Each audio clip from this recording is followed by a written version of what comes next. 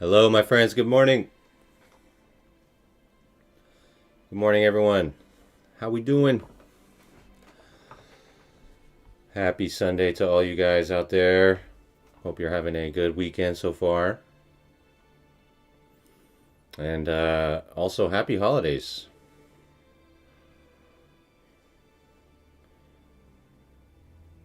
Happy holidays. Happy Sunday. And happy new patch. Officially, finally. Big time progress. Good evening. Yes, good morning, good afternoon, good evening.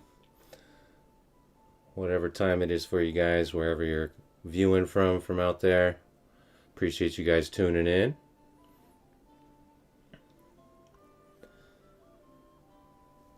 Jay Voodoo, good to hear from you, dude. Thanks for noting that. Yeah, I actually did see I did see Tacticat posting in the Manor Lords Discord about how he was getting very low meat yields from the hunting. Yeah, that's definitely good to know for now. Good to keep in mind. Rags to Great, how we doing, dude? Stu Morgan, Most Smarties, good to hear from you, dude. Happy holidays, appreciate that. Yeah, thank you so much. Birch is lurking. Good morning, how we doing? Sean, what's up? Sean W. Thanks for tuning in, guys. Well, how we all feeling about the new patch here, guys? We made it. We persevered and we made it to the official major update number 5 for Manor Lords. We made it. And boy, it's almost like it's hard to even remember like the game. So much changed, right? I mean, like we've been playing the betas and stuff over the past couple months, and like, geez, it's hard to even remember like the old version of the game is definitely very different. So much changed, and now it's all official, right? So cool. Yeah, I hope you guys are having a good Sunday. Thanks, Sean. That's right. I'm glad I had it was pretty stormy here over the week. It was like really windy and stormy. I lost power for a couple days for like 2 days straight in the middle of the week.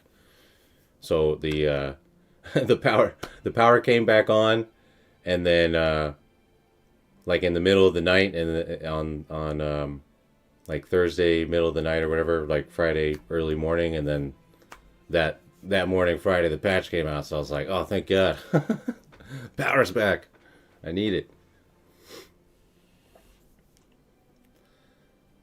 So should players leave the beta for now? Absolutely, yes, yes. So yeah, if you guys were playing the beta, which obviously hopefully you have been playing the beta, definitely now, yeah, make sure when you go to Steam to open up Manor Lords, make sure you go to the properties once again.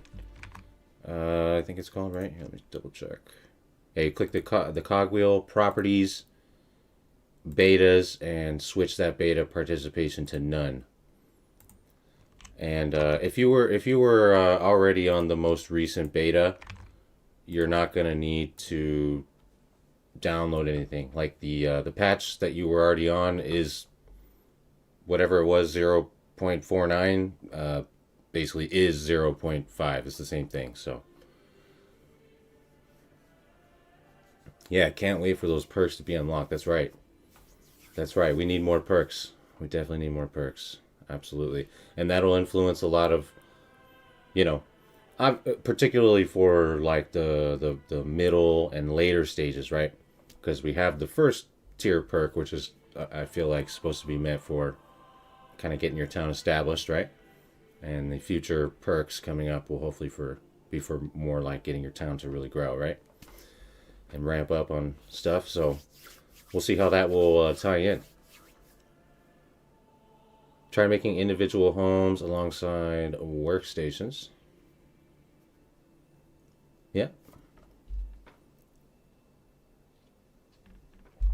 Absolutely. We have talked about that several times here on the some of the live streams and stuff. Yeah.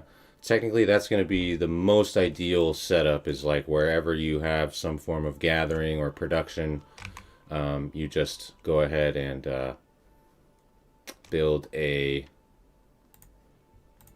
whole, what's the word I'm looking for? Localized, you know, residential drop off, storage, distribution, everything kind of localized as much as possible for every production area all over the place. Matter of fact, I definitely talk about that, and I have show it with edited overlays and all kinds of stuff in the let's see, I'll post it in here, in the logistics guide that I've had out for a while. Feel free to give that a check out if you haven't. Yesterday was the first time you got to play the update. Yeah, perfect. Yeah, it just came out on oh, I see what you're saying, because you weren't able to play the betas. Yeah, okay. Oh, nice, dude. Well, here we go. Now is the time, huh? Jeez. Talk about being patient. That's crazy. All right, just one sec, guys. We're going to get rolling here.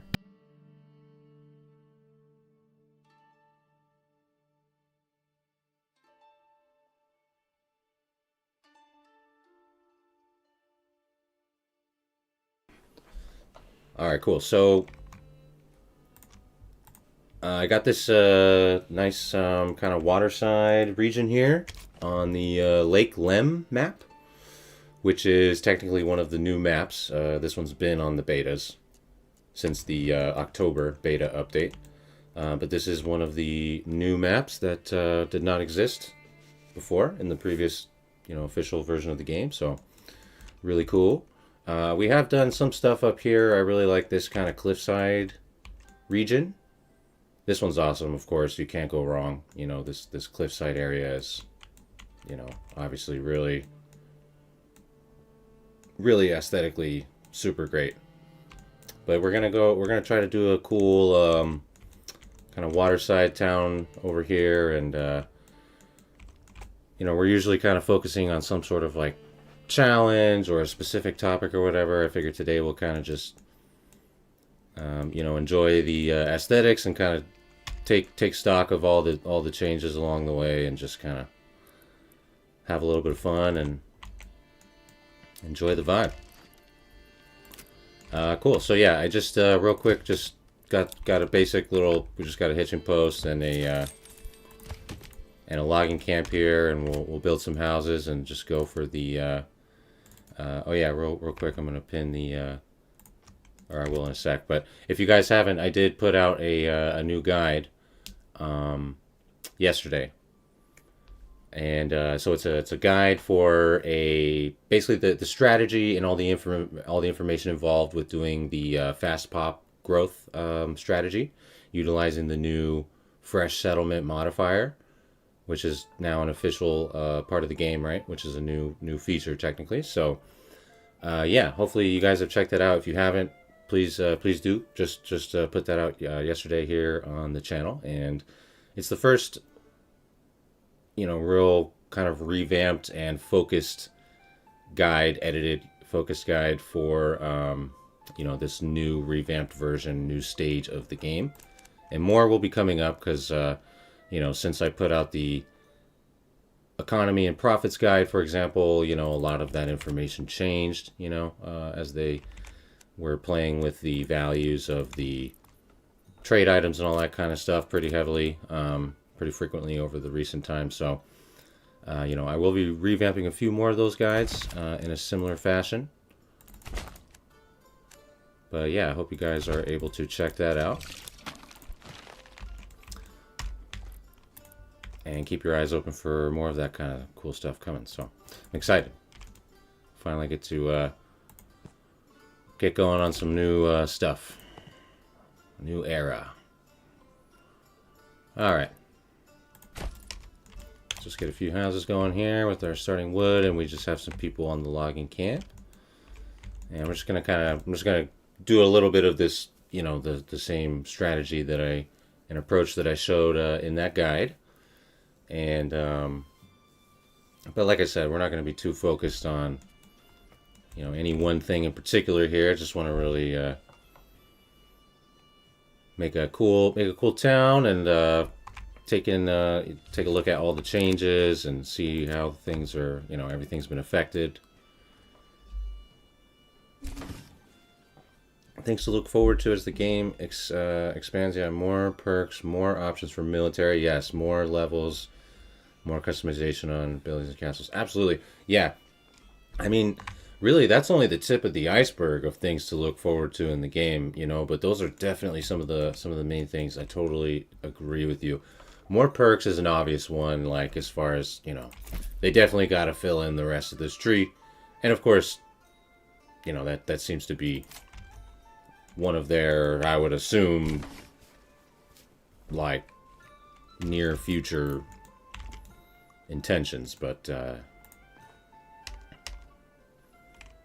you know, obviously not certain about that, but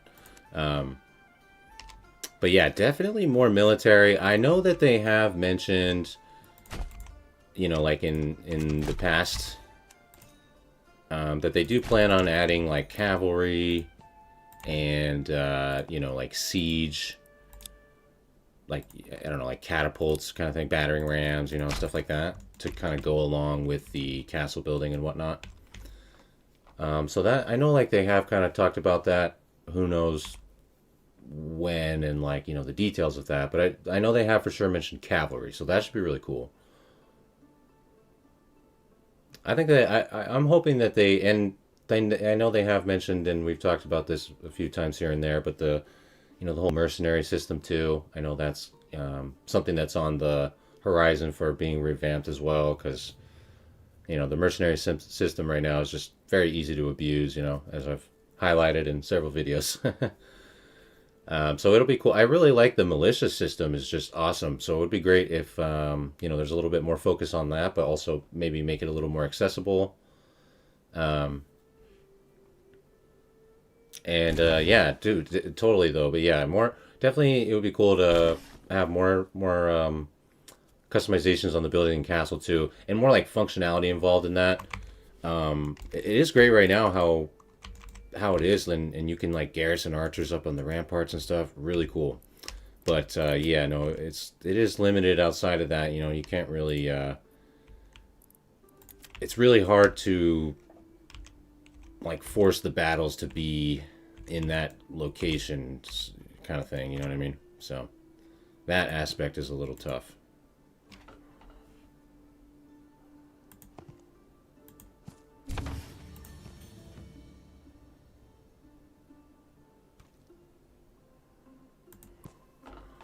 So hopefully there will be a little more you know, expanded functionality in that regard, where we can actually like use the castles in a bit more like a strategic manner. You know, typically that would be really cool.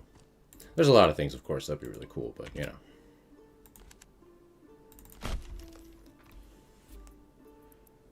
Gonna put the market here. Boom.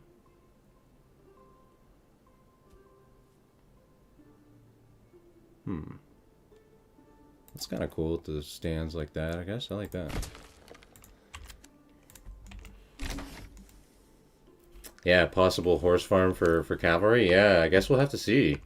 We'll have to see how they're going to make that work with, like, as far as, you know, getting the, you know, the livestock, the horses for the cavalry and stuff like that. Yeah, it'll be interesting. Hey, Ned, what's up, dude? Good morning. Happy Sunday to you. It's almost 6 p.m. for you, yeah. Oh, boy, it's about to be 10 a.m. for me.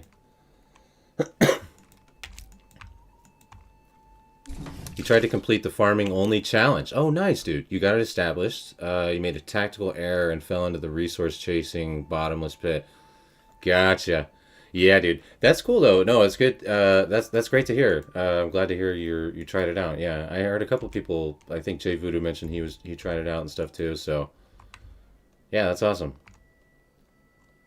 Glad you guys enjoyed that one. Yeah, it was cool. Like I said, farming is definitely a guide that I'll be having in the near future here as well. It'll probably be economy. So I did the like pop growth town establishment guide, revamped that one.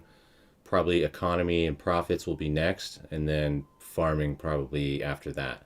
And then I also want to work in a series, basically just kind of like a just like a full domination series, full playthrough, not like rushing or speed run or anything. Just kind of a all encompassing, somewhat more normal style playthrough in that regard. But yeah, time traveler. It's lunchtime for you there. Nice.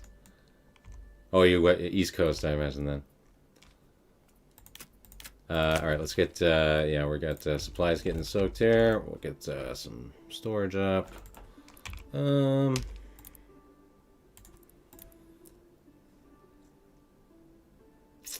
see. It'd be cool to fit something right here, but these supplies are in the way. Let's just go.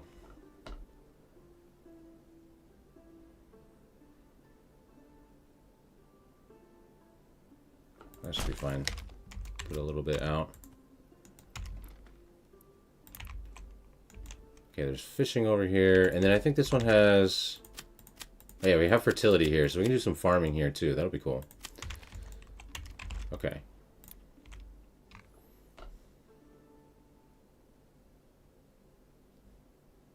So I would like to put it like right here, dude. These supplies are in the way though.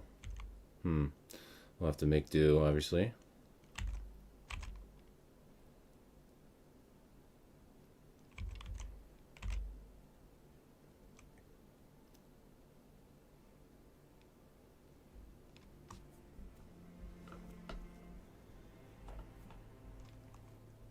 Like I said, I kind of want to have some nice aesthetics here too. Always so focused on min-maxing and stuff. I know we were chatting about that a little bit in some of the comments too. It's so easy to I mean, it's great. It's such a great part of the any game.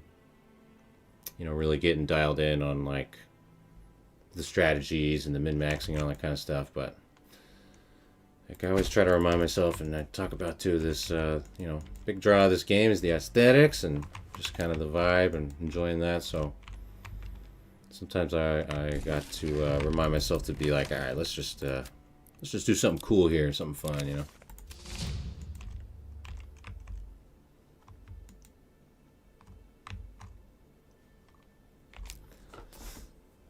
Any plans on doing an updated guide to beating the Baron on challenging? Yeah, for sure. Absolutely, yeah. Definitely, yeah. For like a full beginning to end, yeah. We did do a little bit of that last on the live stream last weekend. At least for it was the first like portion, basically like the first half. Got the town established, and we contested the Baron for one of the the second region that he tried to claim, I think. And the problem is it takes so long to gain the influence. After you get things going, you're just kind of waiting for the influence to rack up. You know what I mean? But yeah, I think that'll kind of be. I think that's what will end up being in the series. It'll probably be a challenging series. So that way it'll be beginning to end and just kind of all encompassing and everything. Yeah, absolutely. Almost 2 a.m. in Singapore. Nice, dude. That's what's up. Great. Thank you, Hanafi. Appreciate that. Enjoying the videos. Yeah, that means a lot, dude. Thank you. That's right, Sean. You're in Scotland. Yeah, I remember that picture. That was crazy. It does look, like you mentioned, it does look kind of similar. I can definitely see the resemblance. Yeah, very early morning. That's right. That's one way to look at it. I'm from Massachusetts.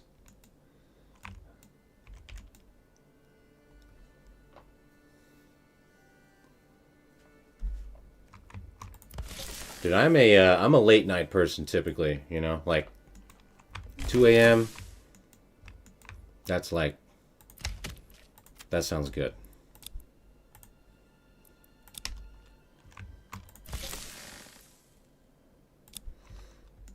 Alright, we did get a family moving in. We do have another house already. We got storehouse, granary, wood coming in. Let's get some fishing. We got shoreline fishing. I don't think I've actually done shoreline fishing over here or on any like shoreline yet, so that'll be kind of cool. Check that out. Let's go. What would be cool?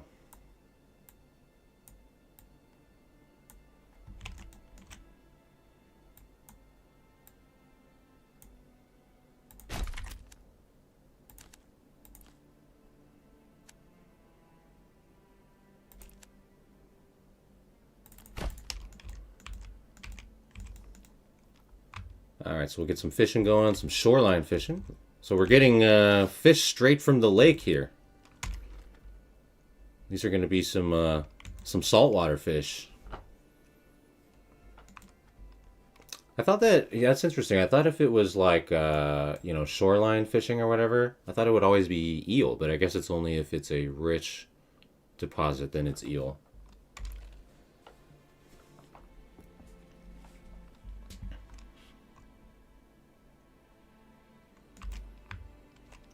Yeah, here in the... Yeah, no, exactly, J Voodoo. Yeah, no, totally. That absolutely. Yeah.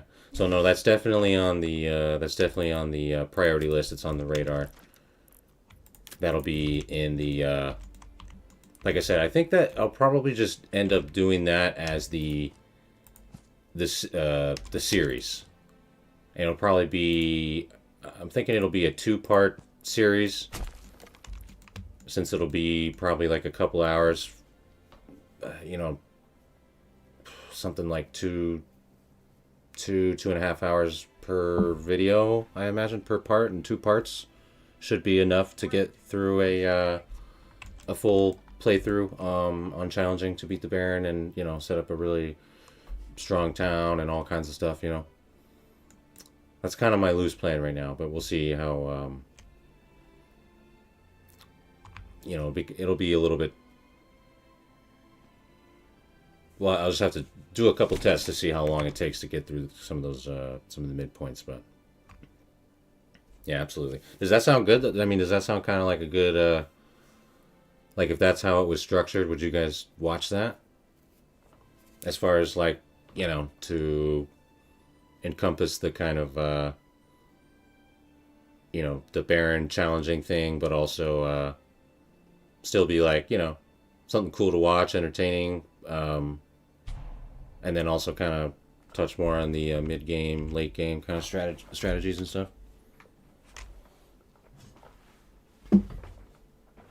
Or would it be better if it was just, you know, skip the beginning parts and then just do a video that, you know, is basically only focusing on the middle to end.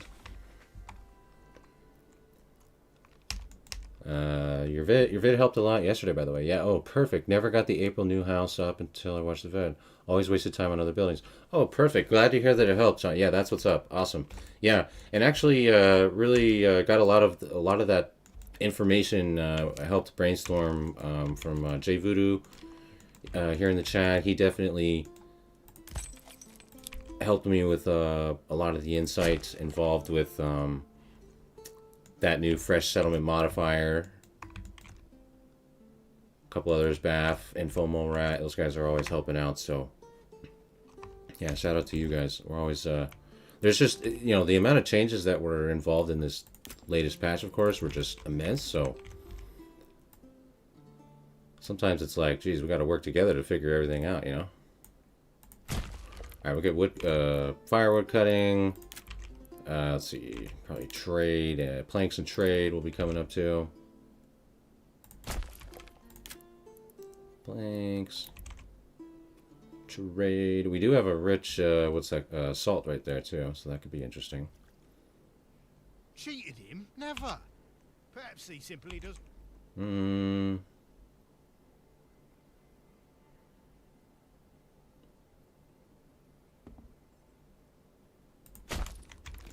don't know, something like that. We can always move stuff around. I'm just kind of trying to...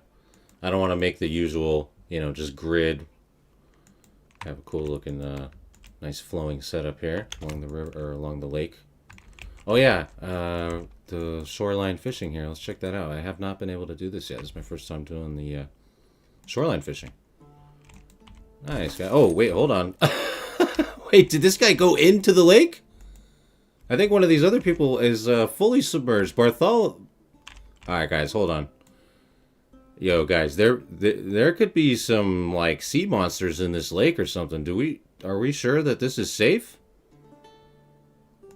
I don't know, guys. That's looking a little bit sketchy. Yo, you guys need to take notes from Margaret over here. She's kind of like halfway in, but at least, dude, Bartholomew's about to drown himself. I'm pretty sure the third person. Look, Kristoff is fully submerged. Oh, we can't see underwater, can we? Yeah, dude, Kristoff just, I guess, I don't know if Kristoff is like unhappy with this town and he's just trying to off himself or what, but yeah, dude, that's not good. I was kind of hyped to check out the shoreline fishing, and then, you know, it's a little questionable. It's a little questionable.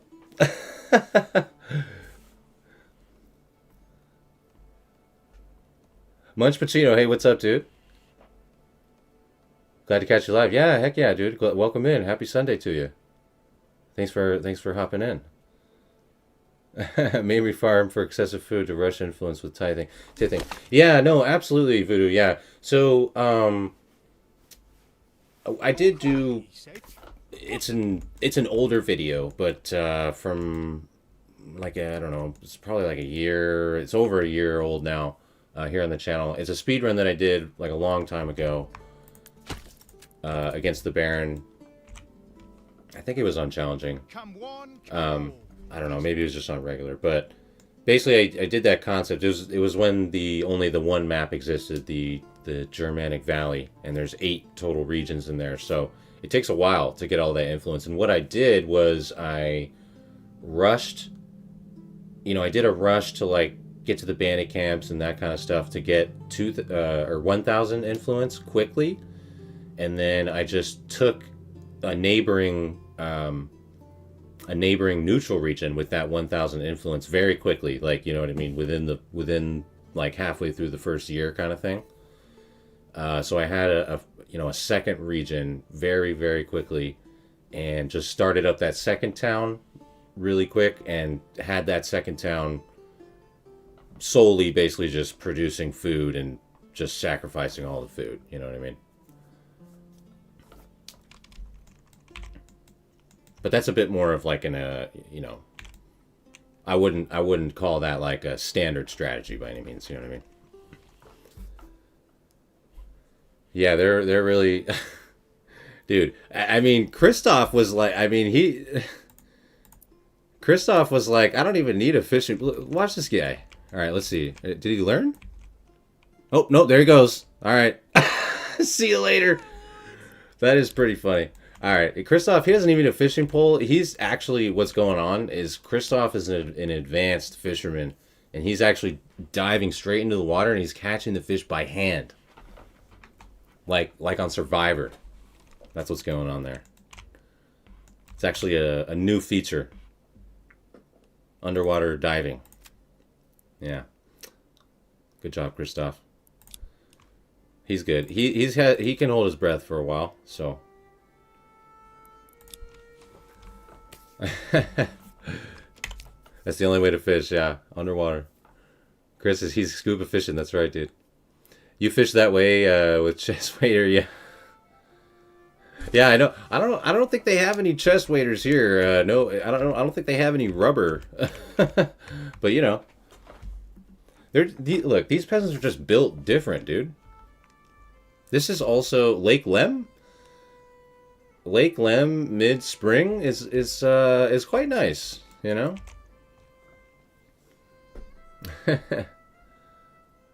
See you and I raise you, yeah. Chris 1328 died what he did best, fishing with style. Hey, you gotta admit, he does have style.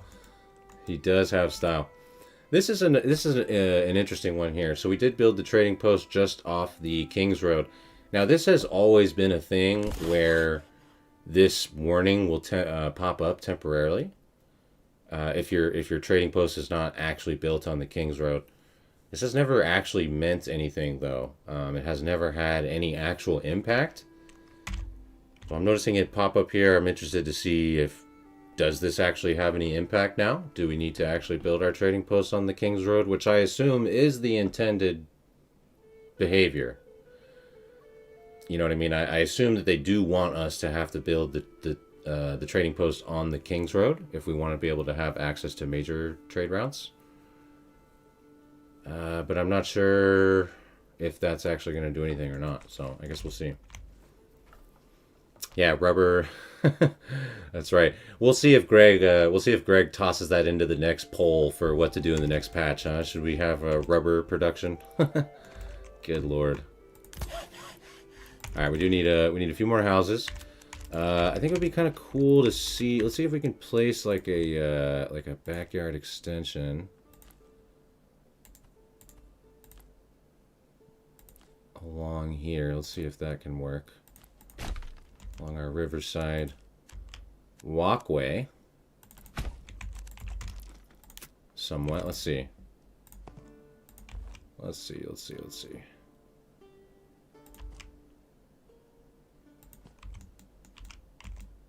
Oh, that's kind of cool. I mean, once again, we're not going for... If you guys are trying to, you know, watch any of my other guides if you want, like, you know, max efficiency and stuff. We're not necessarily going for 100% here, but I think that'll look kind of cool.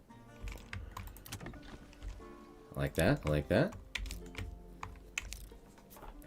You can try to build... Oh, sorry, I missed your... What resources did this map give you? So we have the shoreline scuba fishing. We have regular stone, as always. We got a rich salt, which is kind of interesting. And there's a regular mushrooms, like, way over here, and then regular clay, like, super far. So, to give perspective, they're, like, really far away, those other resources, so... Pretty much just working with the fish, the stone, and the rich salt for the most part, but then there is also fertility. So we will get some farming in soon as well. We'll probably do some... is there like... Well, there's some like decent barley here at least, and we can always just put wheat or whatever. Yeah, we could probably do some like riverside fields or whatever right over here too. Or I keep saying riverside, lakeside, which will also look really cool, so... We can go for that. And the extension here. Alright, so we're bringing a little food, a little firewood. We do have our saw pit up. We'll staff that. Let's set a reserve on the timber so they don't use everything. 10's good. We did get that second ox here. You can try to build a bit more road at the connection of the trade. Oh, yeah. That might be what it is, Ned.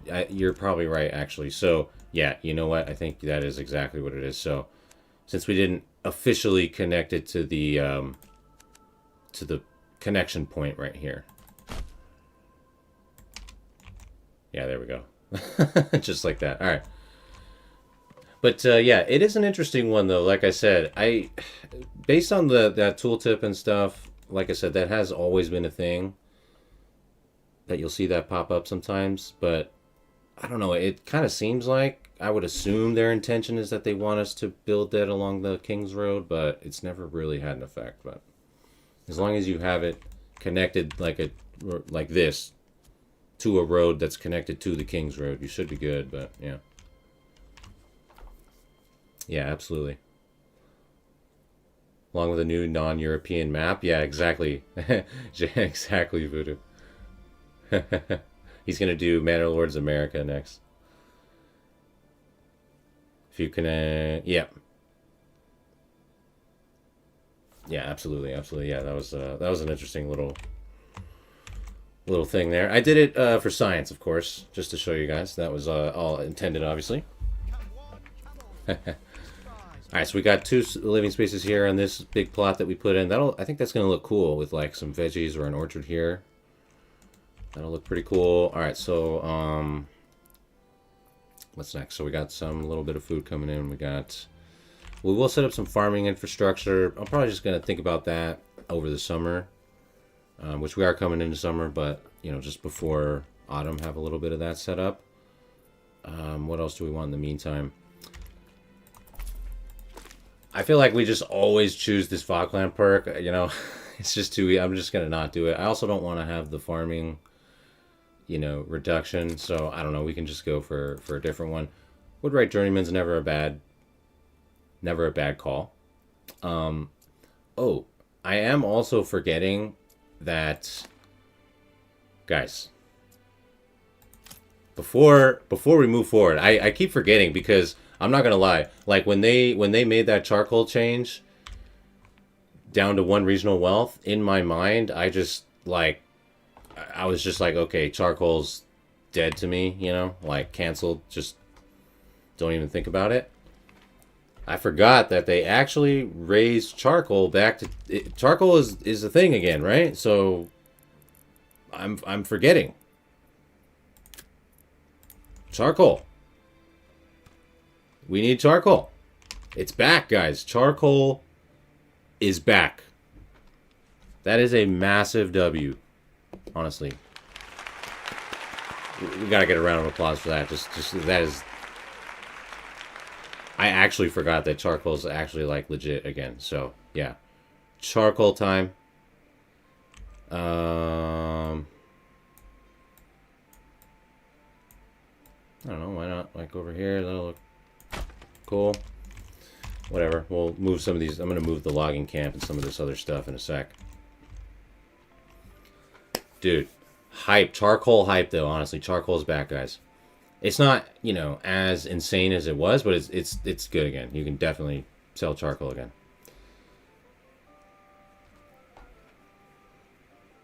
Usually do not build right at the King's Road. Right. Yeah, exactly. Same here. Like if the starting location's like pretty much right next to the King's Road, which in a lot of cases, you know, it pretty much is, then I'll usually just build the trading post on the King's Road.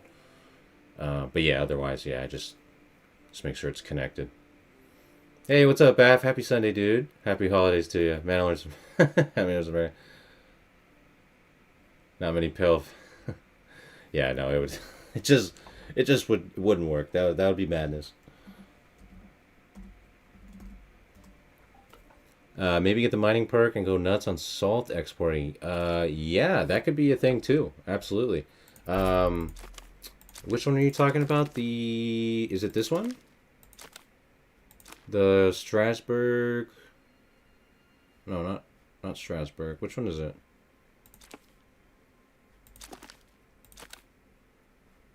Which one are you talking about?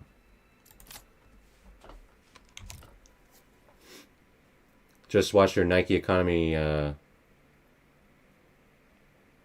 you watched the Nike Economy video. Yeah, cool. Yeah, for sure. Heck yeah, yeah. Thanks for watching that.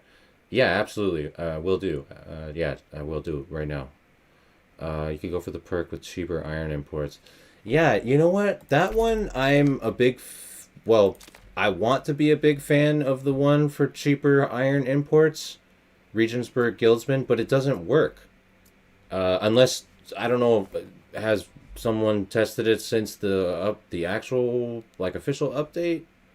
Because I did test this one a few times over the beta patches, and in my experience, it never actually applied any discount. I did see people saying that it potentially is working as intended and it's not bugged, but the problem is that it's registering. There's like a difference between the foreign import price and the regular import price or something like that, and honestly I didn't really quite understand, but All I know is that I've taken it before and it did not affect the import price of the iron at all. Otherwise, I would definitely be an advocate and a fan of that one. I actually started preparing a couple videos revolving around using that perk, and I got like an hour or over into it and then realized, oh, this isn't actually doing anything.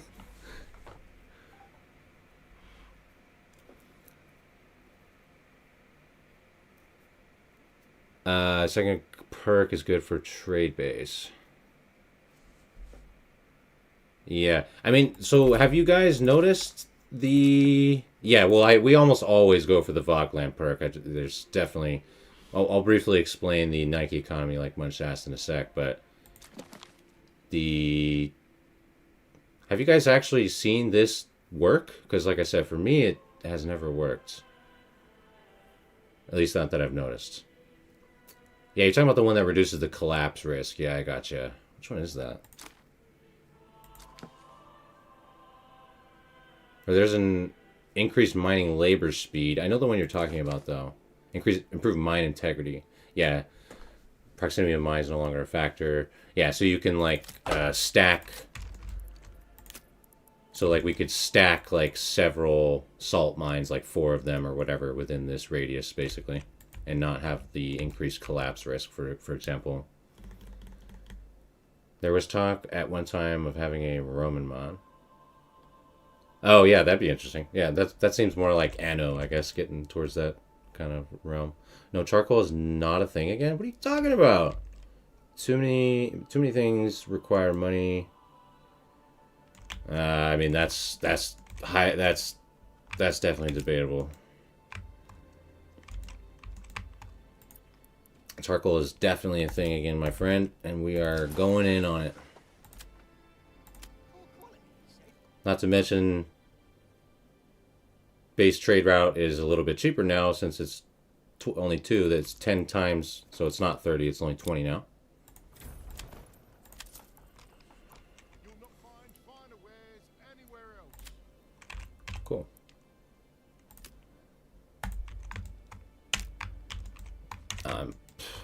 I mean, obviously, to each their own. As I said, as I've said many times, I'm not an expert, and I don't know everything about the game. But I am definitely going to advocate for you guys to sell charcoal again, 1,000%. Like I said, I'll have a economy and profits guide all formatted and a little more organized and stuff coming out soon. But yeah, we're definitely going to be going charcoal again.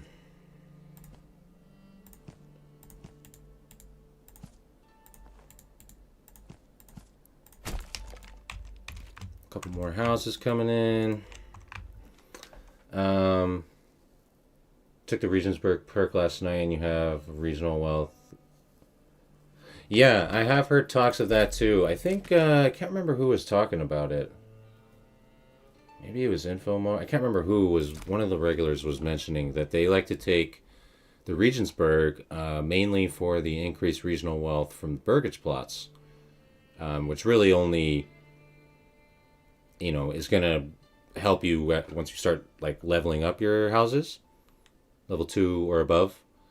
But yeah, no, I mean, I've definitely seen people mentioning that they felt like this one was working out really well for them as well. And then, you don't, upgrading your houses is also, cheaper or whatever. Like construction materials are half and then it doesn't cost any regional wealth. So, yeah, the approval severity land tax thing I don't think really matters unless maybe you're playing on challenging, I guess. But yeah, I've definitely heard that one is not a bad idea either. I think you have to set a minimum for the charcoal or they won't set any. Yeah, we'll see. I probably, jumped the gun there on doing it because we don't have any charcoal ready, but I just saw it and we were looking at it, so we just set it up. Greenhouse gases, here we come. That's right, baby. Charcoal's back. Let that sweet smoke stacks. Oh yeah, baby. Smoke it up. There we go. Deep salt times 4, pigs everywhere. Yep, that's right, baby. Yep. So somewhat, you know, what we did in the butcher setup. You know what I mean? As far as what you know, Voodoo's mentioning, which will kind of be our approach here. Um, would I rather have a charcoal major trade route or one half a horse? Charcoal major trade route, 1,000%. Yeah. If you're not taking the Regensburg Guildsman to get, you know, once again, you know, I saw your comment about the trying this, you know, the potential strategy of just selling like 10 regional wealth right away, getting a horse, and then going from there. That could be a totally legit approach as well. I haven't tested it myself. Sounds super legit, but just, you know, for now, that to me is a bit more of a, you know, an extreme min max as well. If anything, you certainly, I can say with the utmost confidence that you certainly cannot go wrong by getting the charcoal thing and selling charcoal right away. But yeah, to your point, Bath, I think you're right. So we'll have to come back here and just make sure that gets reset down to 0 after they already started producing it.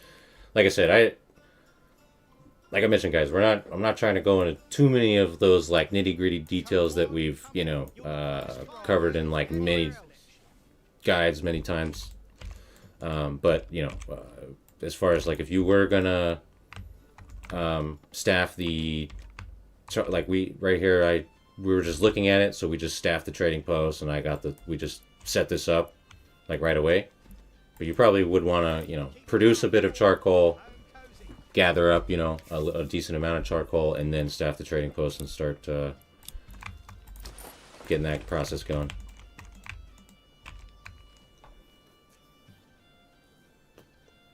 You're in year 1, farming without iron ore, and built 1 baker.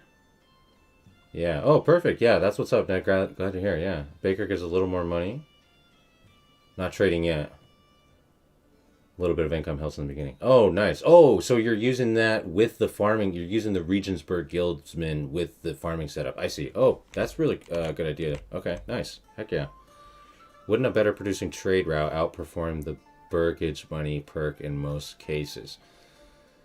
I mean, I would assume yes. I mean, trade is gonna pretty much like selling stuff or whatever is gonna pretty much outperform any form of economical growth in any other regard. I think, but it's a good option though, right? I mean, ultimately, like I said, this is the best perk. Like this perk right here is just the meta, the Voklan perk. So, I'm not ignoring your question, Munch. By the way, Munch Pacino, I'm definitely briefly explain more about this here. Yeah, guide theory crafting here. Yeah. No worries.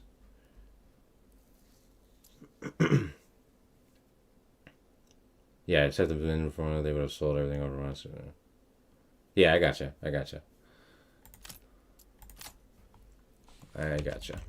Yeah, because I think if it's at 0 and you don't have any, it's just gonna automatically raise that to whatever amount you push it to, right? As a fail safe in case you didn't realize and you just sell everything you have. Yeah. Yeah, I haven't, like I said, I haven't tested it yet, but I think as a general rule of thumb, it's always going to be like charcoal is just the easiest and best thing to sell, without needing any particular, you know, setup or perk or anything like that. Now that charcoal's actually profitable again. It's not as profitable as it was, but it's definitely profitable. Prefer to lean to perks that help production over lowering costs. Yeah, for sure. Absolutely. Yeah, let's try that one though with the mine integrity. Where was that? Right here. Improve mine integrity.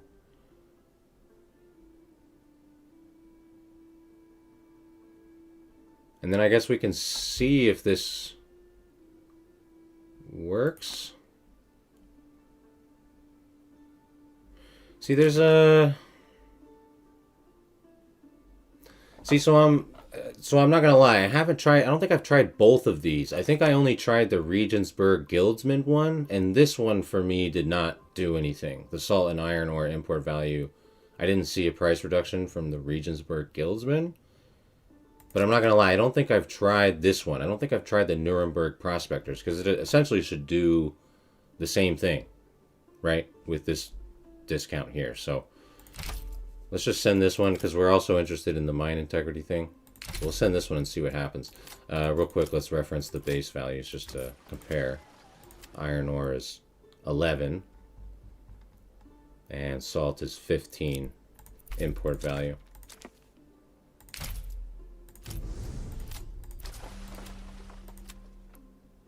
Yeah, see, that's what's disappointing, right? I mean, that where's our 30% import price reduction? You know what I mean? Like, why is iron ore still cost 11? Aren't we supposed to get a 30% iron ore and salt import value minus 30%?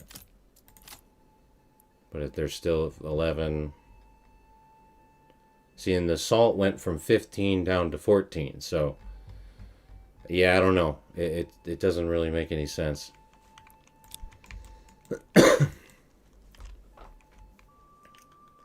Taking all bets. The large backyard on the curved path. Yeah, how much? I don't know. We'll have to see. What's the cost of this going to be? It'll probably be kind of expensive for this big backyard, but... And it's not going to necessarily fill this space like the most efficient manner, but... if you spend the starting 50 silver, or regional wealth, whatever, on an ox and charcoal route, it will take 6 trips on foot to afford the horse. Or no ox and 2 trips on foot to afford a horse.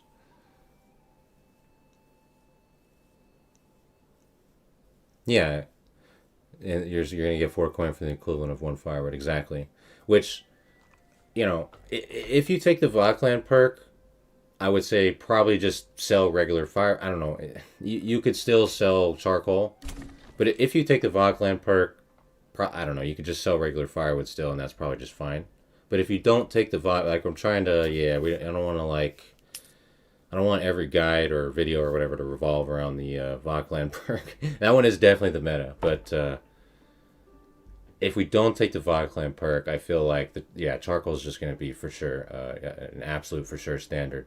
But I mean, yeah, that is fair and true, J Voodoo, for sure. I would say only with the caveat that you could also make you're not only relying on the 6 trips. You could, since charcoal is the major trade route, and you do need to buy that major trade route, you will be having major traders come by to the trading post as well. So, like if if a major trader came by to our trading post right now, I mean, we'd have, it's 4 each, right? Or what is it, 2 each? 2 each. So this would give us 80 regional wealth right here in one sale. You know what I mean? So that's a bit of RNG though, right? Because obviously we have absolutely no control over this is a traveling merchant over here, traveling merchant. So that's RNG. Like there's no guarantee whether, at what timing the major trader could come visit to purchase a bulk charcoal sale. But otherwise, yeah, you would be waiting for that amount of sales. Otherwise, then, yeah. And once again, there's a lot of other factors involved, like we've mentioned. Like right here, we're not too far away from like trade points, but say if you choose like a starting location that's literally just like right here, for example, making those 6 trips is gonna go by very quickly, because the travel distance is so minimal, right? So. You also have the factor of like where is your starting location in comparison to the trade route or the trade point for them to go and make those or stuff like that. So definitely a lot of variables involved and RNG, I would say, in that regard. But yeah, I would say it's worth some tests. Probably in the next whenever I have time for whatever, I'll test more of that, or if you get around to it, I'm sure you'll probably be doing your own testing. Let me know for sure. Yeah, I'm interested, definitely interested in it. But yeah, I would say as general rule of thumb, though, I mean, charcoal is profitable. It was not profitable temporarily in the betas, and it is profitable again. Once again, not as profitable as it was, but for sure it is profitable. So as general rule of thumb, definitely, if you guys are like, what's a good way for me to just get started, especially if you don't want to take the Vokland perk, charcoal is definitely a good way to go again, for sure. Don't know about the Vokland perk in a fertile region. Maybe farming is still good, though. Yeah, see, that's the thing, right? It's debatable on whether you want to do that perk if you have... oh, that's not too bad. It'll be 189 for carrots here. Yeah, so since we had fertile land here, I don't want to do the Vokland perk, or, we didn't take it in the farming challenge that we did recently as well. So, there are some alternatives, which we'll continue to explore, which is good. Need a few more houses here.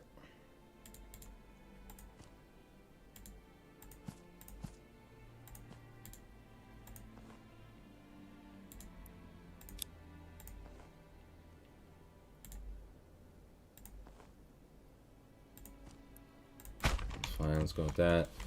You know what they need? Input output numbers. 1 ore equals 1 ingot, 1 2. Oh, yeah. Well, I mean, this isn't like necessarily. I mean, I think this is kind of what you're asking, and it would be more like quality of life if it was like in a better laid out and maybe a better fashion. But you can go here to the question mark and to the resources tab, and then you can click on any. For example, if we want to see like how many, like how many flax is it per linen, we can click on linen. Like clothes, how many linen per clothes, let's say 1 linen per clothes. So you can always come here into this tab, and it'll give you a little more information. So like wooden parts requires 2 planks. I don't know if this is exactly what you were asking, but just in case maybe you guys didn't know about that, you could come in here to the help tab, the question mark, resources, and then you'll get this information for anything. And then same thing for like buildings. It'll, well, some of these tooltips are maybe incomplete or some weird stuff like that, but yeah, you guys see the point here. You can get a little more information here in this tab. Just a test where you're laid on a room from that road from the town to that off track. Oh yeah, that's true too. You could always, like, if it's like a long, like windy road or whatever, you could always like build your own roads to like shorten the travel distance for the traders and make their travel time a little faster. So if we connect like that, then that's like a quicker access point to the trade point, for example. That's always an option. Yeah, definitely.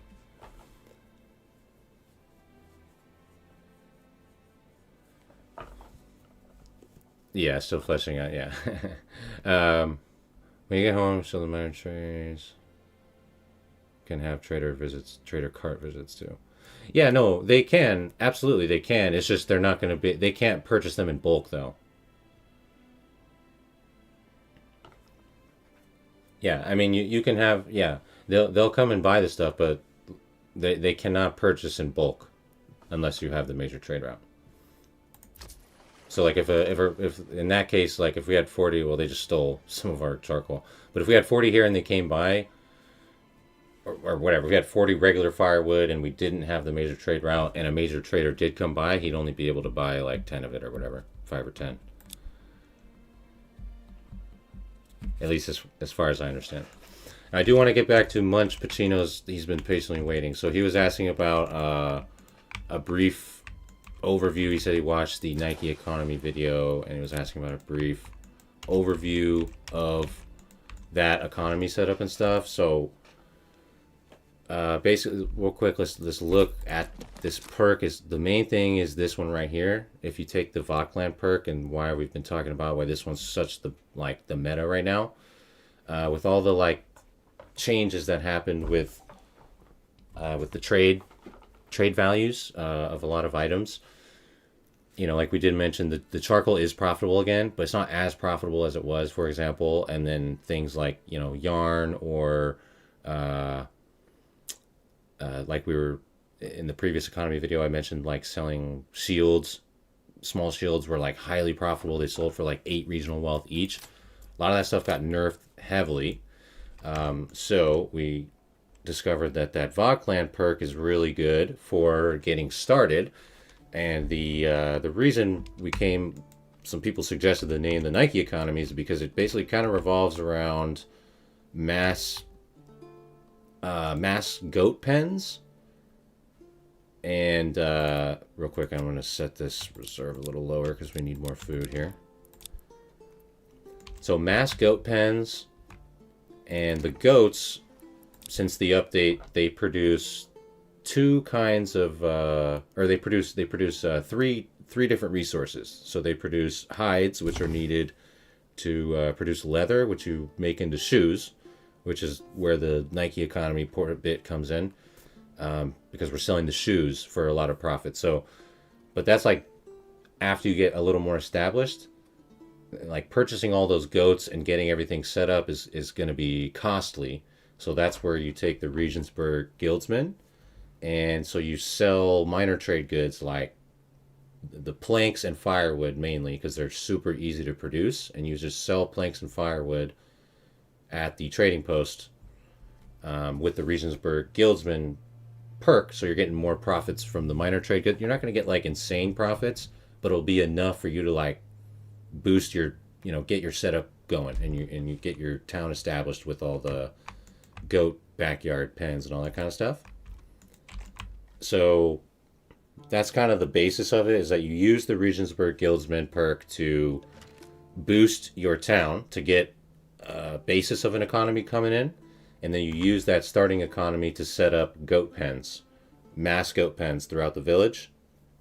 And then once you have a strong amount of goat pens, you'll be getting a good amount of hides, and then the hides will supply production of shoes, which shoes are definitely profitable because shoes sell for 7 regional wealth each. So shoes are really good to sell. It's just that, of course, getting to the point of having a strong production chain of shoes to sell them consistently for good profits is not as simple as just slapping down a charcoal kiln, right? So that's why we use the Regensburg Guildsman perk as kind of a transition, for the setup to get established. Use the Regensburg Guildsman perk, and then you also get added bonus from the goats. Since the patch, they not only give the hides that you need for the leather for the shoes, but they're going to also give you meat. They produce the chivan, which is a form of meat, and then they also produce milk, which is a form of animal produce. So you're getting multiple coverages on like food variety for approval, and then you're also getting the hides that you're going to need to produce the shoes for profits at the trading post, and then also just to have shoes for your town. If once you get to the point of upgrading your houses to tier 3, you'll need the shoes as well. But anyways, that's kind of more just like a side thing. But as far as the economical portion, basically revolves around using the Regensburg Guildsmen to sell minor trade items. So you get a strong setup with a bunch of goat pens, and then you use the goat pens to really expand into upgrading your houses, producing shoes, etc. Yeah, so that's kind of the brief overview of the Nike economy. Hopefully that makes sense. The various production buildings will show what is needed. Yeah, that's true too. You can also like hover over any production building and see like what does it. Well, some of them have better tooltips than others. Like, You know, the butcher, for example, will if you hover over it, it'll show you like, oh, requires one pork, one salt, yields 2 sausages, for example. Yeah, no worries, Smarties. Have a happy holidays, bro. Thanks for being here. Hope you have a great rest of your weekend and happy holidays to you, dude. Absolutely. Apiary, what's up, Info? How you doing, dude? Info Mora in the house. Apiaries. Yep.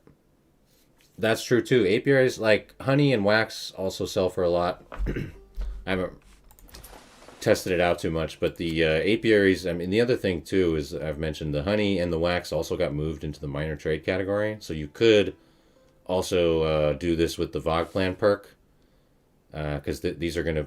I think the honey goes up to 6, and wax goes up to 9. So those are very profitable.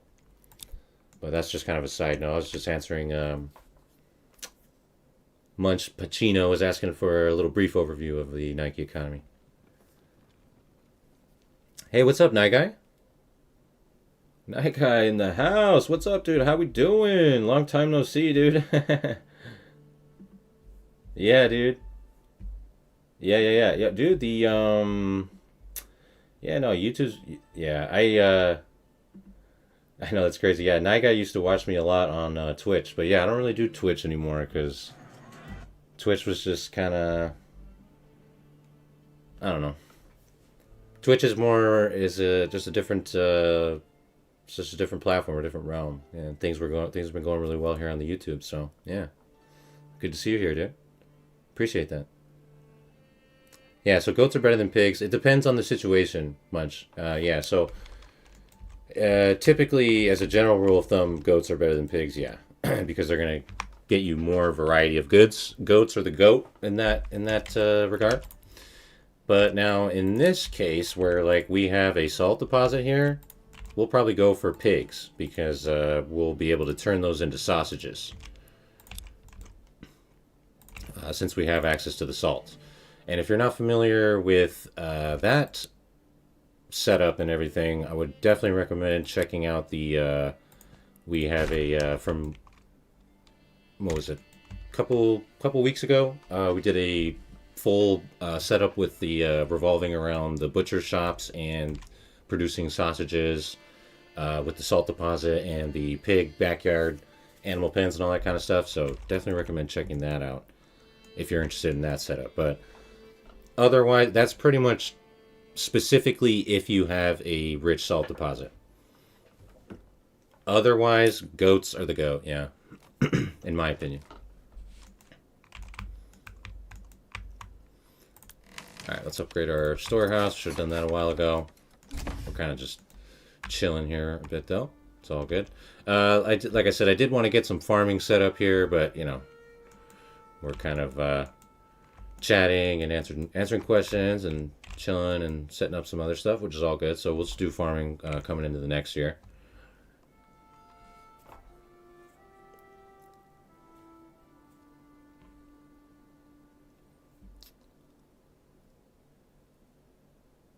Yo, dude, variety is the key. Yeah. Food variety is definitely key. Yeah, absolutely. Absolutely. Yeah, for sure. All right. So, we could have let's catch up on some stuff here. Let's get that horse ordered. Hitching post.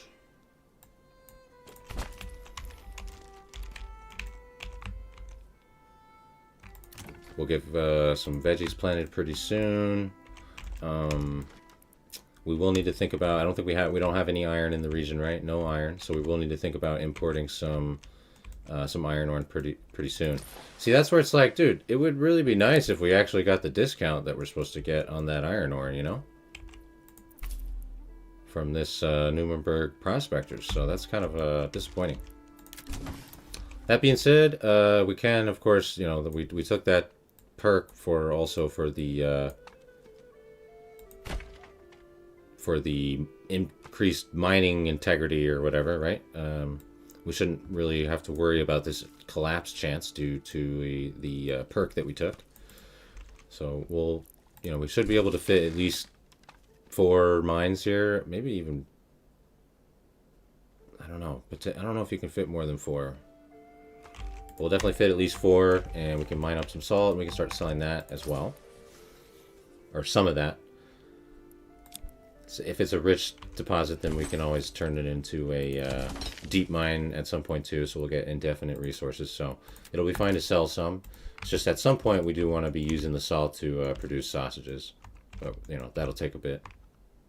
So we'll mass the staff up max on the mining pit. And we'll go salt. I mean, the nice thing is that perk did give us a free, it makes the major trade route free for the salt and the iron ore, so at least we have that.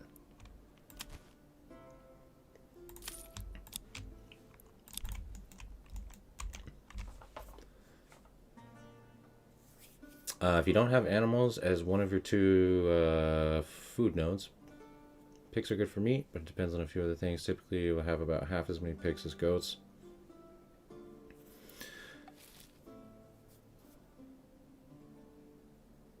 The discount was Regensburg? Well, there's a discount listed on both of them, Ned.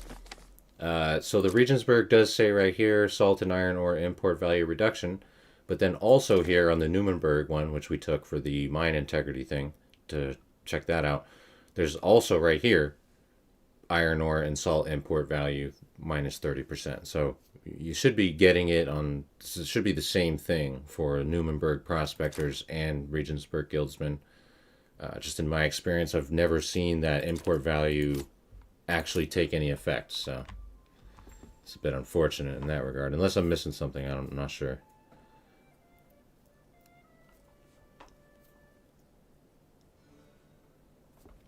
Yeah, I mean the only other like factor I would say, Munch, as far as like pigs or goats, is up here in the environment tab.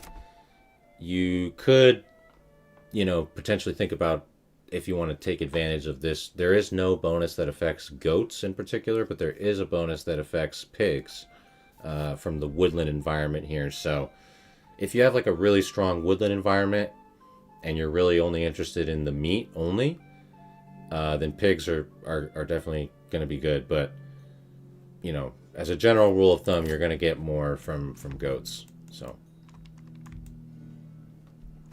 looks like our horse is being delivered here. Here it comes, so that's good. Get some more trade going.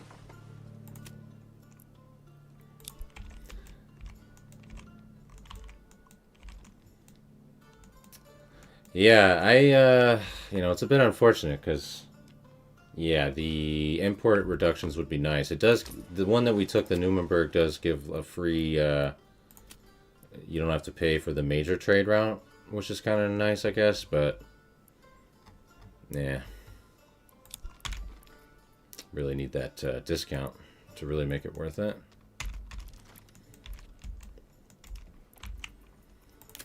All right, so we'll also get ready to import a bit of iron to get some tools. We'll need to stay ahead on that, and we'll also gather up this stone that's over here. The rubble stone. We can do that over the winter.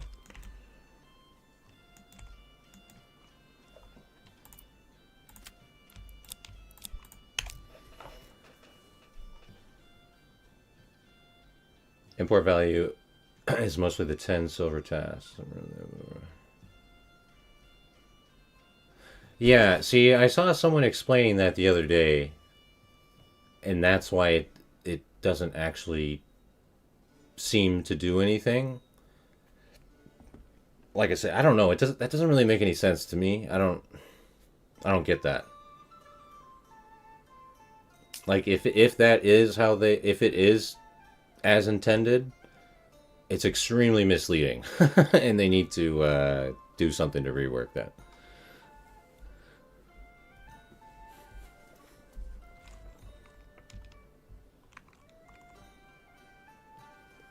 All right, but we don't have like a ton of food here for the winter months. I'm just gonna fish up extra, but like I said, we really we have fertility. We probably wanted to get some farm in there. We're just a bit behind because we're kind of just chilling. But we made a good sale right there for the from trade, so that's huge. We can definitely ramp up big time on trade now that we got charcoal and salt going. So let's order another horse, put another person on there. Let's also staff up the stone gatherer camp. Get that gathered up. So we'll just be kind of like coasting through the winter here. We won't have a ton of... We should just get enough food to get through the winter here, hopefully. And then, yeah, we'll just be going heavy on trade. Heavy on stuff like gathering salt, stone, setting up for making some tools. Stuff like that over the winter time.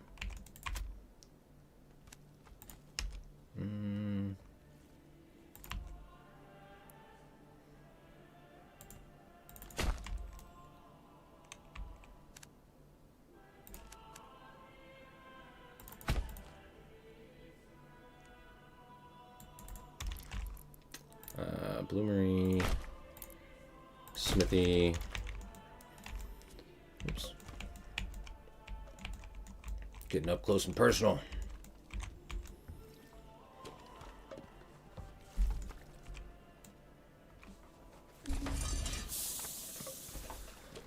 You're right. Yeah, we do need another. Thank you. Let's turn that into a stable. Thank you.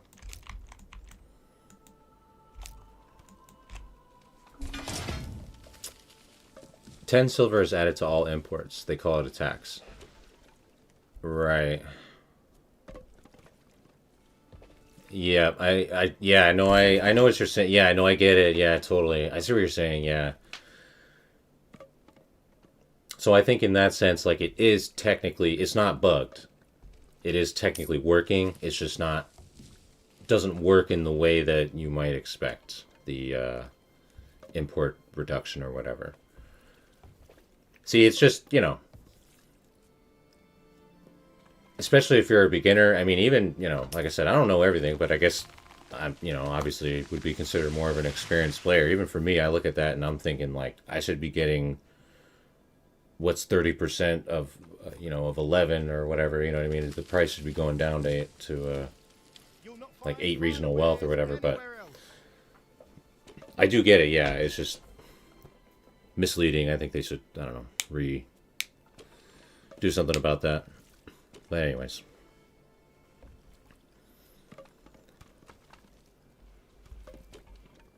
You built your first town, only pigs, second city is goats. Okay, nice. Yeah. Yeah, I mean, really you can't go wrong. You know, you're going to get benefits from either one, of course. It's just what type of benefit, you know.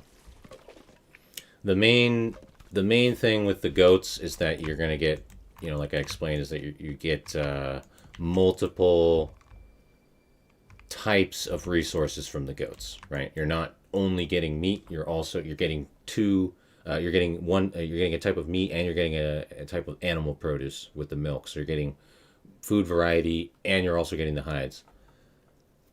That being said, if you only are going for meat, then you'll get more meat specifically from the pigs.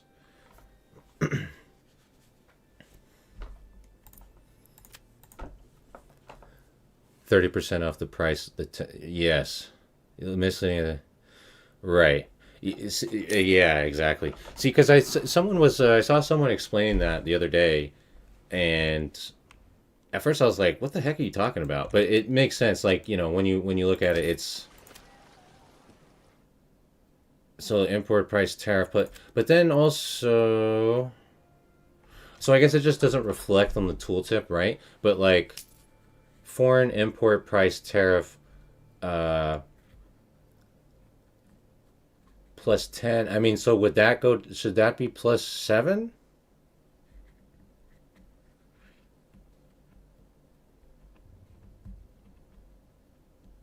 Right? See, that's where I'm confused. Because yeah, I don't know. It's not super clear.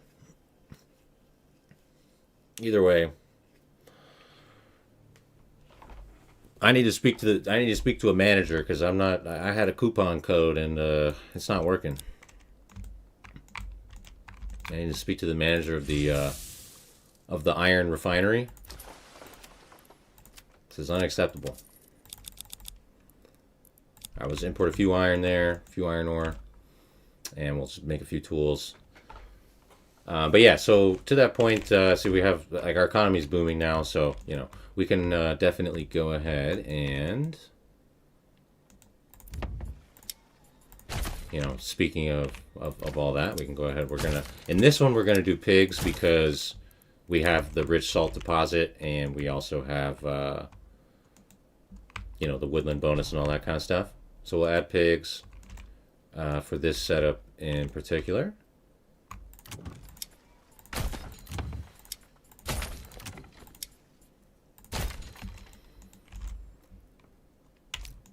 And then we'll get the veggies in here too.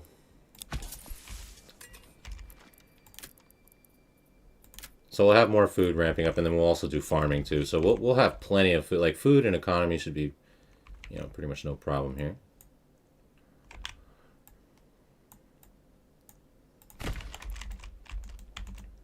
Put a quartz pit off to the side somewhere in case we want to use that for our veggie workers. But I think actually now this is the tech that we discovered thanks to Info Mole Rat in the last when we were doing the farming stream. We actually want to put forager huts. We'll put 2 forager huts and put the I'm gonna have this in a guide soon too. I don't know what guide it'll fit in, but I'm definitely gotta put this in some kind of guide. We'll put the herb gardens on these and just have them passively getting us herbs. Yeah, we don't want it to be too far from, I mean, as we discovered, it doesn't seem to impact really, like, it's not the biggest thing if it's not, like, right next to their work, like right next to their house or whatever, but of course it is better to have it close if possible.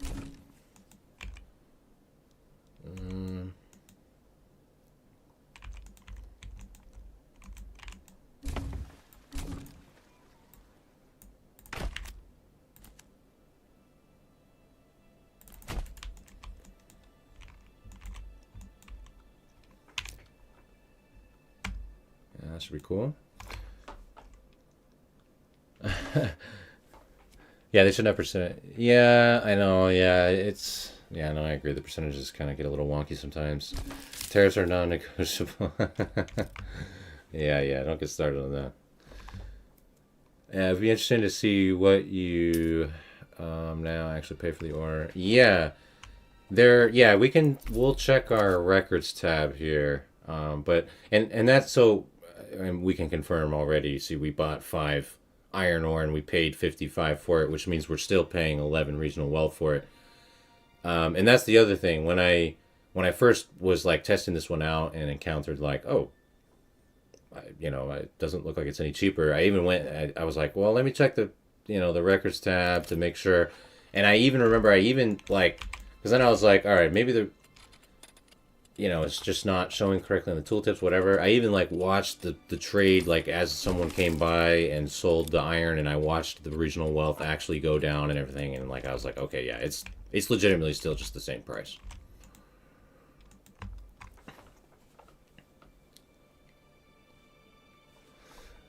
Yeah, and also to that point too. If you guys are not aware, make sure if you're ever trying to get any insight on what's going on with like stuff you're selling or producing or whatever, just click your town name and then records tab over here, and then you can see trade stuff, but you can also see resources as well. If you go over here, resources tab, and you can just, I don't know, get a look on any resource production, all kinds of stuff like that. So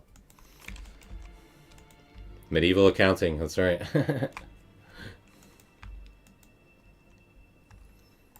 All right, let's get our herb gardens on these. This is a sweet little trick here, guys. If you haven't seen this one, this will be a good thing for you to use. So we're gonna put pigs on these backyards here. Start getting pigs coming in. Okay, we got 6 pig backyards so far. We'll keep adding some more. But let's see, we'll get these herb gardens. All right, we're coming to the end of winter here. We'll be back into spring soon, which will be good because we definitely need to get some more food going and whatnot. But we'll be good moving forward. We were just a little bit of a slow start there. So we're going to take our vegetable plot families and assign them to. Well, first of all, let's take the forager huts, and we'll go to the advanced and the work area, and we'll just set the work area just wherever, just like here in the middle of the town. And then we'll assign one family on each forager hut. So basically they're not going to do any foraging, they're only going to passively produce herbs, and it's not going to impact their farming task or tasks.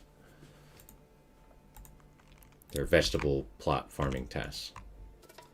Nice little trick there. If you guys have not utilized that. If you have any backyard extensions and you're wondering what to do with those families to make sure that they still make sure they prioritize working their plot, but then they're also benefiting you in some way, you can do this little forager hut trick. It's really nice, and you get some herbs basically for free.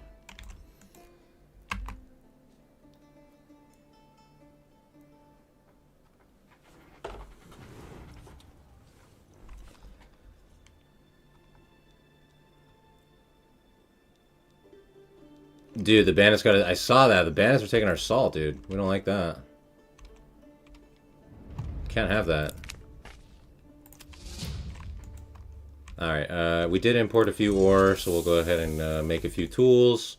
The stone is done. We gathered all the stone that was here, so we can go ahead and be done with the stone gatherer camp. We can demolish that. So we'll just make we bought 5 iron ore. We're just going to turn that into tools. Get a little bit of fish coming in real quick. And then, yeah, now we'll be, the vegetables will be growing, and then we're also going to set up farming infrastructure. We'll have pigs coming in, so food shouldn't be an option, or shouldn't be an issue moving forward. We're just kind of yapping and taking things a little slow on the start there. But we can, let's see, I don't want to, I want to leave some open just in case we need to have some for upgrading to tier 2 and putting artisan in the backyard. So we'll leave some of them unoccupied still. Gotta run. Yeah, no worries, dude. Yeah, thanks for being here, Ned. Happy holidays to you too, dude. Appreciate it, man. Yeah, take it easy.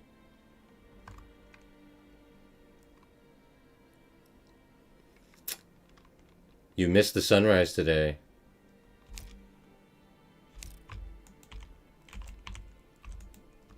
Like, in real life? I don't think I like rarely ever see the sunrise. I'm not a morning person, to be honest. But that's today is the winter. That's right. So the days get longer now moving forward, right? Yeah. Oh yeah. That should be cool. I wish we had a road. I wish I had a road right here. It's not the end of the world. Behind on your pagan rituals, that's right.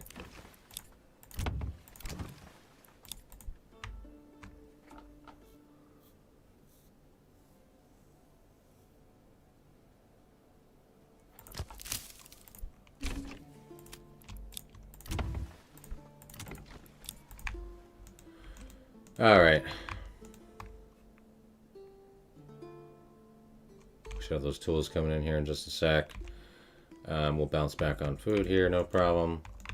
Economy's right. I mean, we have plenty of money, so that's no problem. So, like I said, I'm gonna put some fields. We want to set up some farming infrastructure because we have the fertility. I want to set up some fields here along the lakeside, not riverside.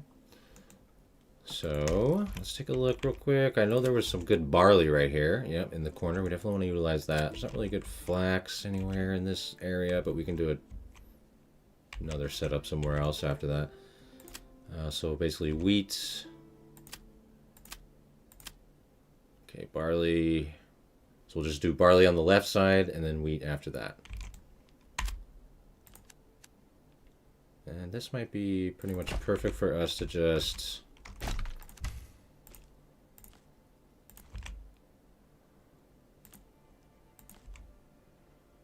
Let's go something like that. And we can go ahead and get our farmhouse right here.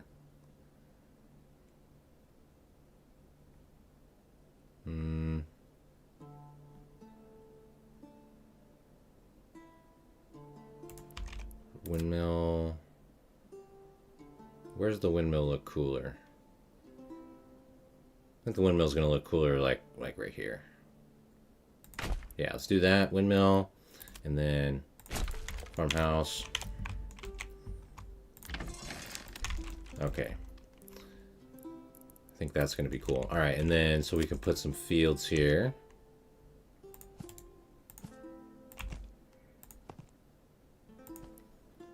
And these are not, once again, we're not going for, watch the farming video if you guys want a little more. And like I said, I will have like an actual formatted like farming guide coming up soon, but we're not going to be making like maximum efficient farming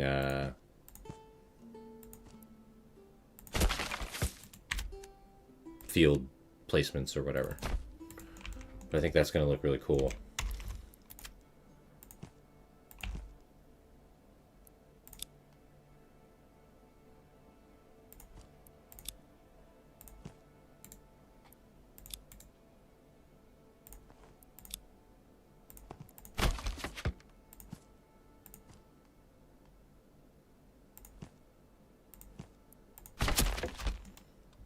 Okay, there we go. Something like that. That should be pretty cool. Make this one a little more fanned out.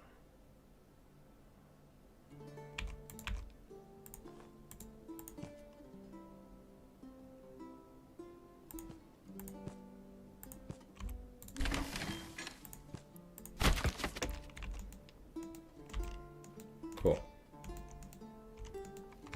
Alright, yeah, I like that. So we'll have a couple barley and a couple wheat here. Alright, so we'll just wait until we just want to kind of get it set up. We won't get going on that right now necessarily. I mean, we could do like a minimal harvest, like, you know, right now for like a halfway harvest, but maybe let's actually do that, just not on those fields there, but let's just do like a temporary one.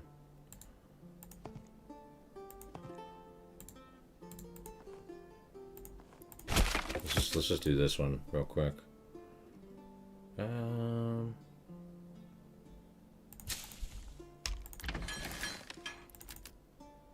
Whoops. Let's get some families real quick.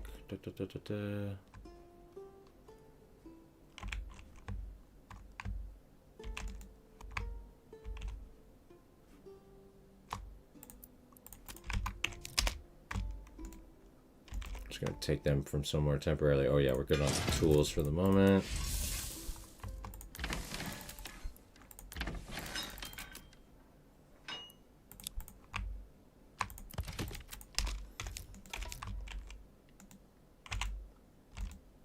Alright, that's chilling. Let's see. Both Irelands here. For veggie families, you prefer assigning them to hitching posts instead of forager huts. That way you don't lose a family member on another job. Yeah, so we actually, we debunked this one already, but I'll go ahead and just show it again here. But, yeah, you're actually not, as I already mentioned, you're not losing any family members to another job here, or you're not. What's what I'm trying? You're not losing any relevant family members to another job here. So the wife and the son are the only two that are actually going to plow and sow and work the veggie fields. The husband does not participate in those activities. And as you can see here, it's only the husband that'll go back and forth to the forager hut. They don't really do anything. They just go and grab a basket, and then they realize, oh, I have nothing to gather, and then they just go back home and they do nothing. But the difference between this and having them as unassigned or whatever else is nothing at all. The husband does not participate in the farming task. So by putting them on the forager hut, we are actually, it's fully optimized. The husband is getting you herbs while the wife and the son do their farming tasks unimpeded. So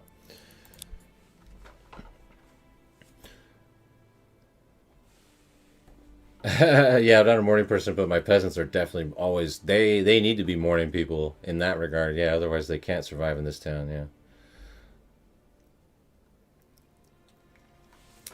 Yep, and then we did, of course, make sure you go to the advanced tab, and we already did this. You just make sure you click that work area, and you just set the work area just wherever, just in your town or whatever. That way they don't actually go and, like in this case, we do have this mushroom deposit that's like way over here. So yeah, you do want to make sure that they're not going and like actually get like spending time and gathering and stuff. But yeah.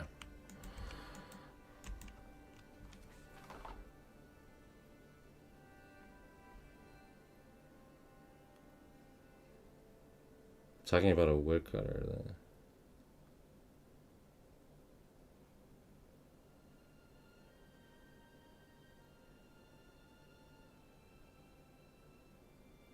Talking about a woodcutter then, so. Gotcha. I guess I'm confused. I don't really understand. I don't understand what you're saying. Sorry. Barely able to harvest 25. One Morgan Fields with 25. Holy crap. Rally our troops and then disband them in the fields. Oh, I see. Was that so? That was like your trick to like getting them all like mass moved over to the fields. That's an interesting one.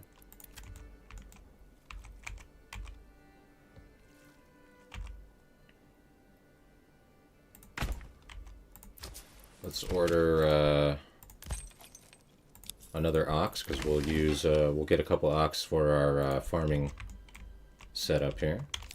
This is looking nice though. I think this is going to look really nice with this setup along the lakeside here and everything.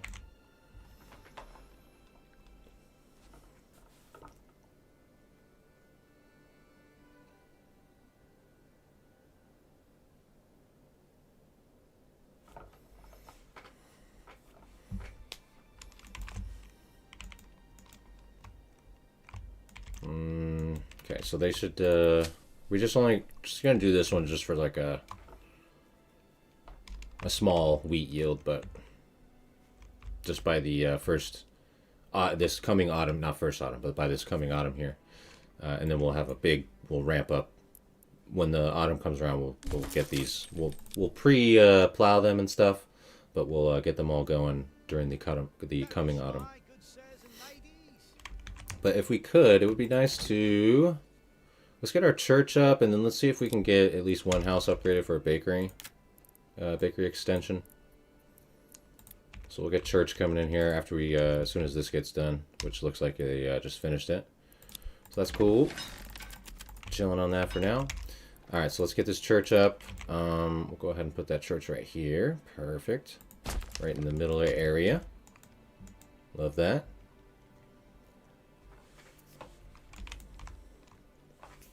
How many oxen does one need? You have 8 in your admittedly horribly inefficient 78 family town. Feels like it's way too little right now. First of all, what's up, Julian? Hope you're having a good Sunday. Yeah, so I mean, it kind of it depends. Depends on a variety of factors. So having the efficient logistical setup, of course, is definitely the main factor involved there, as you kind of already mentioned. But the next question would be like, what are you using the oxens for? Is it just for wood cutting, or are you using them for farming as well? If you have a large farming operation going on, then in that case, probably more oxen are going to help you. If you only have if you're only really using them for timber and wood cutting, At least in my opinion, in my experience, you don't really need an excessive amount of oxens. My general rule of thumb is that I'll just press the tab key and pull up the overlay here, and then you can observe the oxen, like icons or whatever. And so you'll just, what you want to look for is like, so right now we can see that like both of these oxens are in use. And granted, at this moment, we have a significant building task going on with this church where they have to, transport a bunch of timbers. But outside of that, so say like when this church is done building and there's no like one-time task going on and your town's just kind of like operating as normal, you just hold the tab key and look at your oxen and see like, are they constantly like moving around, and are they moving like really long distances? If so, then maybe more will help you. But if you see that your oxen are kind of just like idle, standing around in their hitching posts, then you definitely don't need more, right? But in this case, and this is something that we usually always do, that's another thing that we haven't done yet just because we're kind of, going over other stuff and whatever. But you always want to make sure, we'll put like a forester's hut right here and make sure we're replanting trees around this area, because you don't, as they chop down trees and they have to go further and further out, further and further away from the town to get the logs and transport them around. So you want to make sure you're, kind of try to replant trees around wherever you're harvesting, chopping down trees and whatnot, and make sure that you're keeping that travel distance to a minimum. So for example, we just, went ahead and got a forester's hut, staffed that, and then we took the work area, and we right now I hold the control key, and then you scroll on your mouse wheel, and you can kind of manually set what do you want for the work area. So I'm just saying like, all right, I'm gonna say like, yeah, I feel like this area right here, that's gonna be like a good, this is like a good nearby area that'll be good to keep planted with trees, so that our woodcutting operation can keep going without being impeded. That being said, this is like a side thing, but I also want to move the woodcutting logging camp a bit further out, of the way here, because we're going to add some other buildings over here, but that's just separate for my own setup here.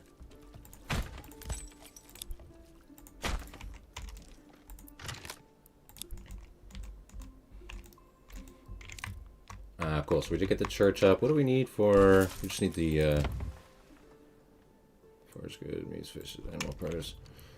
Alright, so let's put one actual forager hut to temporarily use for getting some of these mushrooms that are over here.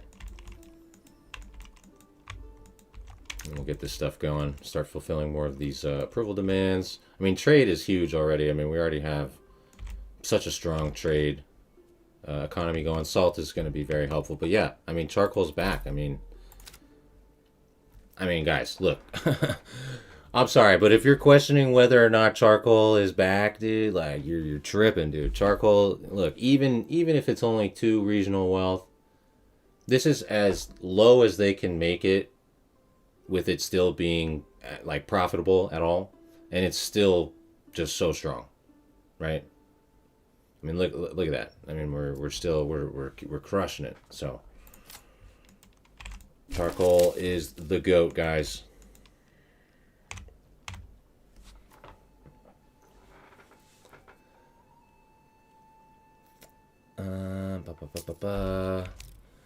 They move along. Or let me catch up on these messages. Sorry. Farmer store. Yeah, that's I think I've heard you mention that before. I've heard you say that before. How you rally the troops, and that's how you like force them to move them into the field areas. That is an interesting trick. They only can move logs and help with bring in the harvest. So again, it depends on town what you're doing. Right. So you have like 5 assigned to farms, but your big problem is that your saw pits aren't functioning, and you decided to blame a lack of oxen. I see. So that's probably more of a logistical setup issue than anything, right? So a few things to check. I mean, first of all, go to your saw pit. Of course, make sure it's staffed and make sure that you have timbers available and all that kind of stuff. Make sure, just the basics are there. Building staffed, you have the resources. Then go to the advanced tab and maybe check out some of these. I don't know, maybe you potentially accidentally set a production limit that's preventing them from continuing to produce more. Maybe there's like a reserve on the timber that's preventing them potentially. Or maybe you accidentally clicked this button up here, the stop work button. Just a couple of things to like just quickly check just to make sure. If this one's highlighted, make sure that you uncheck that. But other than that, it's going to probably come down to like a logistical, travel issue kind of thing. So you always want to make sure that your saw pit, and I think this is something like I remember Bath has said before. Real quick, I'm just going to upgrade this to a small stable. Order another ox because I want to have a few for the farming stuff. But as far as like the saw pit, for example, it's really best to have the saw pit next to your storehouse because that's one of the most like labor intensive things to transport. So just, I don't know, try to have your saw pit, somewhat near where you're getting the logs, and then have that right next to like your storehouse. And then, double check all those settings. And then, those are going to be the main things for you to investigate, I would say, right off the bat. Before we unpause here, I'm noticing we do have a couple buildings that are ready to be upgraded because we're getting pork. And now we had a veggie harvest. So that's exciting. So that being said, let's also set a little bit of a reserve here, overstock, rather. So we're going to get a bakery, definitely. Bakery extension at the minimum. Maybe also a... bakery and a joiner shop, I'm thinking. Let's see.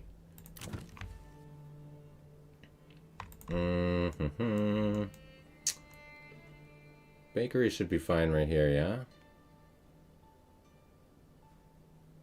Or this one. Let's do bakery on this one.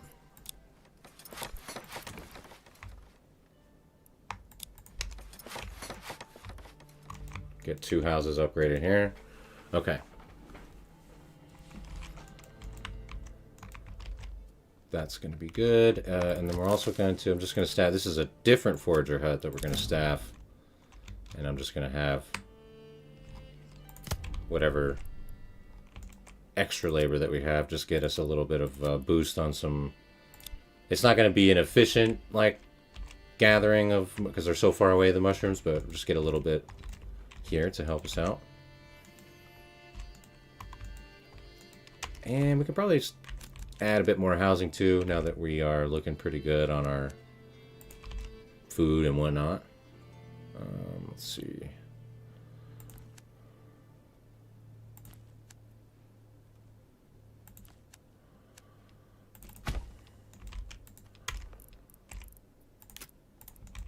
Put some kind of road like that.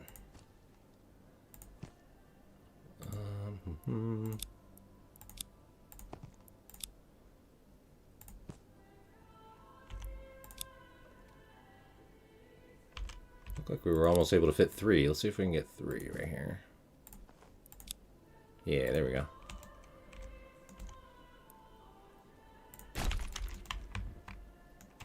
Sweet. Alright, so we have 2 level 2 houses coming in, a few more regular houses for a bit more pop coming in now that we've got our food situation leveling out. We'll be able to get a bakery, so we'll be able to turn this 15 wheat into, what's 15 times 4? 60? Right, so we should be able to make 60 bread just from this minimal little wheat field that we put here. Let me catch up on your comments here, guys. Sorry. If no one is assigned to a hitching post, then a random person guides the ox instead of doing their work assignment.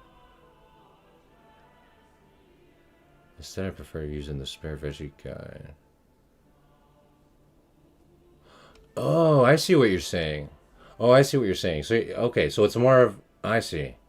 So it's like a fail-safe to prevent other tasks from being impeded by the ox guiding thing. Interesting. Okay, that's definitely... Okay, I hadn't really thought of that. Okay. I'll have to keep that in consideration as well. Thank you for explaining that. Yeah, that makes sense now. Okay, I gotcha. So you're not going to get like the value of the herbs necessarily, but maybe you get more value of just like other tasks not being impeded or whatever. Hmm. Okay. Existential question of the day: how many oxen does one need? That's true, dude. That is a deep question. We're gonna have to think long and hard on that one.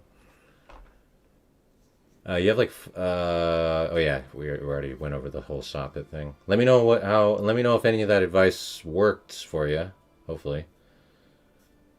Yeah, limit the planks to like 1.5. I know the planks can get kind of out of control. I mean, right, like already it's like, dude, we have 700. I mean, dude, let's just take them. You know, it's like, dude, we don't need like 5 billion planks. You know. So yeah. If we had the Vogtland perk, we would be selling them, right? And they wouldn't really be sitting around.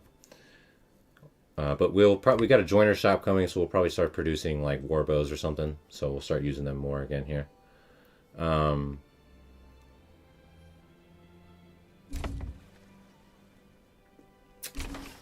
You're building Golden Gate Bridge, yeah.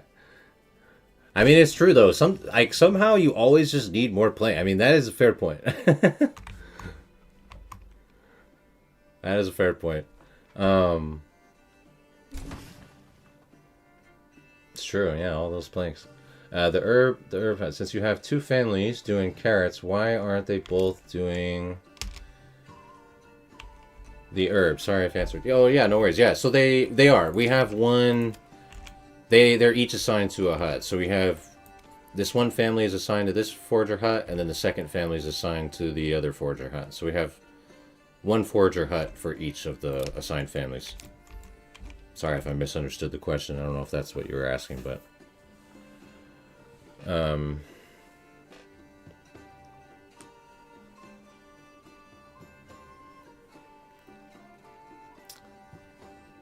Saw pits are fickle in that it is low price. Yes, that's the other thing too. Actually, once again, thank you to Jay Voodoo for another really great point to bring up there, is that yes. So the like internal priority system for the oxens to, like, if there's logs that need to be delivered, let's just, for visual reference here, let's go like, okay, we have a house that's being built right here, and then we have our saw pit right here. So there's logs that need to be delivered here to the building construction site, and then there's also logs that need to be delivered to the saw pit, for example. The oxens are going to prioritize bringing the logs to the building site until that's fulfilled. So if we had a bunch of building sites, you know, whatever, if we had 20 logs worth of building construction tasks, this saw pit's going to sit here not getting fueled or not getting supplied with timbers until the oxens complete the construction tasks. And if you keep adding construction tasks, they're going to keep that, their work order of like delivering timbers to the saw pit will continually just get pushed to the bottom of the totem pole. So that's another really great point to take into consideration as well. So, you know, not sure if you're maybe have like a bunch of building tasks going on at the same time in your town or something like that. That could definitely have a big impact as well in that case.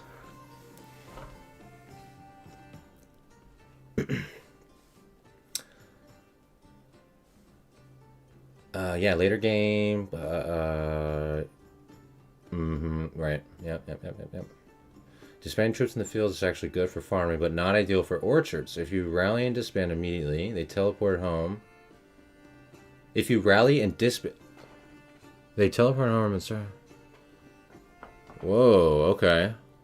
Dude, now that's some crazy min-max right there. Wow. Yeah, we got enough... We're Noah's Ark... Well, we gotta get across this lake, dude. We gotta cross the lake. Yo, real quick, let's take in some views here. I mean, come on. Come on, dude. That's pretty epic, you know?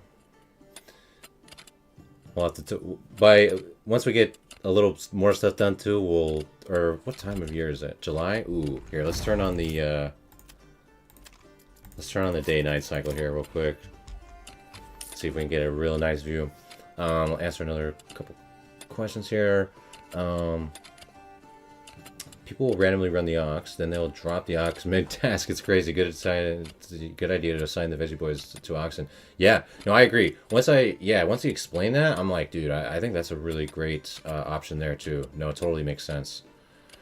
We got these mining guys just pickaxing our ears over here, though. Let's move a little bit. Damn, that's pretty epic, though. 2 huts are bad. Is there... Yeah, I mean... I guess Baff kind of already... I was going to say, that might be a question more for Baff or Info Molrat, to be honest with you. They probably... I'm assuming that there's more potential to get more herbs from a... having them on one forager hut each. I'm not, like, for sure about that, though.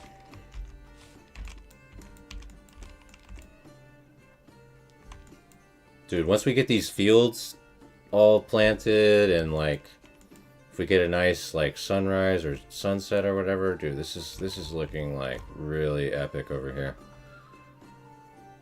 I mean, it's not like, you know, obviously not really, like, clear and stuff with the rain, but it looks pretty nice with, like, the kind of, like, foggy, misty weather going on here and stuff, too.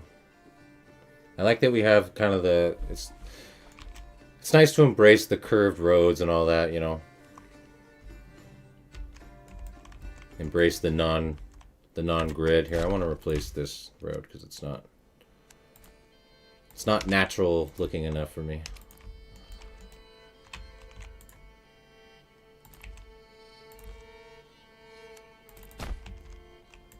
There we go.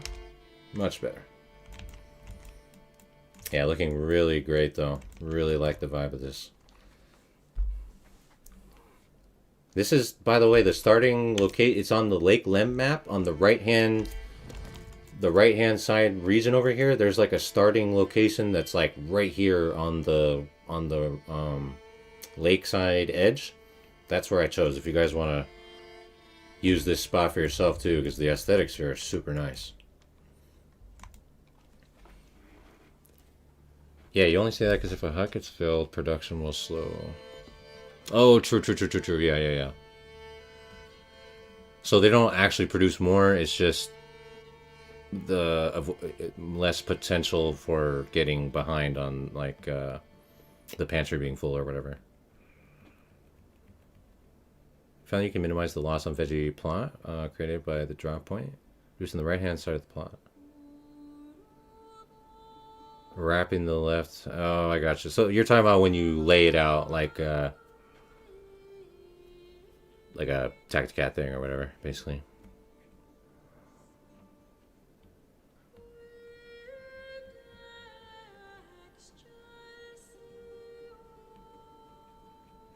Right, yep. Okay. Oh, nice. The sun's coming in. Oh, guys. I mean, just the aesthetics here are just amazing, dude. Look at this. Oh my gosh. I mean, if I had to live in medieval times, I mean, I'd be down to live in this village. I'm just saying. Like, dude, you serious? As long as there's ale, then we're good. Speaking of, we do need to get ale at some point. We're going to get a barley crop going here. All right, so we are in August, so let's go ahead and start getting ahead on plowing these fields. Okay, so we're going to grab a few people to get to work.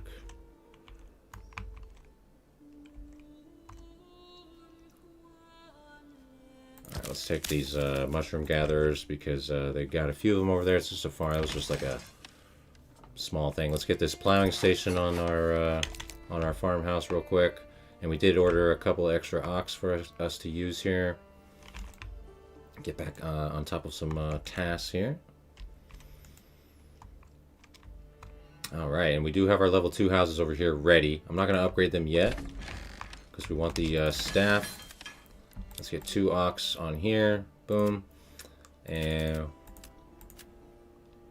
staff that up. At least 5. Let's see if we can free up a couple more even maybe.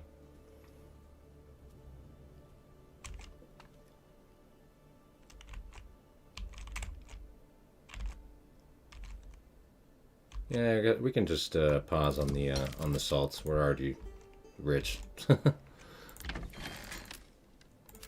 right, there we go. We're maxed out on the farmhouse. Ooh, wait, where's the sun? Oh, guys, look at that, dude! With the reflection of the on the lake and everything. Oh my gosh, this is prime time right here, guys. Look at this. Oh my gosh. Wow. That is beautiful. I gotta get a screenshot. Dude, wow. Okay, so the sun sets over there across on the other side of the lake. That is immaculate. So that means the sunrise should be coming from... and we get that nice bit of the orange, pink on the color on the sky, reflecting on the water and everything. Wow. Absolutely incredible, honestly. There we go. So I think the sun will rise like from the other side, like over here, right? We'll have to keep our eye on that. Gonna have to bear with us through the darkness here, through the nighttime, and then we're gonna have a very satisfying sunrise, hopefully. That was amazing, though. Looking better than a Bob Ross painting, that's right. I need to get some Bob Ross commentary along with that. Now, just remember, you can do anything.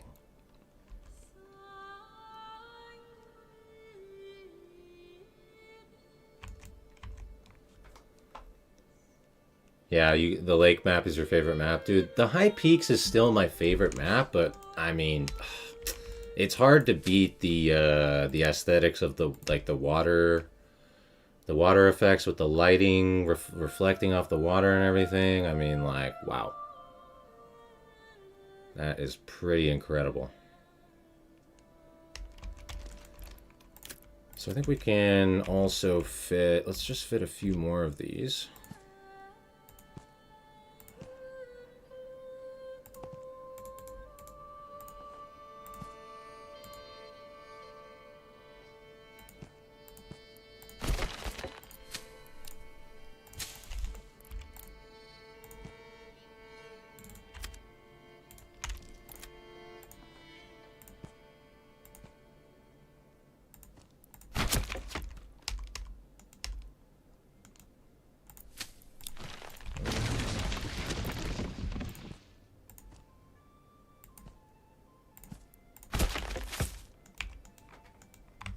That's cool.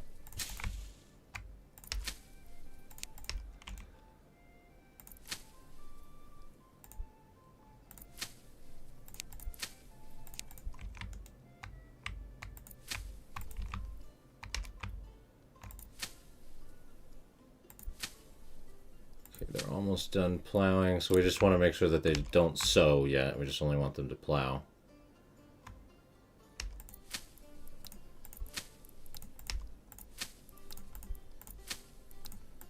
So we'll put those on low and pause. Looks like the Baron's going to take some bandit camps. I know, all the lakes is missing is a dock and fishing boats. Dude, this guy over here definitely needs a dock. That guy, what was his name earlier? That fishing guy? You guys saw that? He needs a dock. He needs like a safe, secured dock to fish from, and other than he's going face first into the lake scuba fishing.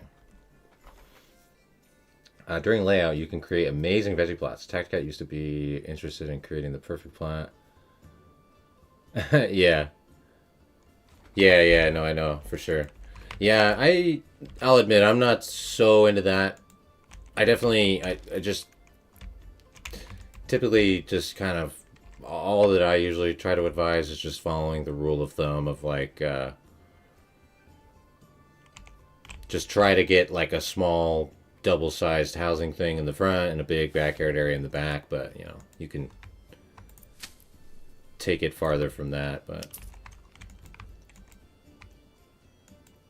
I really prefer to do, my preferred and once again, this isn't necessarily like the most efficient ever or anything, but I prefer to just like, so you have like maybe like a straight line like that, and then draw like enough for like, this will be enough space, this width is enough for like a double housing thing in the front, and then expand it out like that, kind of like a triangle or whatever, like a, you know, like a slice of pizza, almost like that. And this should pretty much every time give us a yeah, see, this, once again, it's not going to be, this isn't like the most efficient ever, but you know, you should pretty much every time just get, we got a decent double-sized housing thing in the front, and then it cuts off, and then you just got this wide open backyard area, something like that. But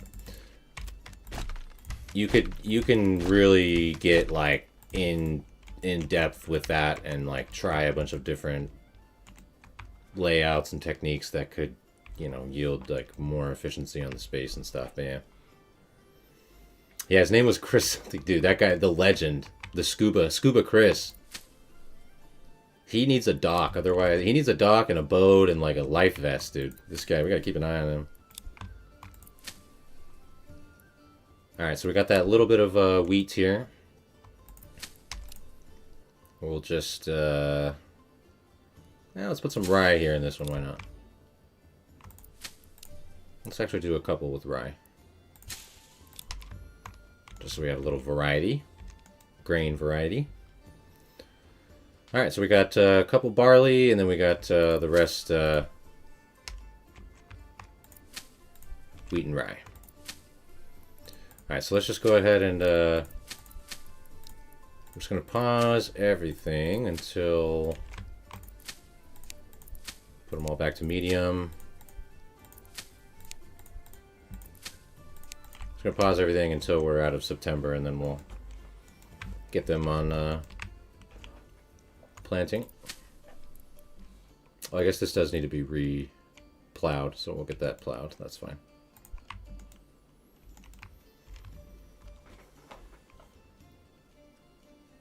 Many songs. That's right. The legend. That's right. The next official Manor Lords playlist is going to be a tribute to our dear friend Chris, lost in the depths of Lake Lem. The Loch Ness, the Lake Lem Loch Ness monster got him. Also notice that 2 oxen per field is efficient, because the ox will pick up the supplies and the other ox will start plowing right away. Oh, nice. Okay, good. Done plowing by late September. Yeah, very nice. Always pause for creating veggie plots, where the year will pass by. Oh, yeah. Otherwise, you spend too long on like trying to get it perfect. Oh, dang it. We missed the sunrise. I wasn't paying attention. All right, I'll get it, though. Okay, so yeah, we'll be chilling here. We got a good amount. The carrots are coming in big now. The fish is going to replenish. Then we'll have a bunch of farming stuff. We'll be able to make how much grain? Yeah, we'll be able to make like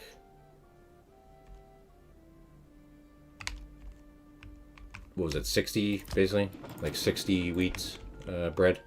So we'll staff up the windmill because they already threshed that grain. And we'll start getting that turned into flour, and then we'll put in our bakery extension, and we'll have them rocking out a bunch of wheat bread. So this first set of wheat bread we'll probably just mainly keep for ourselves, or whatever, at least like most of it that we need, but we can start selling wheat bread in general too. Obviously, as we pointed out many times, wheat bread is insanely profitable. So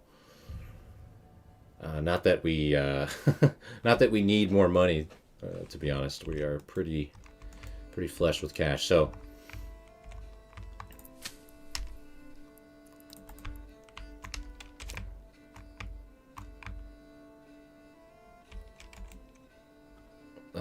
missed another. I know, I always miss those sunrises, dude. He likes the yeah. Oh, we missed the sunset too. It's okay. We'll get the after effect of it. Oh, barely. Okay, it's okay. That's my main priority now, dude. We'll catch those sunrises and sunsets. I'll probably turn it off for the day and night after the next one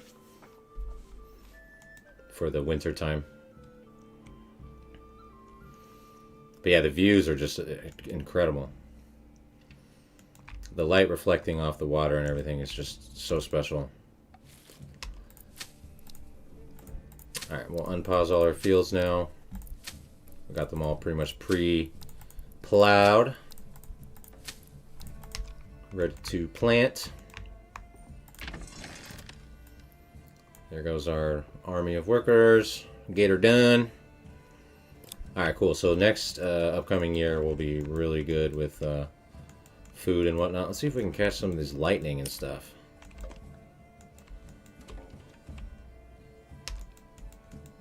Oh!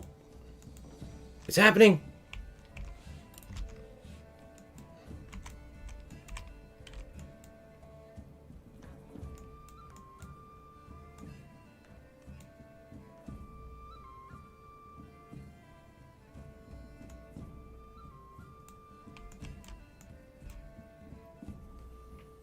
Wow. So the sunset is definitely where it's at. The sunrise is pretty cool here too, but the sunset is insane. How it goes over to that other side, puts the pink color in the sky, reflects across the water with our view of the town here. All right, so sunsets are nice, but sunrises are nice, but the sunsets in this location are just immaculate. We did it though. We caught that sunrise. That was really nice. You crashed the game many times building bridges across Lake Lem. Is that even how many planks does that take? Oh, okay. Oh, so that's what he's using all the planks for. This guy's making a super bridge. Nice. Love it. Rivers maybe built bridges in what the heck? They just waited on over, huh? Interesting. Yeah, the pathing stuff is a little wonky, huh? Alright, so let's get our bakery officially placed in here. Awesome. So we're going to have a bunch of wheat bread coming in.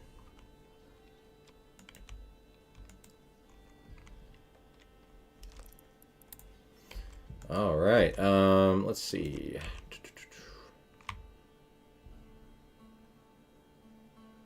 I'd like to put a few more houses. I guess we'll just line some more right here. I don't know though. Thinking maybe we'll put like sheep over here or something, or another field or something.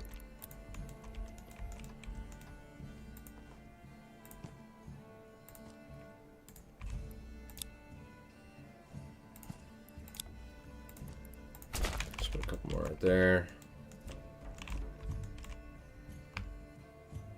All right, yep. As soon as our bakery comes in, we'll start pumping out wheat bread.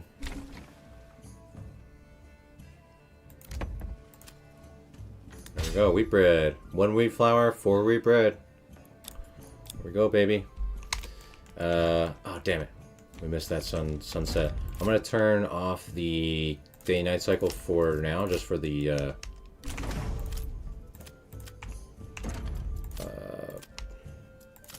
winter. You can reset, please. There we go. But we'll turn it on again in the coming year.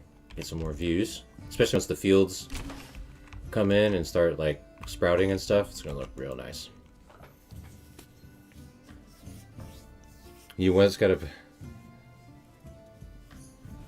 What the heck? So you did get the bridge, but it just... Oh, what the heck? Huh. It was like the Bermuda Triangle. Just mysterious disappearances, huh?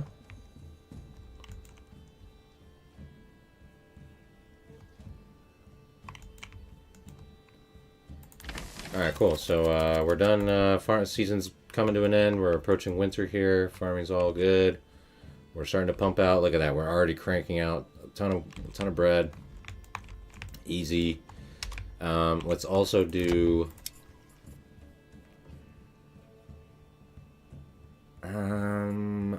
brewery. think about. Because we can also upgrade a couple other houses too. So we do want probably just like one joiner shop will be fine, and then a brewery. And where can we place this? The tavern. Maybe we'll move the farmhouse and then we'll put the tavern like right here. So I think a brewery will be good like right here. Right next to the church, you know? The brewery. That makes sense, doesn't it?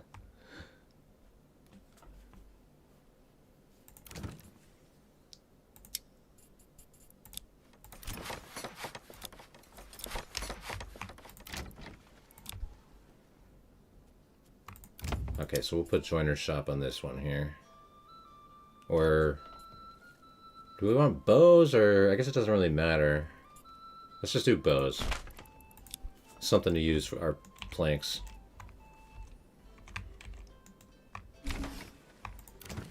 Okay, and then here we'll put the brewery, which we don't need it right away, of course, because we have we need to get that barley coming in. And then we'll want a butcher, because we'll eventually be making sausages, but we're not quite ramped up on that yet. And then we'll also get sheep. Well, that's what we should be doing too. This whole time we should have, you know, we have tons of money, as I've pointed out. We should have been importing livestock probably this whole time, but that's okay. We'll go ahead and get that going as well.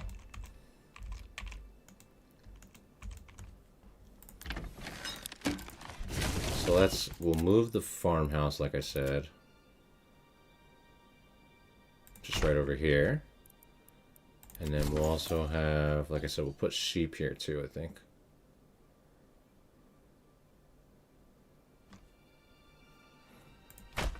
So let's go like that, and then we'll put a few of our strips of pastures.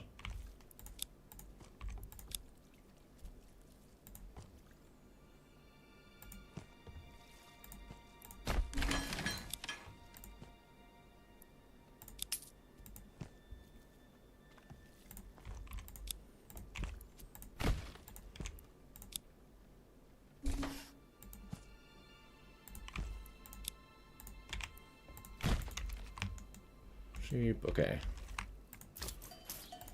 Let's just max that. Staff, import. Oh, let's just put like 60 sheep or something.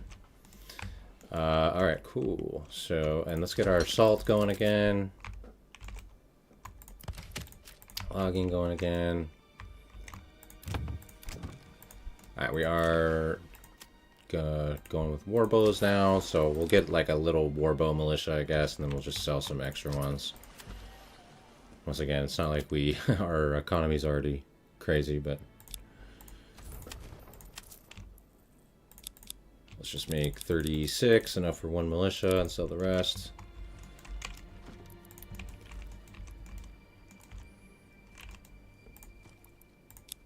You're giving Bath ideas.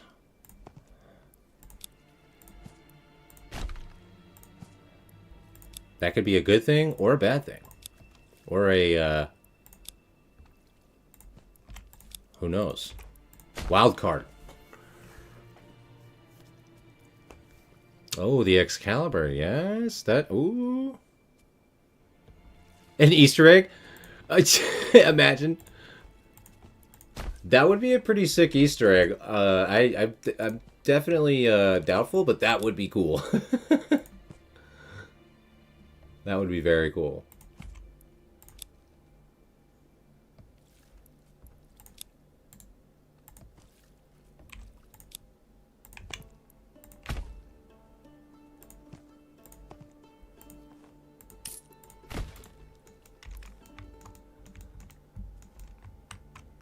Alright, we got some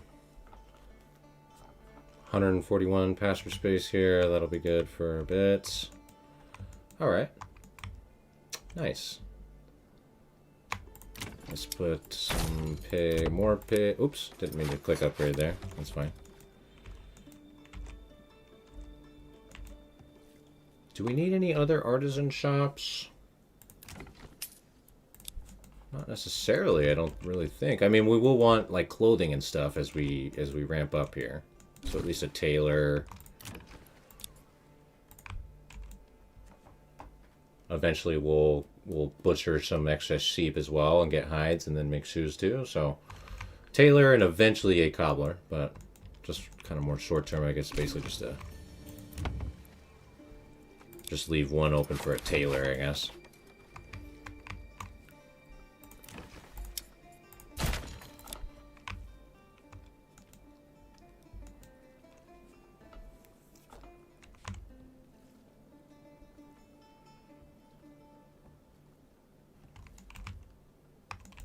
Cool.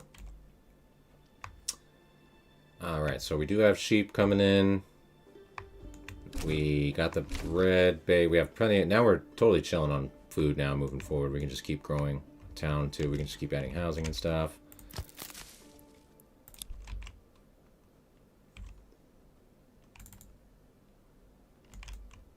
Well, we got to think about where do we want to add more housing? Where can we add more housing?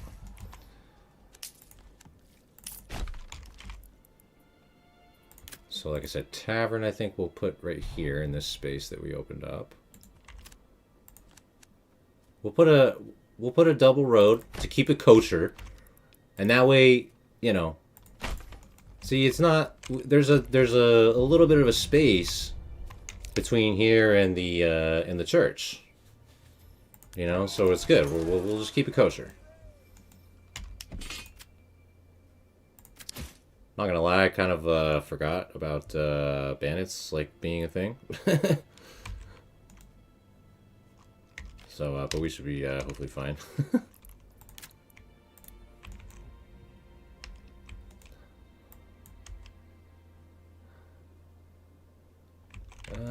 Where would it be cool to have a manor?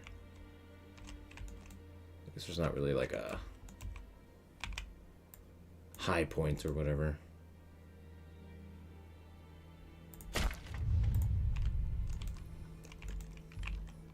Where are these bandits at? Oh, I don't think they're even going to get to us anyways. Baron's guys are already out here, just going to kill them anyways, so I don't think we even need to worry about it. That's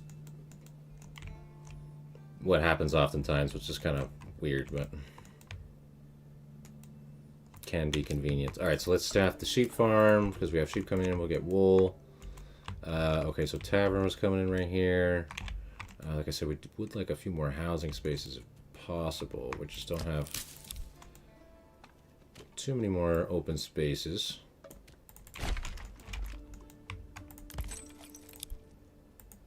With our current setup. We'll open up another little row of housing right here probably, I think, for now.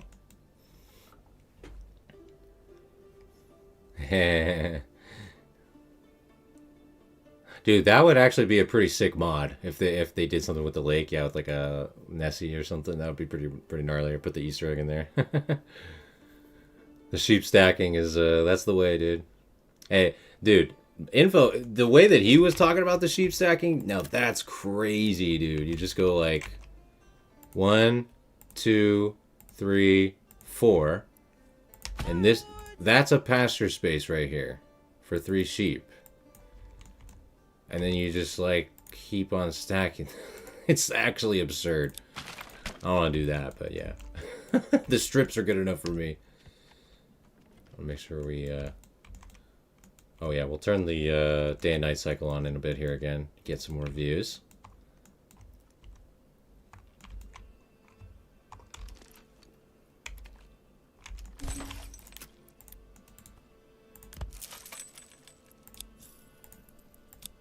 Get another ox, why not? Alright, chilling. Strange woman lying in ponds, distributing swords. Maybe in Manor Lords.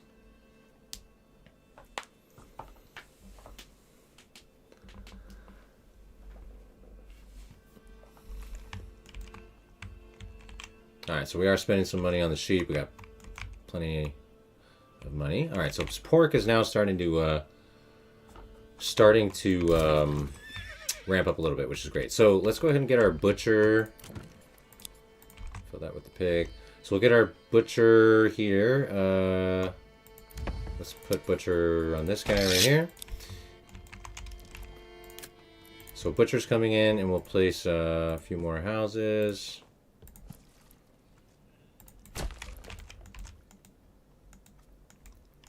Cool. All right, so then we're going to start producing sausages now. So what we're going to do is, once again, someone mentioned this when we were doing the butcher live stream recently, because this was impacting our production of the sausages. You want to make sure that the pork is only being used to produce sausages and not being consumed at the marketplace. So go to the marketplace, and we want to uncheck pork. So basically we're telling them you're not allowed to distribute pork at the market anymore. And we're going to tell the butcher to make sausages. We don't want them slaughtering sheep. We just want them making sausages. There we go. So we have, see, the pork is starting, now that we've been adding more pig pens, it's starting to ramp up. And now that we told them that they can't consume just the regular pork anymore, we're going to get double.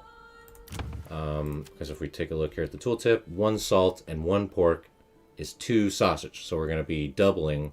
So right now we have like 40 pork available. We can turn that into 80 sausages, because we're definitely going to have salt. That being said, we are selling, like, we're just selling salt, which is fine, but we want to make sure we have a 0 reserve. We want to make sure, let's put like a reserve of like 40 or something. Just make sure that we always have salt available in the town for the butcher to use. And then we can also sell the sausages at some point too, but we want to just get them produced here to start. Once again, this is a bit of stuff that we went over in the butcher video as well. We're just using those same strategies and approaches here.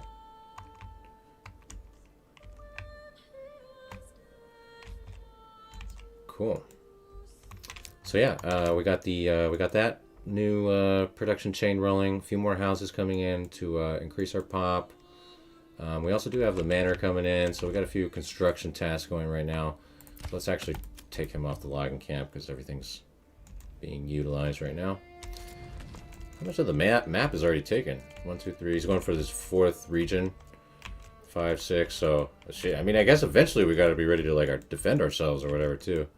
Wasn't really necessarily going for like combat stuff here, but you know, we're just doing a regular playthrough here, so that'll be part of the deal. We'll have plenty of money. I mean, we're so rich. I mean, obviously, mercenaries will be easy, and we're making the war bows, so of course that was part of the deal with making the war bows. So we have some archer militia available too.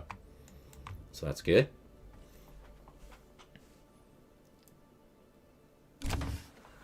That's a medieval entertainment center. Dude, that is the most ridiculous, like, tech in the entire game, in my opinion, that you can do that. When I heard Info Molrat saying this is how he does the bastards, I was like, no way. Alright, there's 4 spaces.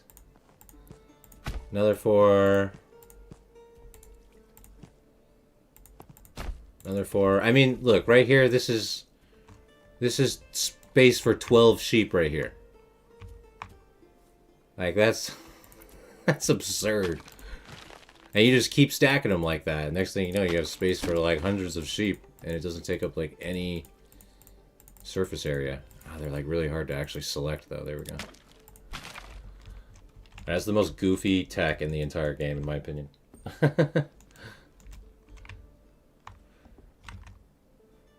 By the way, guys, just gonna link here real quick again and mention again here. Appreciate you guys all tuning in. Hope you guys are having a great Sunday and a great weekend.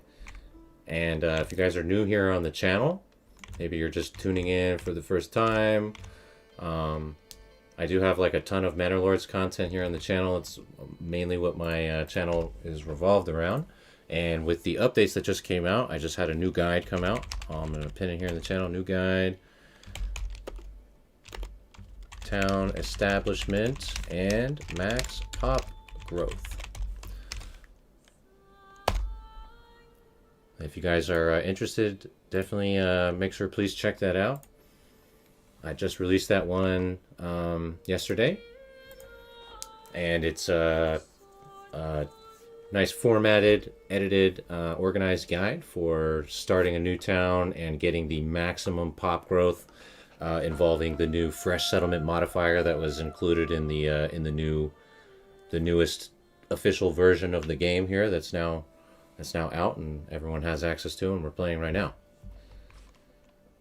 So yeah, if you guys are new, just checking out the stream here and stuff, definitely invite you here into the channel. We got tons of Manor Lords content, guides, challenge runs, all kinds of cool stuff. Always really like knowledgeable people in the chat and the comments and stuff too. Feel free to ask any questions if you have any. Thomas Hazelwood, yeah, dude. Appreciate it, dude. Yeah, you heading out? Yeah, good to see you. Good to hear from you. I hope you've had a good weekend, dude. Hope you have a good week ahead. Hope everyone has a good holiday week ahead too, by the way. So we're still going on this stream. I'm just thought of it right now to mention a couple of these things. But yeah, I'm still planning on let me double check, but yeah, still planning on streaming next Sunday.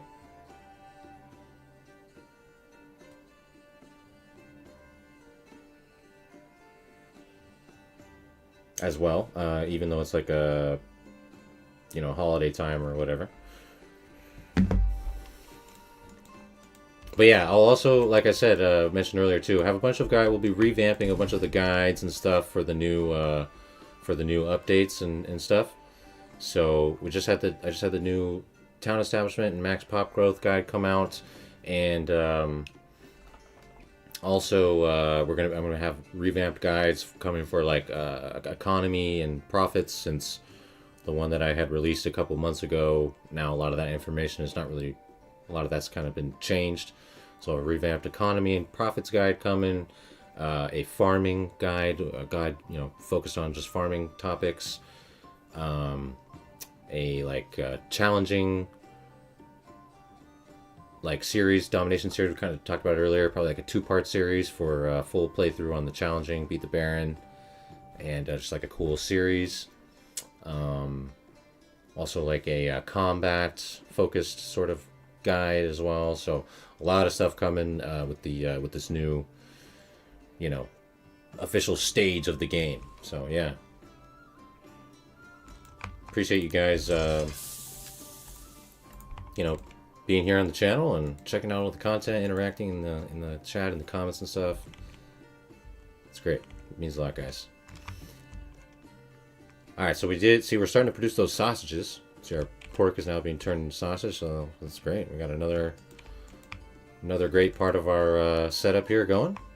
This town is looking really good, both like actually physically looking good, but also things are running really well. Let's turn on that day and night cycle again, see if we can catch some. So now that we got the fields up, oh dude, these views are gonna be like immaculate.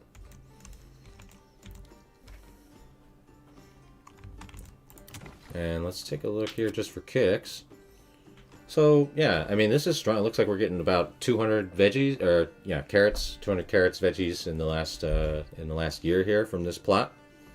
And this cost us, it was just under 200 regional wealth. I think it was like 190 regional wealth for this backyard plot right here. So I say we're getting a good return on that, you know what I mean? We could even be selling, like I said, our economy right now is just, we're so good on economy, we're not really worried about any of that stuff too much, but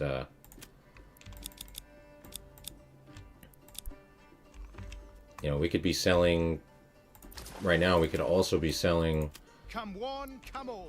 extra carrots because they sell for 3 each. That's not bad at all. But now we have sausages under production. We could sell those for 7 each. That's really good. So we'll go for that. So we'll go export, and we'll just keep like 40 sausages around for a surplus for our town or whatever, and then sell the rest. But yeah, really good. Our sheep, what's the word I'm looking for? Supply, herd, herd, our sheep herd is growing. So we're starting to get wool. See, we got plenty of wool now, so we want to get a weaver's workshop and start producing yarn.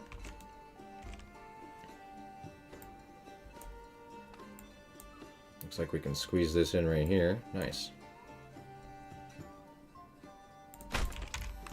So we'll start producing yarn from the weaver's workshop, and then that means we have this house ready for tailor's workshop. So we'll get the tailor's workshop, and then now we'll be able to start producing clothes because we got sheep, we got wool, we got the weaver coming in to make yarn, and then we'll turn the yarn into clothing at the tailor's shop. So we're getting a lot of stuff covered here, and we'll have barley harvested coming up in autumn. We'll start making beer for the beverage category. We'll have clothes for the garment category. We just need to upgrade the church, and then it would be nice if we could fit like an orchard somewhere. Otherwise, we're just getting the animal produce from our...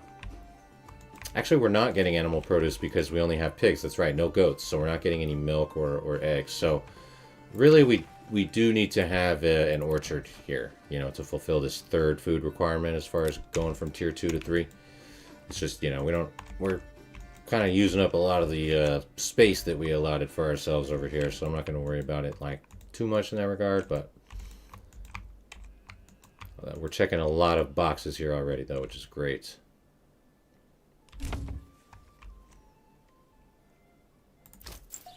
I think we're chilling on we don't need to import too many more sheep. I think we're fine. We got a strong starting amount of sheep, and they'll just start multiplying with each other and all that. Oh, since we moved our farmhouse, we have to rebuild the plowing station. Alright, Weaver's Workshop is up. Let's get that staffed. Get that yarn coming in. Tailor's shop is up. And we'll tell them we want to make... So there's two different kinds of clothes. They're basically the same clothes, but one makes them from linen and one makes them from yarn. So we want to tell them to make the clothes from the yarn here. Since we... the flax fertility area was kind of in like a different area over here. So we didn't have any flax for this harvest. You know, maybe we'll go ahead and get some, like add some fields over here for the next one or something. But you know, not the end of the world for this first harvest here. Dang it, we missed that sunset. Okay, we're gonna be ready for the sunrise, and then that the upcoming sunset. I'll check out some stars in the sky for now.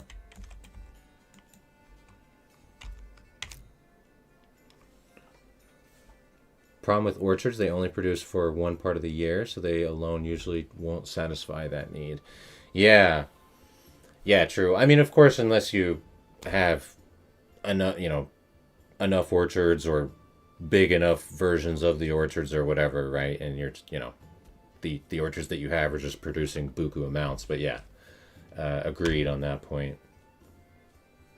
Maybe like halfway through the year, your fruit fulfillment category will all of a sudden not be fulfilled anymore. That being said, I mean, you technically only really needed to be fulfilled for like, you know, a short period of time and get the upgrade in, and then, you know, it's not too big of a worry. Of course, you don't want your approval to like drop drastically from that point, but if, you know, as far as just getting like a couple houses upgraded, you could just go with that route as well, you know.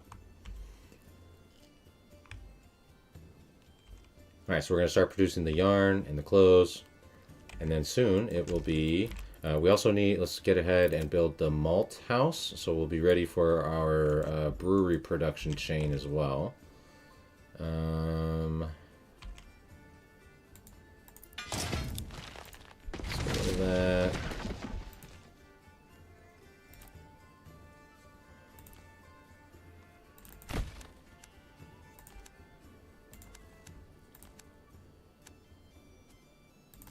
Do a little bit of remodeling over here. Cool, and then we'll put the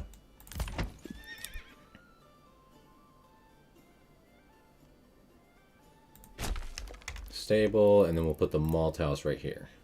And then we'll have our brewery production chain all ready to go. And we have our level 2 house right here ready to add it. Alright, perfect. Cool. Is there a way to, We missed the sunrise. No. All right, we're surely not going to miss this sunset coming up. Is there a way to assign farms to fields, i.e., if you have a second farmer up north in the same region that they want? Yeah, in that case, I think you just use the priorities, the field priorities, and the pause. So, like, you set whatever fields you don't want them to work to low priority or pause them, and then I guess also go to the farmhouse. Yeah, and so like if you had in that case, I guess you'd have, I don't know, separate farmhouses or whatever, and then you could just use the work area to like manually tell them to like only go to these fields or whatever. But that's like a per farmhouse basis. If you wanted it just like global, then you would just, I think, turn the field priorities either up or down and either pause or unpause the fields to kind of force them.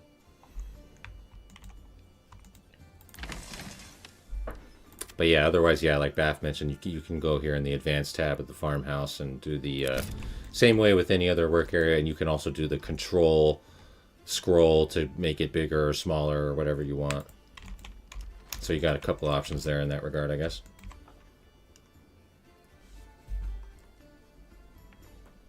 Yeah, limit work area, yeah. Yeah, for sure. But like I said, that would, if you have multiple farmhouses or whatever, that would be like on a per farmhouse basis. Whereas if you just set the priorities on the fields and or pause or unpause them, that's going to be a global command to any farm workers.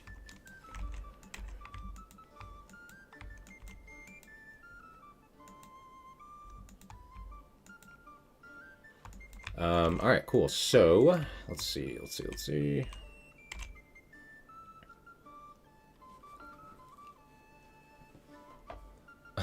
Why do we have one hide? Dude, there's no way. Our butcher must have snuck in a quick slaughter, huh? What's going on here?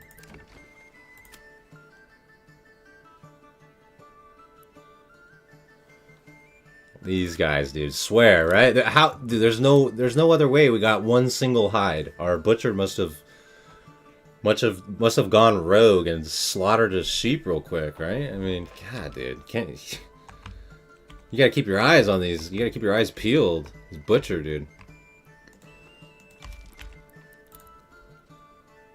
All right, so malt house, like I said, right? Let's go like that. And then we need to replace our smithy that we tore down.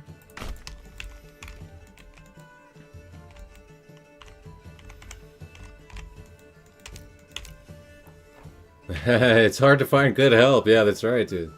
These butchers, they don't know their limits. All right, we're gonna keep our eye over here. I think the sunset's coming pretty soon. Oh, this is gonna be immaculate, guys. Get ready for the prime time view. Does that work for storage units? Yes, it does. Yes, there are also work areas for storage units. Yes, and then, but also in a similar sense, here comes that sunset. I'm going to answer this question real quick, and then we're just going to watch the sunset because it's going to be beautiful. But in a similar sense, you can have work, do the same thing where it's like a per storehouse basis, or you can.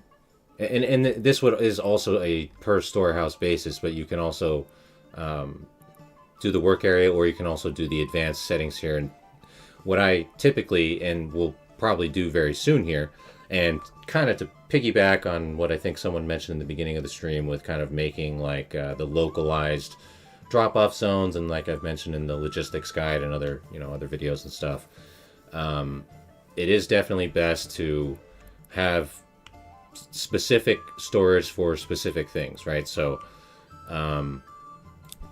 just as an example here, right, like we have like if we wanted to use this one, like our trade items, we're trading like charcoal and salt and iron and bows and stuff. So like we would only turn on those things at this storehouse, and then we'd ideally build a second storehouse where somewhere where we have the space or whatever, and then or whatever you want it to be near, and then turn on the acceptance for whatever else at that, so then in that way you're forcing them to like take these goods to this location, take those goods to that location, etc.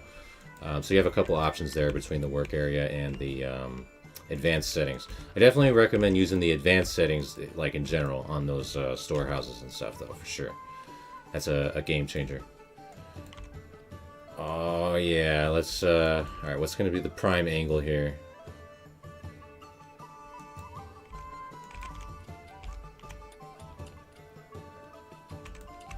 I'm thinking like right here is pretty prime, right? That's pretty prime time. Oh my gosh. All right.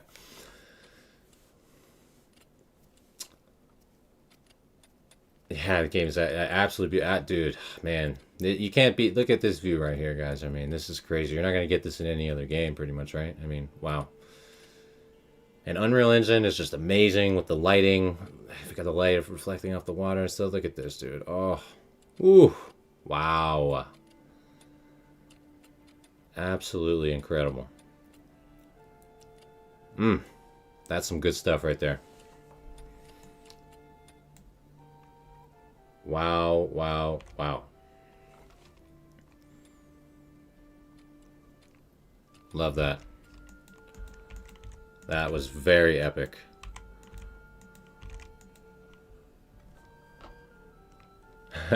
Streaming it on your 75-inch TV? Oh man, that's epic, dude. That's like, imagine that view or whatever is just like a screensaver or whatever, you know? That's like prime. So nice.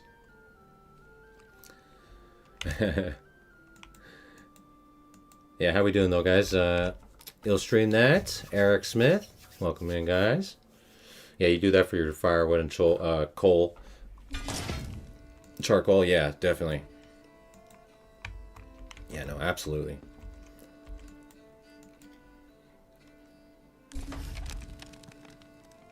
Cool. So we got our malt house.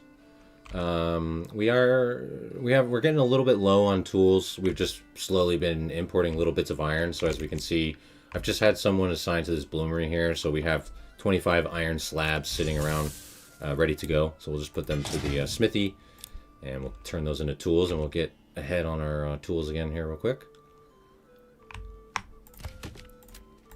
Get some logging going again. Planks are slowly but surely being used up. We had so many of them. But yeah, as we can see, we're starting to produce clothing. There we go. Clothing's coming in. We do want to upgrade this church too, so we're going to need to import some stone, the dress stone. So let's go, we can either just import straight up the dress stone, or we can I'm just going to import the rough stone, because that way we don't need to get a major trade route for it, and it's a little cheaper to purchase. So we need 20 of them for this. And then we need to turn 10 of our rubble stone into mortar. So we'll get a lime kiln, and this will just be a temporary building, because we only need to get the mortar for this, really, only. And then, we need some clay for roof tiles. So we'll go, I think there was a clay, yeah, there's a clay deposit like way the heck over here. Jeez,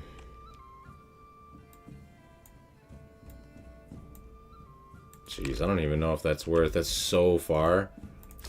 How many do we need? 10? I'm not gonna lie, I think I'm just gonna buy the clay that we need.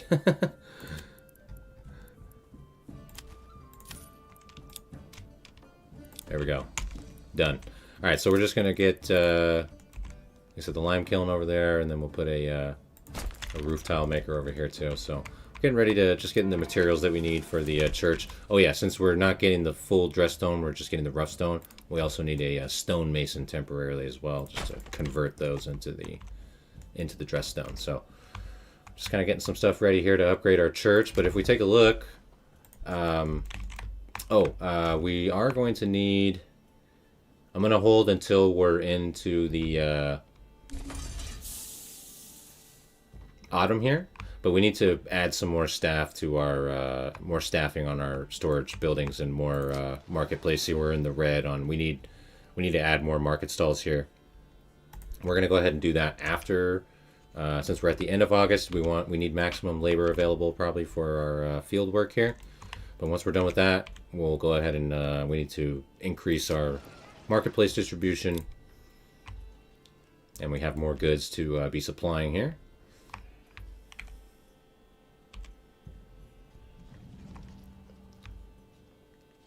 Alright, so we'll go ahead and take these guys from the Forester side. We got replanting going on there, looking pretty good.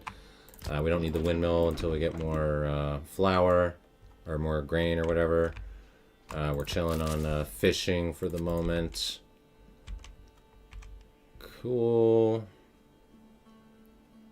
We'll leave them on the smithy to get those iron. Well, it's not time sensitive, so we'll take our smithy guy too, and then that'll give us our reassign the livestock here, and then that'll give us the 8 people that we need for the farmhouse to max that out, and we should be good coming into September here.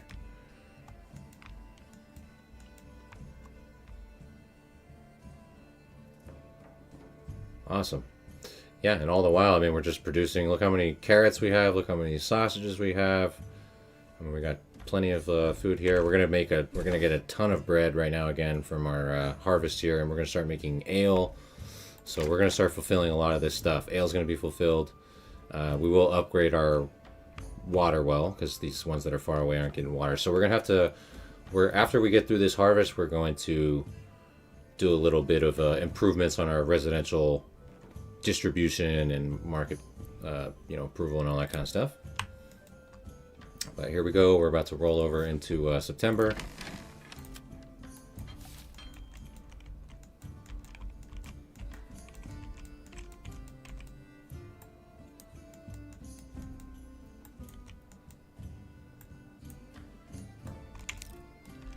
Oh yeah, baby. Is there a better angle? I feel like the angle that we had before was already pretty much the best angle. God, it's just too good.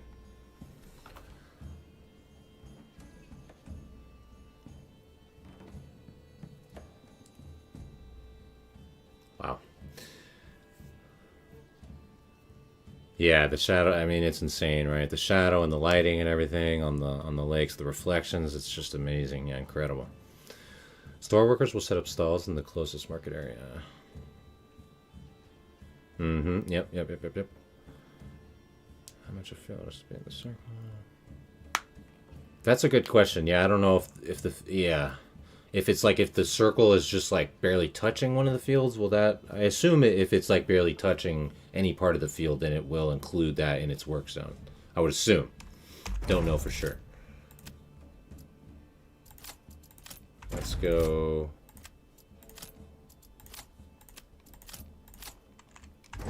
Back to normal here. God damn it. There we go. Alright, back to normal here for a sec.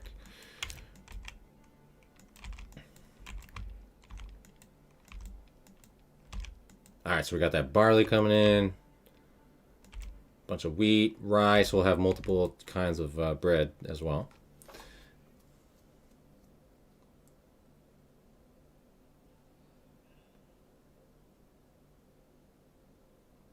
Usually swap workers between your fisherman's hut, gather hut, and the windmill bakery. Yeah, that sounds like a good labor rotation. Yeah, absolutely. And accounting for those seasonal tasks and everything. Yeah, for sure.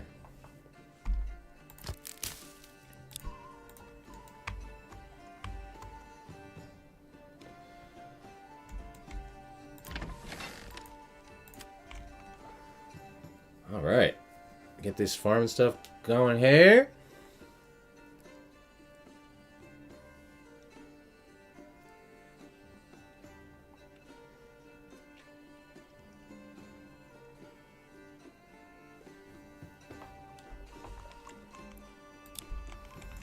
And we haven't really been like using the max utilization of our because we did take the perk for like the increased mine integrity, but you know, that's where we would like stack the mines here and just get like a ton of salt, but you know,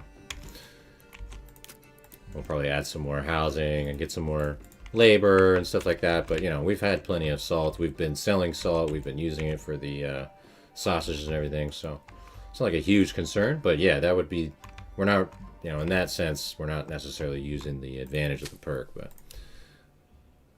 Alright, so... Oops. Why did the combat music all of a sudden turn on? Am I missing something? Oh, it's because the Baron's over here fighting with bandits, maybe? I was like, wait, why is there combat music all of a sudden? What's happening? Alright, let's adjust some of our fields.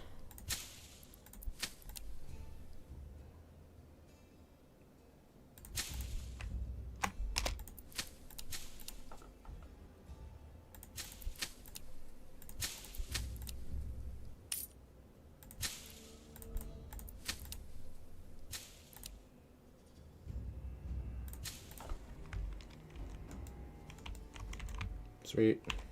That should be fine.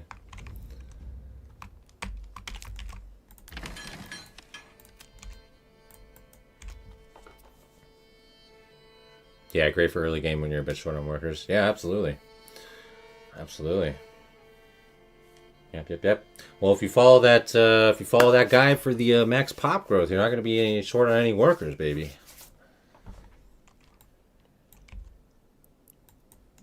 But yeah, no, absolutely, dude. The concept of like micromanaging your labor force and, you know, constantly moving them around to the currently applicable, you know, seasonal tasks and all that kind of stuff is definitely a paramount cornerstone of this game. That is for sure.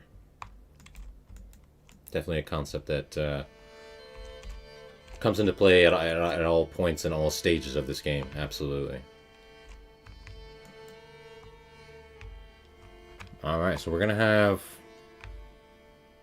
Over the winter here, we're going to have a lot of things coming in. We're going to be getting our materials to upgrade the church. We're going to be producing a ton more bread. We're going to be producing ale.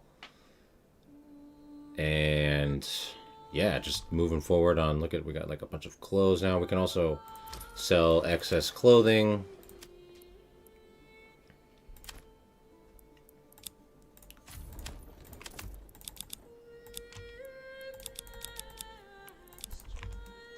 So we got a lot of good things going on right now.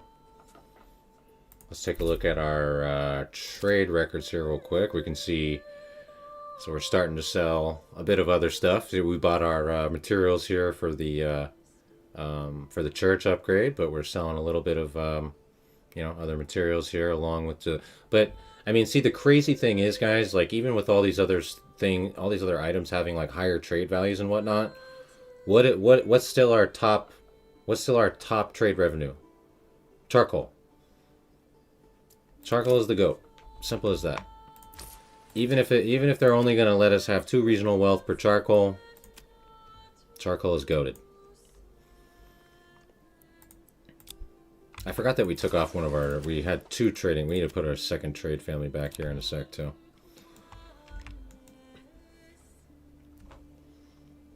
And literally, I've only had... The entire time, we've had 1 person on the Woodcutter Lodge and 1 person on the Charcoal. That's it.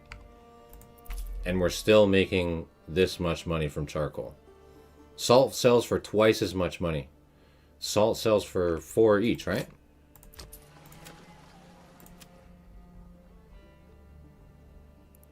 5 each, more than twice as much. So we've had this salt mine triple staffed the entire time, and we've been selling salt and charcoal the entire time, and we've only had 1 person on the firewood and 1 person on the charcoal, and we're still making more money selling charcoal even though the value of charcoal is half. That's just how efficient it is to produce and sell charcoal. So I think they got it right now. I mean, 2 regional wealth is fine. Like, it was crazy. It was too profitable before. But yeah, so now that it's 2, that's as low as it can go.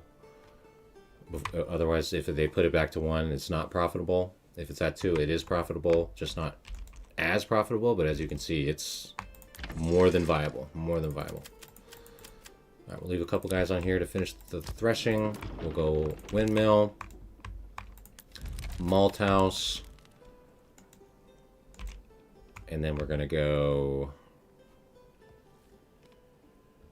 Let's finish up the tools that we have the iron slabs for. Let's get the mortar that we need for the church. We need 10 mortar. Set that. Let's staff the stonemason to get the stone that we need. And let's staff the clay furnace. So we're getting all of our materials for the church upgrade. We don't need to purchase any more of that stuff. So let's just go... no, we're done with we got the rough stone that we need. Oops. We just wanted to import that stuff one time for the church upgrade. No problem. Excellent.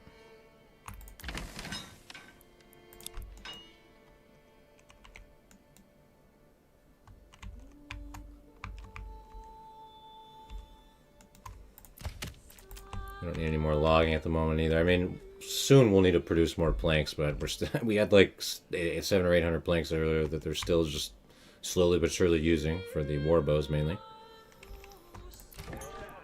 Let's staff up our tavern. Start supplying beer. Ale's gonna be. We're gonna start having ale coming in here very soon. We got the. We're producing the malt, and so our. Oh, that's right. We never put in the brew. Now's the time. We're gonna put in the brewery. So let's see.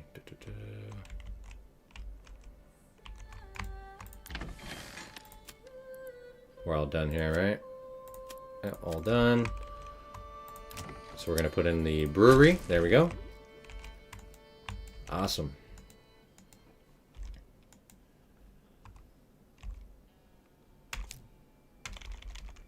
Okay, those roof tiles are coming in. Mortar's done. We only really cared about that 10 mortar, so we can delete this lime kiln. We don't need it for anything else. We're getting the dress stones almost done. Need 7 more. Roof tiles are almost done. A couple more. All right, and then like I said, let's get this upgraded. And I think let's also maybe even put. See, this is where it would be good for us. Like, we're running out of space here, but like it'd be good if we could like squeeze in another granary right here, for example, and then have this granary just be for like the the grains and the ale and stuff like that. So that way this granary over here could just focus on keeping the market stocked, getting the bread from the bakery, the sausages from the butcher, etc.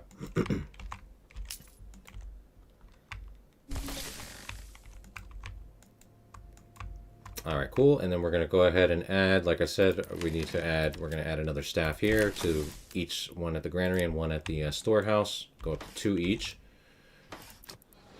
And we'll probably add even a third each on each of those in just a sec. Let's get a couple more houses.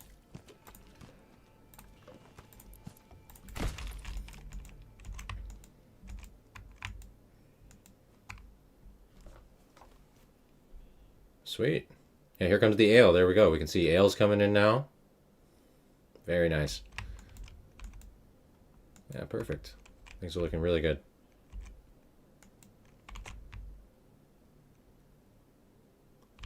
And we'll double staff our trading post again here in a sec too. We're done with the roof tiles.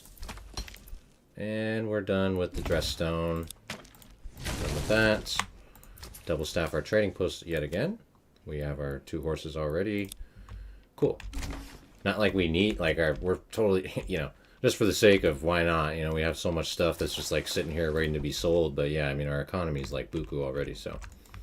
But yeah, we should be ready to upgrade this church now. See, we got all those materials prepared, and now we can go ahead and get our church upgraded.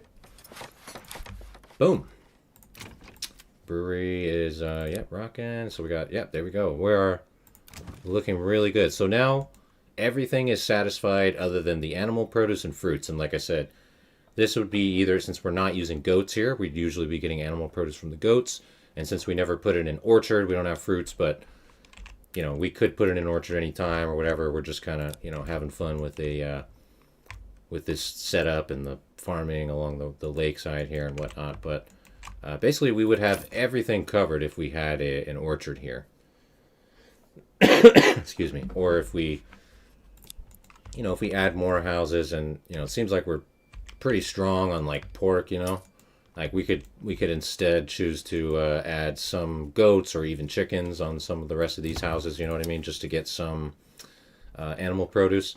And in that sense, the chickens will be better because the animal produce version, or the animal produce that you get, which in this case is eggs versus milk from the goats, comes more frequently. You do get more from the goats overall, but if we're really only interested in the animal produce specifically, then the chicken coops are going to be pretty good for that.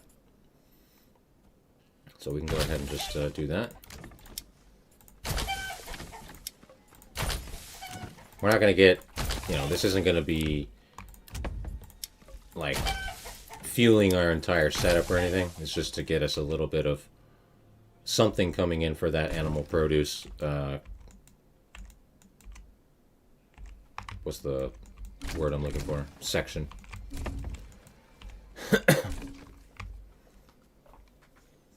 If I rounded down on my, then you agree.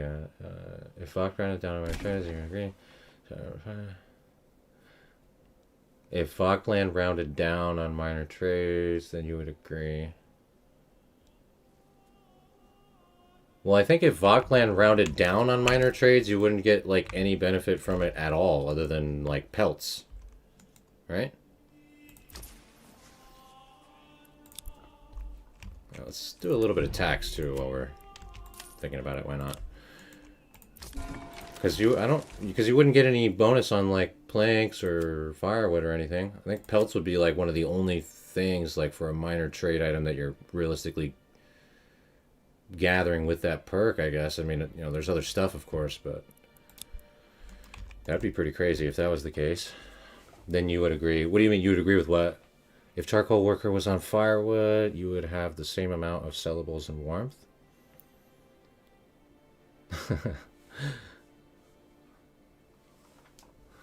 I mean, yo, I'm gonna be straight up here, Jay Voodoo. If you're trying to make an argument to say that charcoal is not worth it for your economy, you're just wrong, man. I'm sorry, you're wrong. Like, I don't know what to tell you, dude. Like, you're just wrong. What's the breakdown of bow? How many iron do you use? How many bows?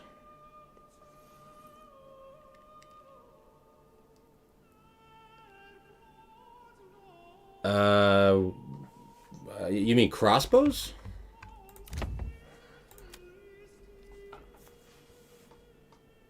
How many iron do you use for how many bows? I assume you mean crossbows. And I think it's just 1 iron per iron part. It's just 1 to 1. So crossbows are pretty like profitable if you have iron. But if we're like importing the iron, yeah, it's kind of rough. But I mean, crossbows are like insanely more powerful than warbows. I have a video here on the channel too that shows the difference between archers and crossbowmen. Crossbows do like 4 times the damage of regular bows. So you know, it is worth it in that sense. Like if you're really trying to beef up your army or whatever, yeah, you know, and if you have the money, it is worth it because the crossbows are significantly more powerful. But as just for like a general rule of thumb, probably not worth it. Like I said, unless you really need it to like beef up your army. But yeah, crossbows can effectively OP. Person needs to buy iron. Make no spiritual when it's your full motion. Right. Yeah, I would kind of agree that like the melee units would probably be more of a priority in that regard. But yeah, like I said though, the crossbows are, you know, like to mirror what Baff said. I mean, the crossbowmen can, you know, they can be considered OP.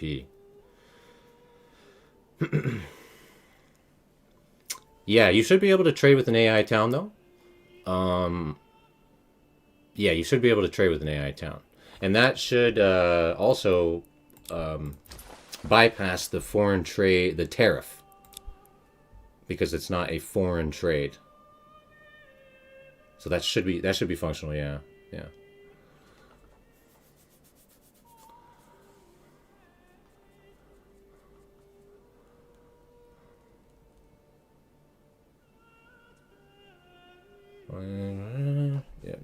Yeah. Yeah, crossbows, gotcha. Yeah, yeah, yeah.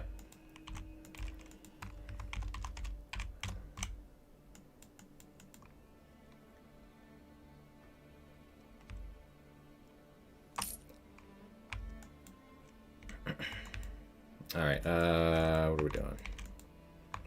All right, church is up. Our church's upgrade is up. How will trade directly? Well, we don't have an AI town in this playthrough, unfortunately. But I mean, we can switch over to a different one, maybe at the end here and check it out. But yeah, you should be able to do it. I think you just check off the, you just check off this one. So you basically do it the same way that I showed in the inner regional trading guide, which I can link here. Yeah, so you basically do it the same way as you do it that I showed in the inner regional trading guide. So you would turn off this allow foreign trade. So like if we had an AI town and we wanted to buy planks from them or whatever, we'd go import and then turn off the foreign trade. Should be the way that it works. I've seen plenty of people saying that they do trade with the AI towns. And it avoids the tariff and stuff, so.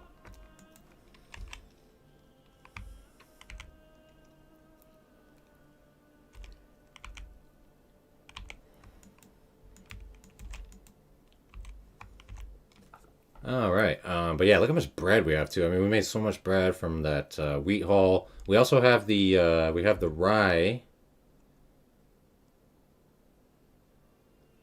grain. So we should,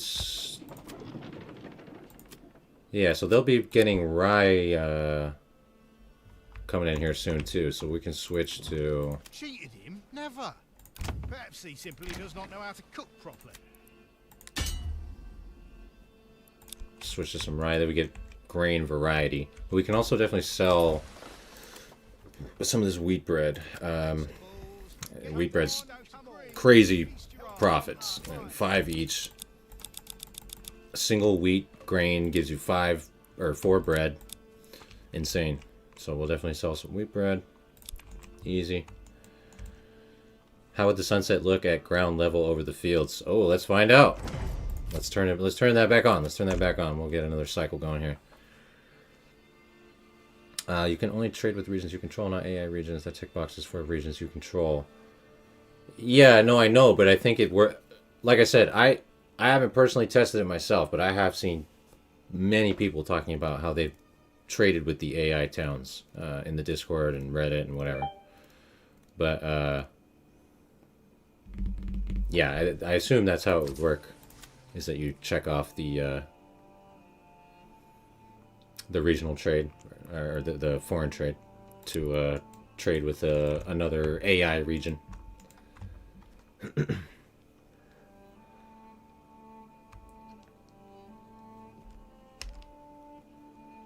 What is the best perk? What's up, Scrubber Dog? What's the best perk after of the Vogtland? So that's a good question. Honestly, of the Vogtland is so absurdly good that there's not really a close second. In this one, we went ahead and took the Newmanburg Prospectors because we were going to use this mine integrity or whatever, and we were testing if this mining import discounts work, which it does, but it doesn't, I guess. But yeah, I honestly, the Vogtland is just so good. Like, there's not really like an alternative that really like compares, to be honest with you. I would say probably, in my opinion, the next best options to consider would be the Woodwright Journeyman. Woodwright Journeyman's not bad at all. Having the improved like productivity on bowyers and joiners is really good, and export value. So basically, you would just do, in this Woodwright Journeyman, you just do a ton of planks, produce a ton of war bows and shields and stuff, and you have an economy revolving around war bows and shields or whatever, right? And then also reduce fuel consumption could, I guess, help impact selling more fuel stuff, I guess. But this one does have a decrease on mining labor speed, which kind of sucks. But this it's not bad at all. Like you have a a plank based economy with selling stuff that you're producing from bowyers and joiners is not bad at all. Regensburg Guildsmen, we kind of talked about this one a little bit earlier. This one's not bad. You get passive regional wealth from upgrading your burgage plots. Not bad at all. Reduced cost for upgrading your houses. I mean, all this stuff is kind of like decent. Once again, you have this reduction on like the iron and salt, which would be really good. Like if you do not have a iron ore in your region, this would be really good. It's just that the way that it works, like it works, but it doesn't. Like you don't actually get any reduction on the price that you pay, so it's kind of dumb. But other than that, it's an okay option. From there, honestly, like the rest of them I don't really have anything else to suggest, to be honest with you. So, I don't know. You could make an argument for the small holding, like if you're doing a bunch of large backyard extensions with the like double housing plots for like large vegetable gardens or whatever. Small holding could be okay. I'm gonna be honest though, I don't really think it's worth it. I think small holding should just be a standard option in the game. That just in general, that shouldn't be a perk. But that's a side opinion. But anyways, what I mean by that is that it's not even really that good to be like invest in a perk. It should just be something that you have standard, and if you don't have a standard, whatever. So, pardon me. So that's kind of all I got, to be honest, as far as recommendations for perk alternatives. At least for now. And we'll see, what changes come soon. What's up, Claymore? I found locating an empty trading post at the edges. Yeah, absolutely. So, yep. So I think what you're talking about is like, so when you have your traveling traders, which take, they're taking the bulk load of stuff to export using the horses and stuff, and they go to these trade points, and that's where they make the deals. So if you have if you set up your trading posts like right on the edge of the map or whatever, they're gonna make trades like crazy fast, of course. But you're saying you found that having just an empty trading post?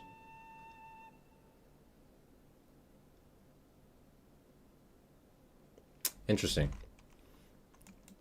Yeah, that's an interesting one. I've never heard of that. So you're saying just like keep everything how we have it, but you just literally just place a trading post over here and you just don't touch it? I'm not really not sure about that one. We can definitely try it out. What is that supposed to do though?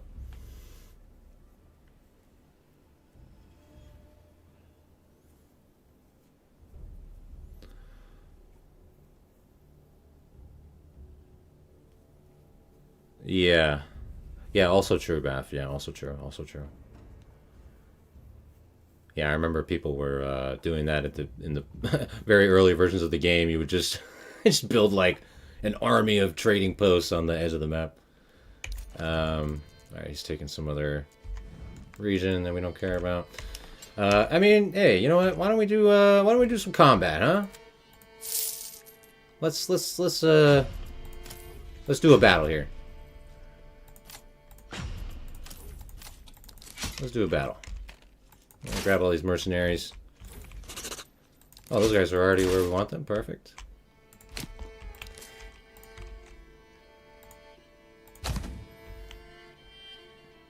Let's bring some of our own archers as well.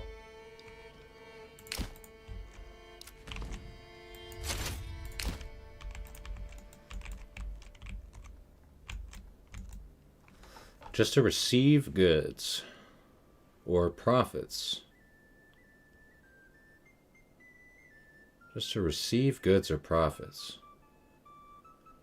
See, I don't really understand. I don't understand how that would work, though. Like, I mean, you're not going to make any profit unless there's stuff.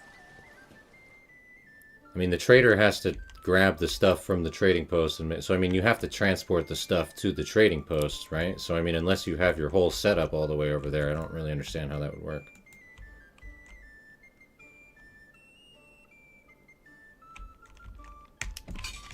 Oh yeah, sure. I mean, if you guys aren't familiar with, we can build an empty trading. I'm just confused with what you mean. But yeah, if you guys aren't familiar, like I don't know, I assume a lot of you guys maybe have played like RTS games or whatever, like control grouping your units or however you want to do it can be a nice technique. So, like, I don't know, say we want to like put our archers on a separate control group or easy access, and you can just do control, select them, and then you can do like control 3 or control whatever number, and then now that's a quick access. So if we want to select those units, they're now on number 3, or you know, we could switch it to 2 or whatever we wanted. And then you can select all your units like with a box selection, or you can select them individually by clicking on their symbol, each individual company. Or you can select one and then shift select on whatever else and then group select like that. Or you can do the same thing here, select one and then shift select if you want to get multiple companies selected that way. And then at any point you can just select anyone and go control 4, for example. Now we've got them control grouped onto 4. So that's a quick little key bindings for some of that stuff, I guess. And then another one that Bath told me about, which is really nice too, pretty cool, is like if we want these guys to take like a non-straight path, you can hold control and then I'll like right click right here to initiate, and then I'll drag like a curved line, and then you'll see that'll make their path like whatever curved line that you drew there. There's a few different controls there for you guys to utilize for combat stuff. And, well, shit, while I was yapping about that, I completely let the... Wow, what the heck, man. While I was yapping about that, I forgot to click Let's Battle, so... Never mind. I guess we'll take this bandit camp.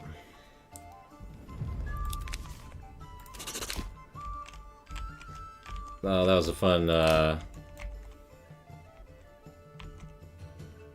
scenic walk, I guess. Whoops. We'll go to the next battle. How do you induce the battle to begin?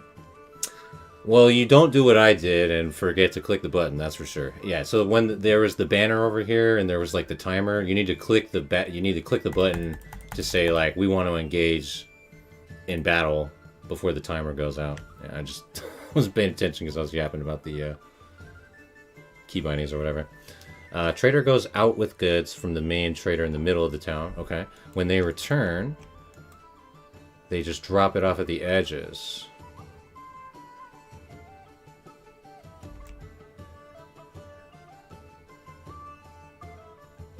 What? Trader goes out from goods. Okay, so he would go for like from usual from this trading post, and then when they return, they just drop it off at the edges. I mean, I don't understand at all, because what are they dropping off at the edges after they've already made the trade? I mean, they take the stuff to the trade point, they sell it, and then there's nothing to drop off. What do you mean?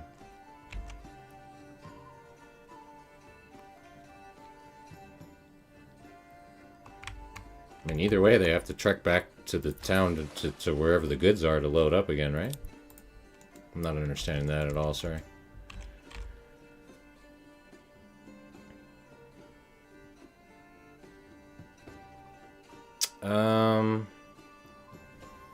There's no circle showing. Just turn the piece up and then really send me back. Yeah, well, so I'm not sure if you mean like to start the battle like right there on that banner that popped up to just click like accept the battle, or do you mean like once you've accepted the battle, how to like actually get the battle going, I guess? There's going to be, yeah, like that circle on the ground, which you need to move your units into. But if it doesn't spawn the circle, then that's a problem. I know there definitely have been like a lot of buggy behavior with the battle stuff recently. Like I know I played a playthrough recently where the there was a battle, like an AI town attacked me, pressed claim on my region, and I, the battle location showed up, and I was like, I had units, like an army in the battle location, and I was getting ready for the battle and everything, and then just literally all of a sudden out of nowhere, it was just like, battle lost, region lost, and then game over, it was just like, clearly a bug. I've seen other people mentioning it as well, so, yeah, there is some kind of buggy stuff going on, I think, with like the battles in that sense, but I'm not sure how that would relate to maybe what you're asking.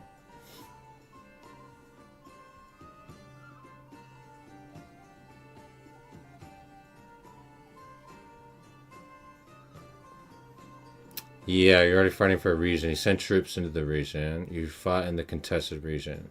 It just says status winning and 80 days remaining. Then you have to bait him around until the timer disappears and the battle activates.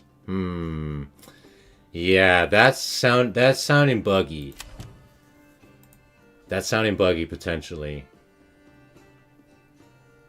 Hard to say, but yeah, that does sound like it's kind of just buggy. Maybe the circle's like invisible or something. Yeah, maybe in that case you could try just like save real quick and then reload. You know what I mean? Like a lot of, if there's any kind of like visual bugs like that, usually that will clear it up. That could be an option to try.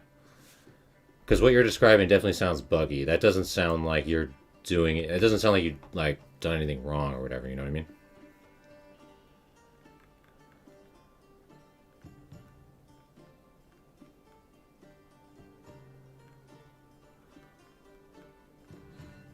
Traders bring back money.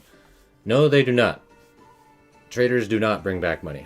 The traders, I mean, we can watch and observe right now, but... Alright, we have this guy. Let's watch Jacob. Let's keep our eye on Jacob. The traders do not bring back money. Unless I'm misunderstanding. Or confused or something.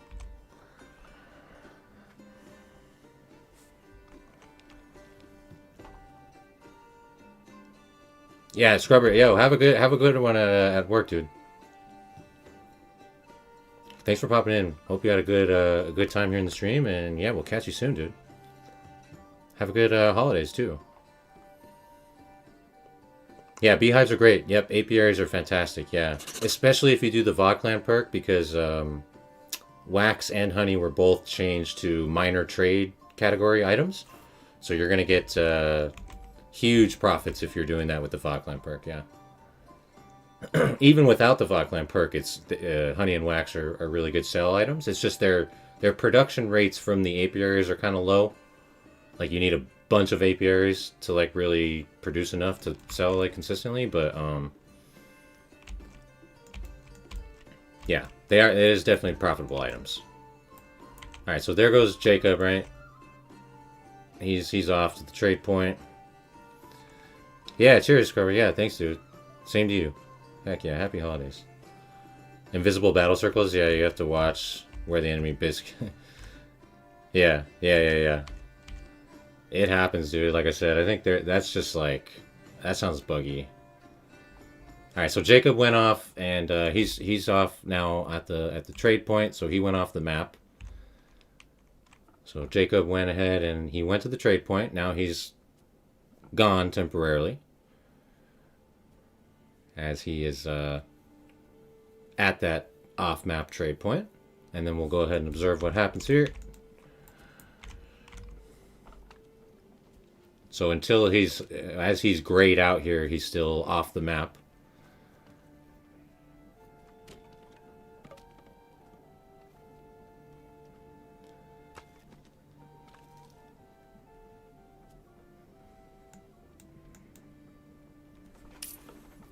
All right. We just had, so that was Jacob's sale right there. So that plus 113 that just popped up, that was his sale, and now he's coming back to stock up and do it again. So we can confirm this by going to the records tab, and I can see right here, Jacob transferred sausages, war bows, and charcoal. That's what he just sold right there. 11th of May. Jacob transferred all that stuff. It is 11th of May. And we can see that he switched from trading. And now he is stocking up. So now he's heading back to the town to come grab more goods and do it all over again. So no, the traders do not bring money back into the town. Yeah, so I'm really confused about this strategy that you're talking about with putting a empty trading post on the edge of the map. I don't see how that would do literally anything at all. Jacob is going to have to return to the town. He's going to have to come back to the trading post to get the goods, and he's going to have to repeat that process. So, unless I'm missing something, I'm really not sure what that strategy would be all about. And he should, we'll see him appear here once he comes back. So there we go. He just reappeared from the trade point, and now he's coming back to get the goods all over it again. So if we had an empty trading post right here, what would he do? So yeah, I'm not really understanding that one. I think we kind of have it set up the best as possible. I think really is just the best as possible is that your starting location is just however close you are. You know, you want to kind of be near the edges of the maps to have close access to those trade points, just like in general. But yeah, I don't think having I don't think that will make any difference though. Putting an empty trade post over there. Yeah, you've seen the invisible battle circles. Yeah, it sounds like a... That sounds like a Manor Lords-esque bug.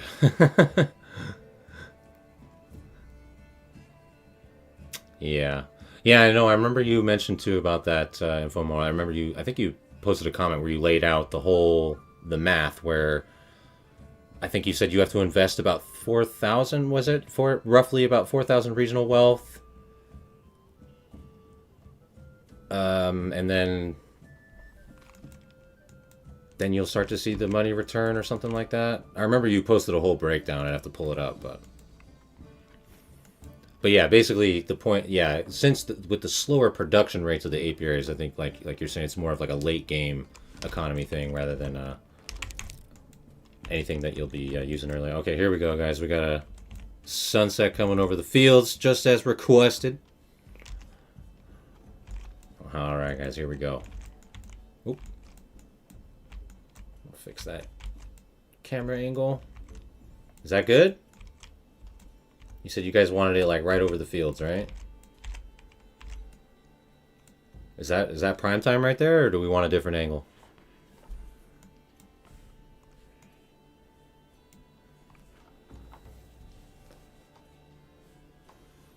Still going, yeah.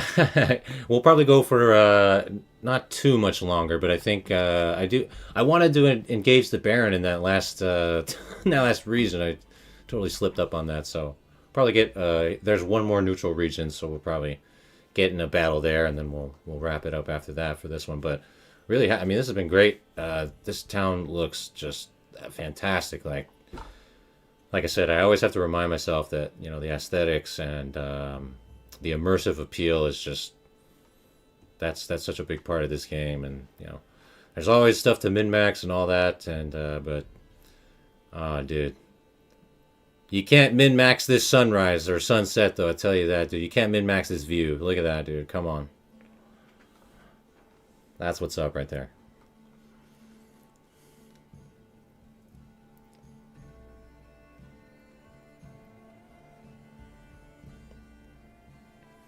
Yeah, I mean, I don't know. Like I said, maybe there's something I'm missing there, Claymore. Yeah,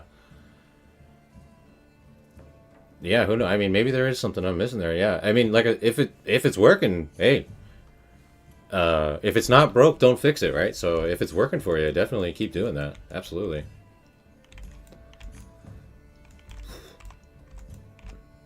I mean, but it sounds like in that case, you also had storehouses over there or whatever too. So I mean, it sounds like they're probably just stocking that trading post that's really far away, I would imagine. But anyways.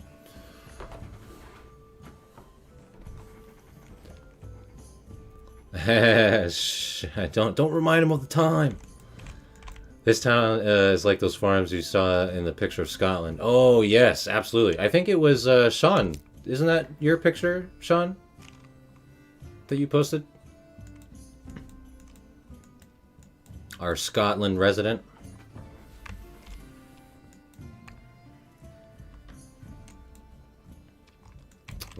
We can add more houses. I mean, all we need to upgrade to tier 3 is fruit, right?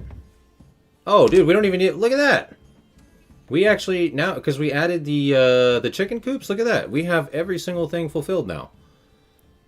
At least on some of the houses, I would imagine. So, yeah, we actually...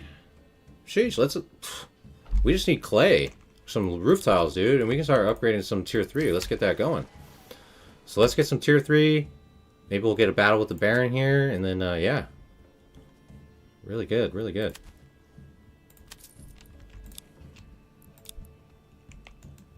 Import some planks.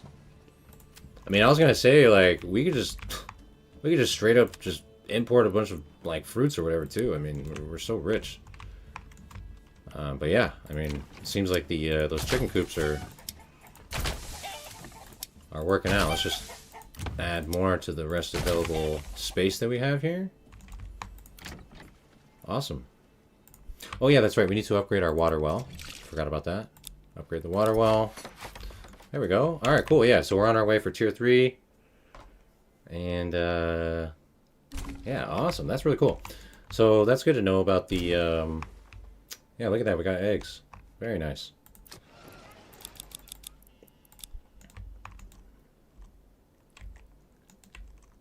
Okay, that's really cool. So, get some clay here, and then we're... how are we doing? We're all good on barley. We're done on barley. We don't have any more... We don't need malt house or windmill for the moment.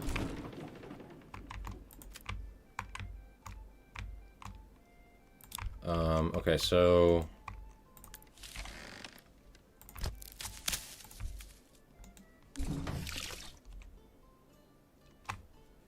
We're still good on tools. Yep, we're still good on tools. We're chilling. So we just want to get some roof tiles produced, and then we'll be able to upgrade tier 3 housing. That'll be awesome.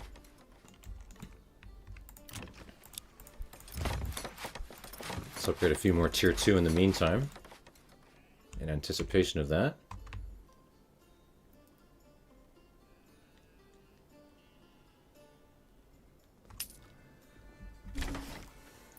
Multiple trading posts create a limit on the total amount allowed of any particular good.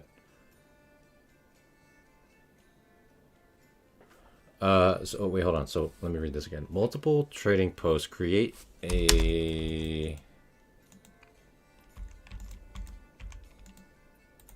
Cut the tail end of that sunset. Create a limit of the total number allowed of any particular good. The limit is 50 goods per region, not per trading post. Oh, I see. Okay, so having... I gotcha. So, basically, there's not really... Just in a more broader sense, there's not really a benefit to having multiple trading posts because there's a regional cap on the... like, trade limits per, like, you can only sell like 50 of a good at a time or whatever. No warehouse, no granary. Challenge this guy. You're a madman. Absolute mad lad. Absolute mad lad. Other buildings can manage market stall. This is the mechanic. Yeah. Yep. I try, dude, honestly, anything that this guy Info Morad says, dude, guys, this guy is an absolute master sensei black belt, double black belt of Manor Lords. 10 out of 10. That's crazy, dude. that is pretty wild, though. Only you could pull that off. Holy crap. Is there any way to get the is there a way to get the 10% tax off or reduce it? You mean how I'm like taxing the town for the treasury? Is that what you're talking about? That you just control from your manor. So at your manor here, you can change the tax rate at any time. You can type in any number that you want here. So I've just been taxing 10%, just I don't know, kind of whatever. But I mean, we have so much. I mean, we're just kind of kind of coasting in all regards right now. But yeah, if that was your question, you just control the taxation rate here at the manor, and you can change this at any time. And this will always roll over for effect at the beginning of each month. So, oh, for the trade import, gotcha.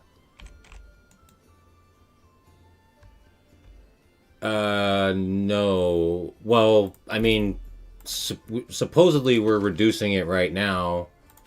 For example, with like iron ore and salt, right? But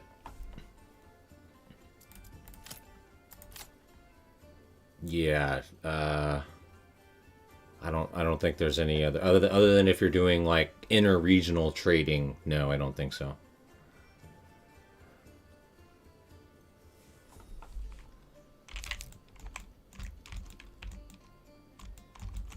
All right, we should be getting a sunrise. There we go. Oh, oh, that's not bad. Okay, okay. Yeah, that's not bad at all. The sunset is just the primo though, because then you get the like reflections on the water. That's where it's at, and the sky turns like pink and stuff. And this is still pretty nice, but that sunset is where it's at, really. This is such a great spot here, guys.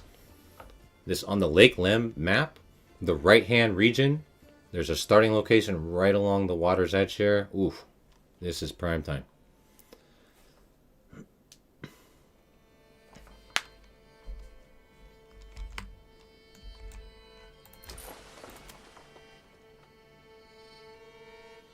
Yeah, that's the other thing too, like Baff said. I don't think it's a 10%, right? It's just 10 flat, 10 regional wealth. I don't think it's a percent.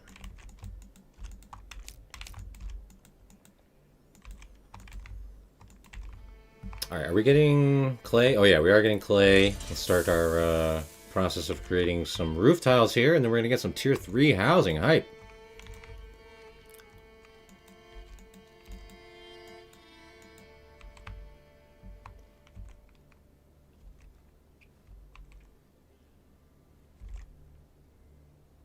Still got plenty of ale, clothing.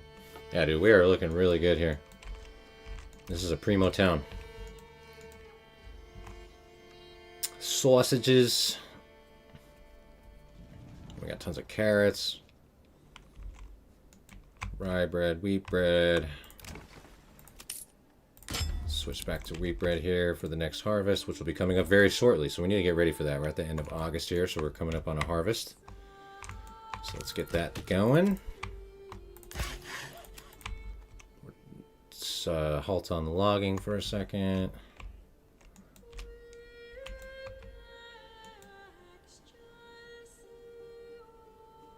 Anything else?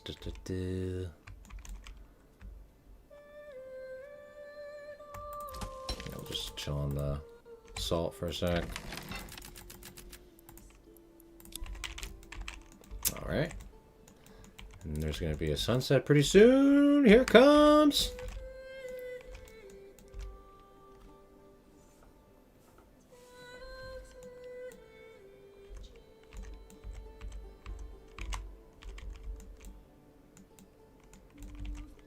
Actually, what if we took a little sunset stroll? Is this a thing? Oh.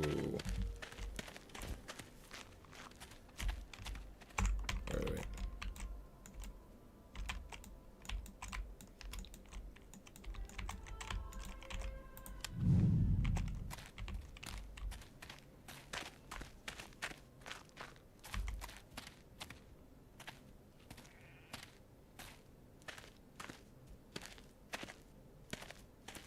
Wow.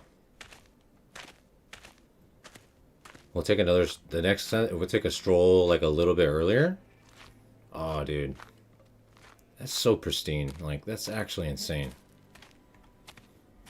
This is such a unique feature. I feel like what other, you know, RTS game or whatever city builder has like a such an immersive, like, you know, third person character walk around feel. It's just crazy.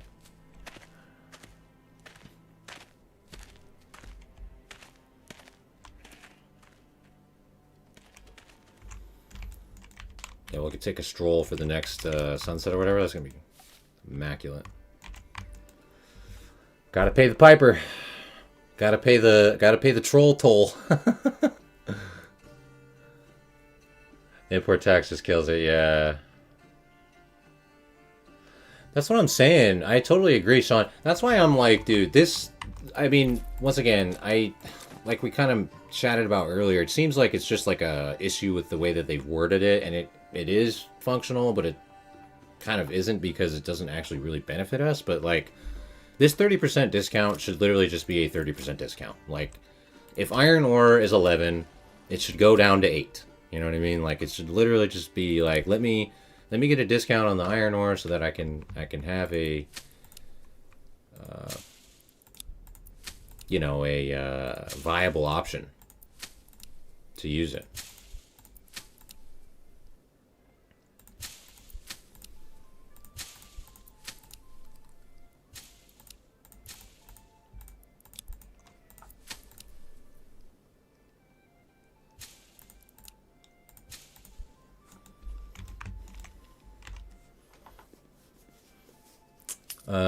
One thing you can buy in and sell for more is wheat grain. Yes. Yeah, correct. Yeah. Absolutely.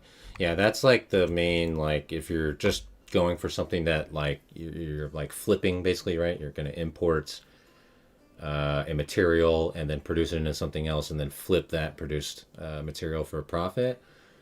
Basically, the main option there is going to be wheat bread.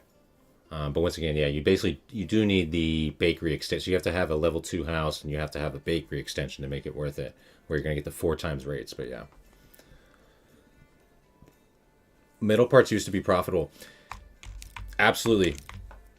Yep. Yeah, metal parts used to be a 2-to-1 ratio, right? Yeah, you actually said that there. Yeah, 2 iron per iron slab. Yeah, exactly. And you could reduce the time. Yeah. That is ancient history. I know. Now they're just 1-to-1, right? I remember that was one of the first things I checked when the October beta came out. The first of these, you know, slew of beta patches or whatever. And I was like, well, I wonder if the iron parts are still profitable. And then I saw it was just 1-to-1, and I was like, ugh.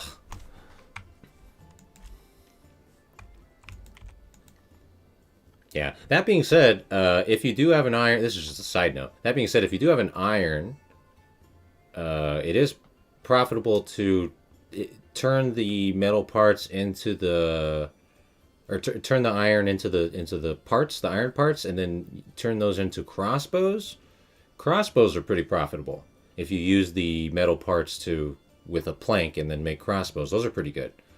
But yeah, just like the iron parts by themselves or whatever, like that 1-to-1 ratio, all that, it's just kind of blows. So once you sell a lot more of one particular good, market price goes down. Yeah, exactly. Reducing the profit. Absolutely. Yep.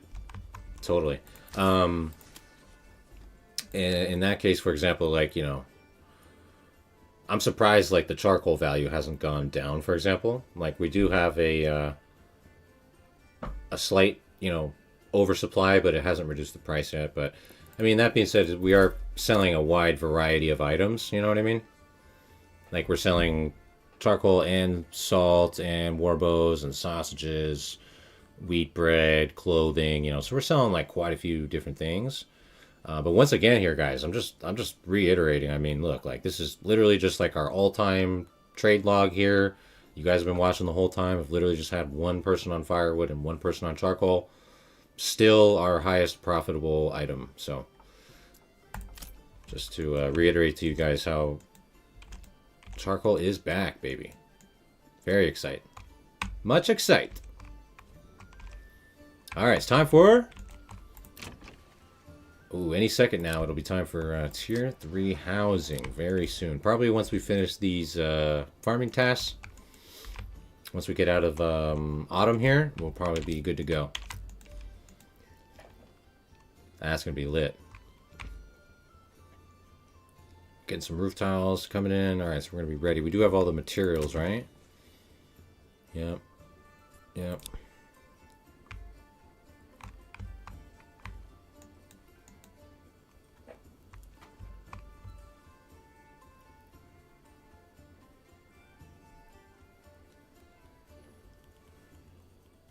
Okay, so yeah, once we're out of autumn here, we'll switch up some assignments. And yeah, we should be ready for tier 3.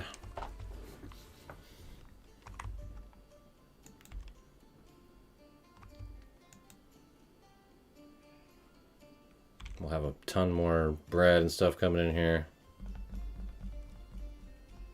I mean, look how many carrots we have too, just from this one carrot farm that we put in. Crazy amount of carrots. I mean, we could be selling carrots too, to be honest. I mean, otherwise they're just going to spoil.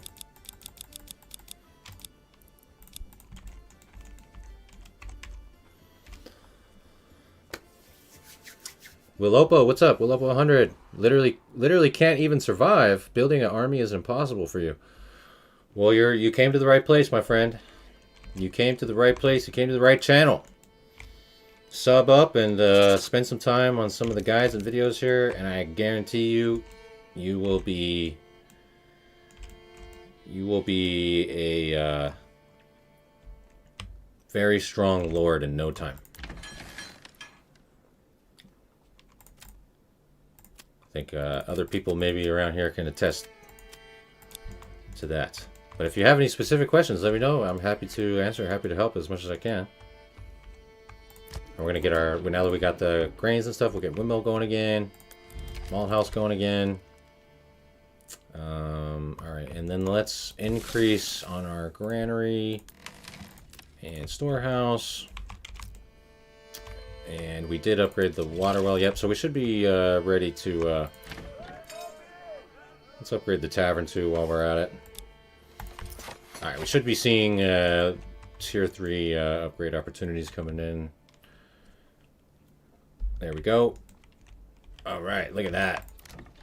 Tier 3. Oh, we need more timbers. Let's get that going. But yeah, tier 3's coming, baby. Here we go.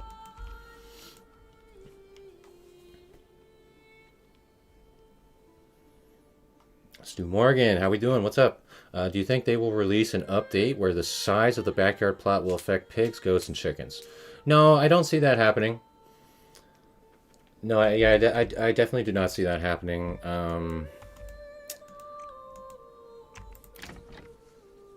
As a matter of fact, I mean, maybe, you know, some of the other people here who are really active, like in the Discord and stuff, but I want to say I've even seen, like, you know, Greg or some of the other developers mention that that's, like, you know, how it's intended and how it's going to stay.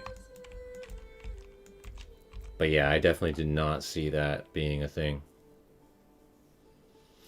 And, you know, they have, I'm not going to say, like, you know, aggressively reduced or anything, but they definitely have adjusted, like, the yields from the backyard, like, very large sized, you know, vegetables or orchards or whatever.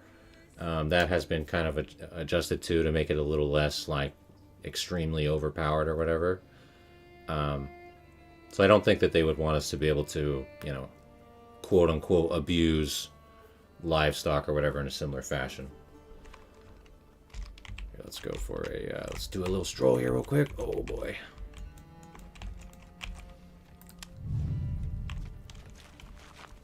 Oh. Dude, look at this.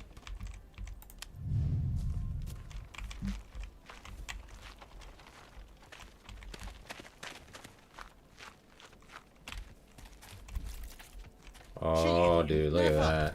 Perhaps he simply does not know how to cook properly.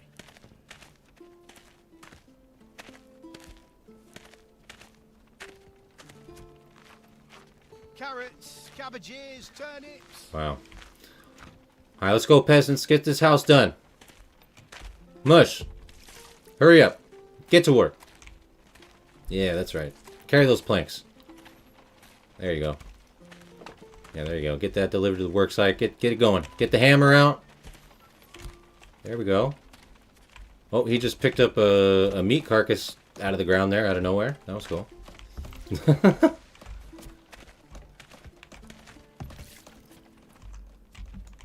That's crazy. I want to start walking around a little bit sooner, a little before the sunset in the next one. That's just crazy with the light peeking through and the houses there and whatnot. That was so nice. All right, there we go. Tier 3, Tier 3. Tier 3.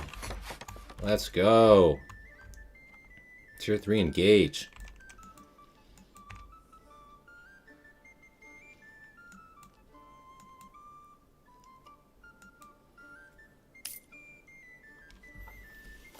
I think the biggest thing at the start is making money. Yes. Absolutely, absolutely. Yeah. I would say, you know, like I already mentioned, like, you know, if you spend some time here on the channel watching some of the guides and stuff, you're definitely, you know, you're gonna be in a pretty good position. But if you're looking for just like one, this like town, the Nike economy town startup walkthrough. This one will help out quite a bit if you just that one, the Nike economy town startup walkthrough. That's a relevant video, which can help you get started. Definitely, if you're interested. Otherwise, the guide that I have pinned in the chat here, that guide is a brand new guide that I just put out yesterday, which shows strategy and key information for setting up, establishing a new town with the updates and making the most of the new fresh settlement modifier, getting max population growth in your town, all while making sure that, you know, we're setting up for success with food and trade and all that kind of stuff getting established as well, not just ignoring those things. So I would highly recommend checking out either or both of those guides, as well as, you know, just other stuff on the channel in general. But those are really good starting points if you're struggling to get going, to get started. You were hoping to build an empire backed by sausages. Well, I mean, to be honest though, we already, you know, we kind of have an empire backed by sausages here, you know. I mean, you can see, I mean, we're a very strong portion of our trade value is coming from sausages here. And we're, you know, we have a consistent supply. We're just leaving a surplus of like 40 of them in the town or whatever. So we've had sausages supplied to the town constantly, and we've been selling them constantly. And we have 11 pig pens, because you get 2 pigs per pig pen. So we have 11 pig pens here. We have 29 families, 11 pig pens, and we've got plenty of sausages. And another note, we did also, I think it was about 2 or 3 weeks ago, for that live stream, and it is posted as a full VOD here on the channel as well. The butcher. So if you're interested in like a full butcher setup revolving around like the sausages and the pork and all the information related to that, we have a full butcher setup walkthrough here on the channel as well. All really strong options, yeah. But if you're kind of newer and just starting out, I definitely recommend going for that, like the Nike economy startup. That's, in my opinion, going to be the easiest approach, and it doesn't require any like specifics, as in like, you know, you don't need to have this specific resource deposits or, you know, anything like that. I'm gonna go ahead and Vegetables so fresh, you'll swear they was picked this very let's morning. just butcher a little bit of sheep here. So we're getting a ton of them taking up all our space.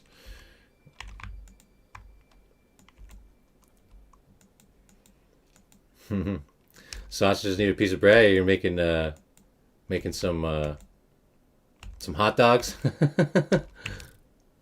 Some medieval hot dogs.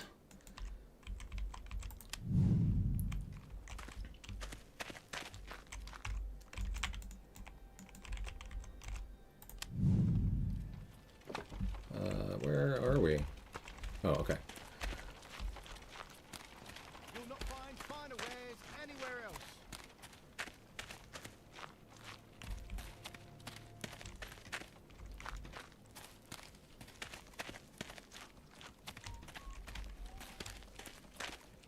Well, perhaps it was simply a bad batch. These things. What do you guys think of the sunset winter vibes? Vegetables so fresh, you'll not find finer wares anywhere else.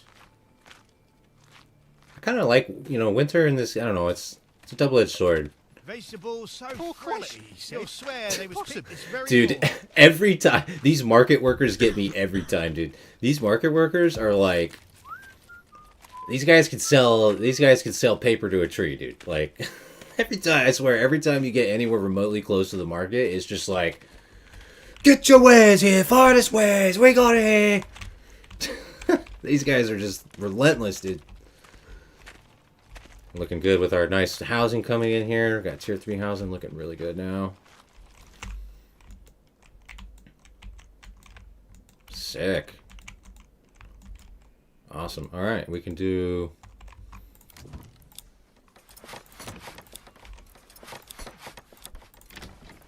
a few more upgrades. Okay, so I'm assuming coming into this year here, I'm assuming that the Baron's going to go for this last neutral region over here, and so we'll contest him on that before we wrap up, and we'll get in a battle here for the climax. We'll have to send out our soldiers from our humble farming town. Let's max out our retinue because we're rich, and why not? Let's also build a garrison tower so we can get 12 more retinue. There we go. Does tier 3 affect the pigs? You mean like their like the yields, like how much yield you get from it? No, tier 3 is not going to affect anything as far as like your backyard extensions.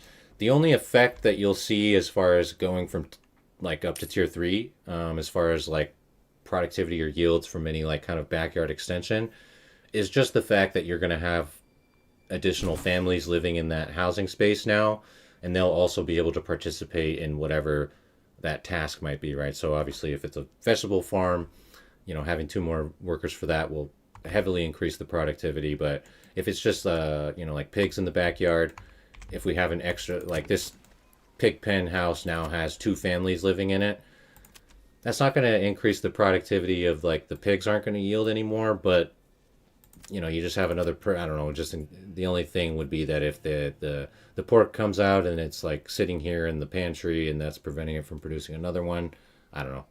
You just have more people living there or whatever, but realistically it doesn't make any difference. So it's only going to be the veggie gardens and orchards that'll really have an effect. All right, so we did build the garrison tower so we can have 24 retinue soldiers. Let's get these guys aesthetic. I like the burgundy and the yellow. That's kind of my my go-to color scheme. What do you guys usually do for your? Do you guys do this? It's kind of a tedious. It would be cool if there was like a apply to all button or something. You know what I mean? Where you could just be like, I want these colors on like all the units. I don't always do this, but it is cool. You get a super cool aesthetic, obviously, if they're all uniformed.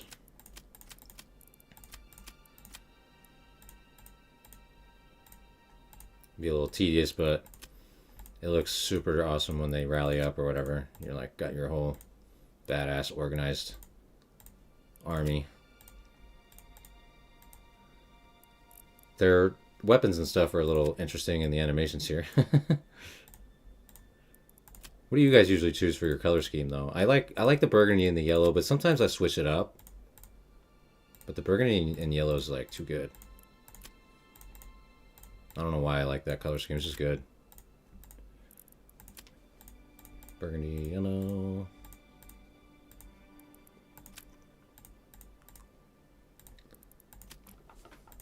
Burgundy, yellow. All right, a couple more. That guy's good.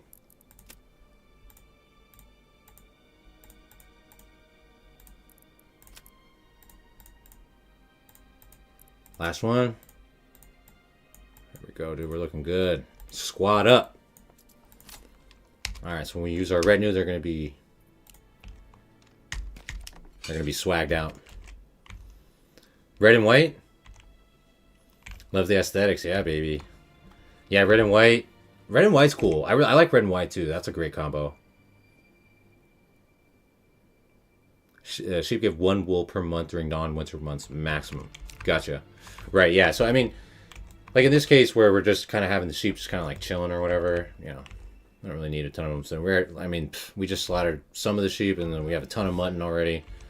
We got a good amount of hides too. We're not producing like leather or shoes yet, so we can go ahead and put a tannery, and then we could use one of our tier 2 houses to put a cobbler shop.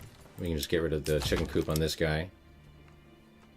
Oh yeah, tier 2, and then we'll put a cobbler shop here so we can start producing shoes now.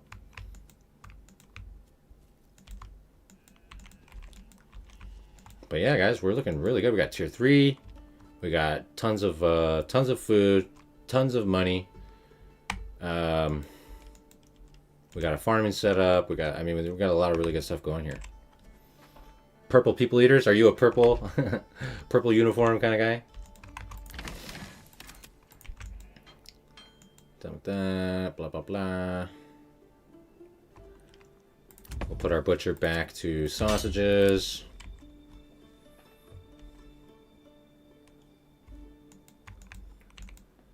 Sweet.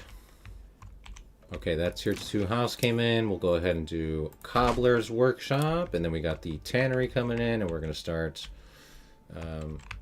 making some shoes because we have tier 3 housing now, they want shoes, and then we can also just sell the extra.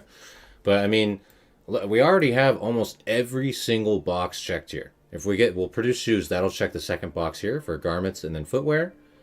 And then, yeah, we would just need a second type of animal produce or fruits. We do have 2 types of grain. Not sure why these guys aren't getting it for whatever reason, but we definitely do have 2 types of grains. And then, yeah, we would just need a second type of vegetable or forage good or whatever. But, I mean, look how close we are to already having all of these things fulfilled. It's pretty nice. Not bad at all.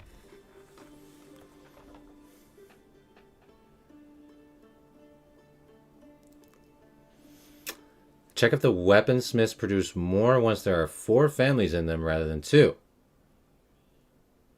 For weaponsmiths. No, I haven't tried that. If you upgrade a blacksmith. No, that's a good question. Yeah, I mean, I would assume that all the the productivity of any artisan workshop will go up, right? If they go up to 4 families, but I'm not sure. I haven't really tested that, so that's a good question. Obviously, some related factors, you know, with like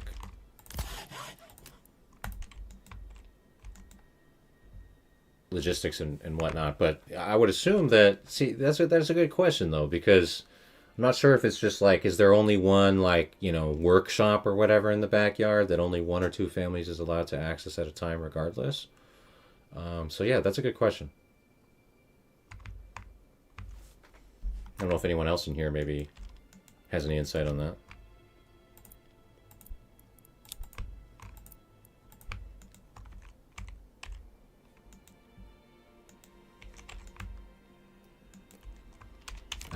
Okay, what else were we doing? Oh, we got the shoes coming in. Oh, the tannery's up. Okay, we'll staff the tannery. Yeah, and then, you know, we're also making use of the woodland environments, which is all stuff that I pointed out in the butcher video and whatnot too. But we're getting the increase from the pigs, but then also this bark gathering gives us tannery yield increase proportional to the woodland environment. So, I mean, we're also going to potentially get some benefit from the woodland environment there too. Bandit camp was sighted. They took some of our iron. All right, I'm going to assume that the Baron just rallied up to go take this bandit camp in this last neutral region. I'm assuming that he's going to press claim on this neutral region very soon, like after he moves his troops over there for that bandit camp, in which case we will meet him on the field of battle. Before we do, though, I'm going to save because that's just always a good idea. Lakeside aesthetic. I That's right.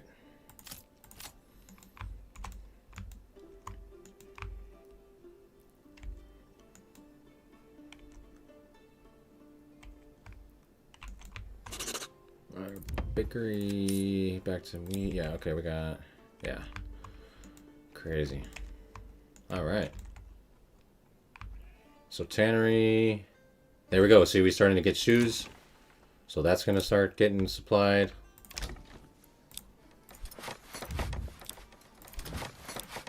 A few more tier 3 houses here, because why not? Quick little view. Oh, we caught the tail end of that one. Here, let's go. I'm going to reset this.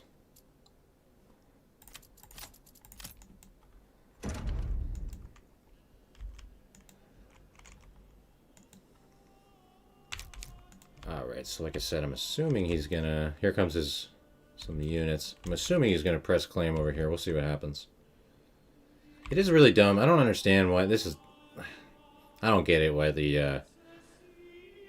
Why do they not... Why does the Baron not take the bandit camps?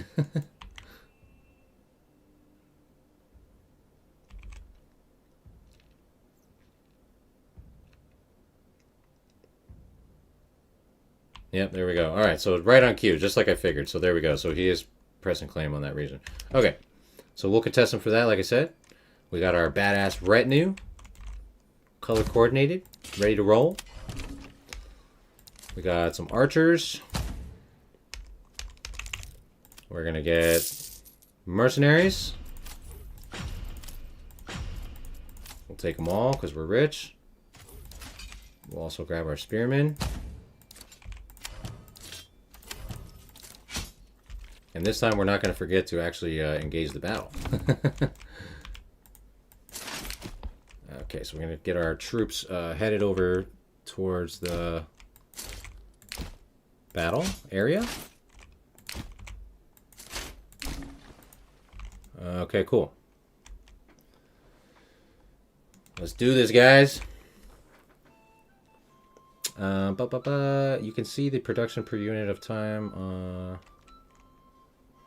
Yeah, absolutely.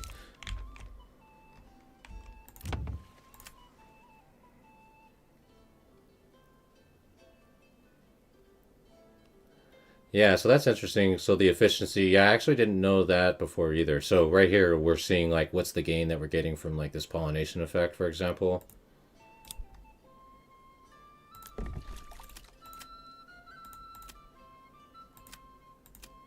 I guess you can't see that same thing on a non-house production building, huh? Of course, you have this tab, which is good, but yeah, that's interesting. I didn't know that you could see this right here. Oh no, it's right here on the front. Oh, okay, I see on the tanner. Yeah, right here. Affinity bark gathering plus 0.17. Oh, okay, cool. Yeah, there we go. Nice. Yeah, I actually didn't know that. Thank you. As always, dude, Info Morad, man, absolutely goated with the information. Okay, very cool. Yeah, I didn't know that. So you can actually see what's the impact here. Okay, super cool. All right, let's do this. Is there a quantitative? What's up, Praying? Is there a quantitative benefit to your sheep pasture layout, or is it just for aesthetics? Oh, you mean how we have like the strips of the sheep pastures here? Yeah, this is a common question. It's just for the efficiency of space. So right here we have space for like our pasture space is 140, as we can. So these are my only sheep pastures right here. We have 141 spaces for sheep right here. If you make a sheep pasture of like a similar size, like if we just draw one over here, like I don't know, a similar sized block, this has pasture space for 33. So, you know, as you can see, basically we're getting like 5 times as many sheep within the space compared to if we just did like one big block versus like these little strips. We're just getting more space efficiency. Yeah.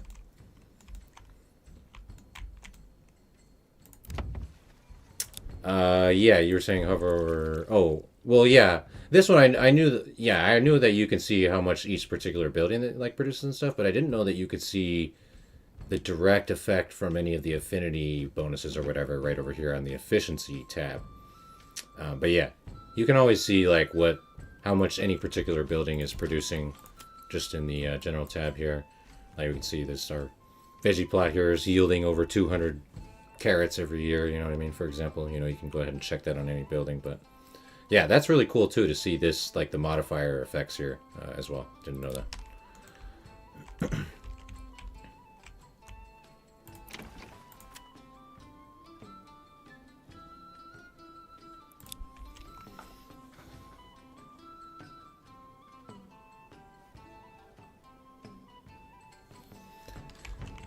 Is that what you're talking about, info? I'm not sure if there's something else I'm missing here, but... yeah, it's a great space saver for sure. Otherwise you're gonna have sheep all over the freaking place. Alright, let's engage the battle. Enemies declared.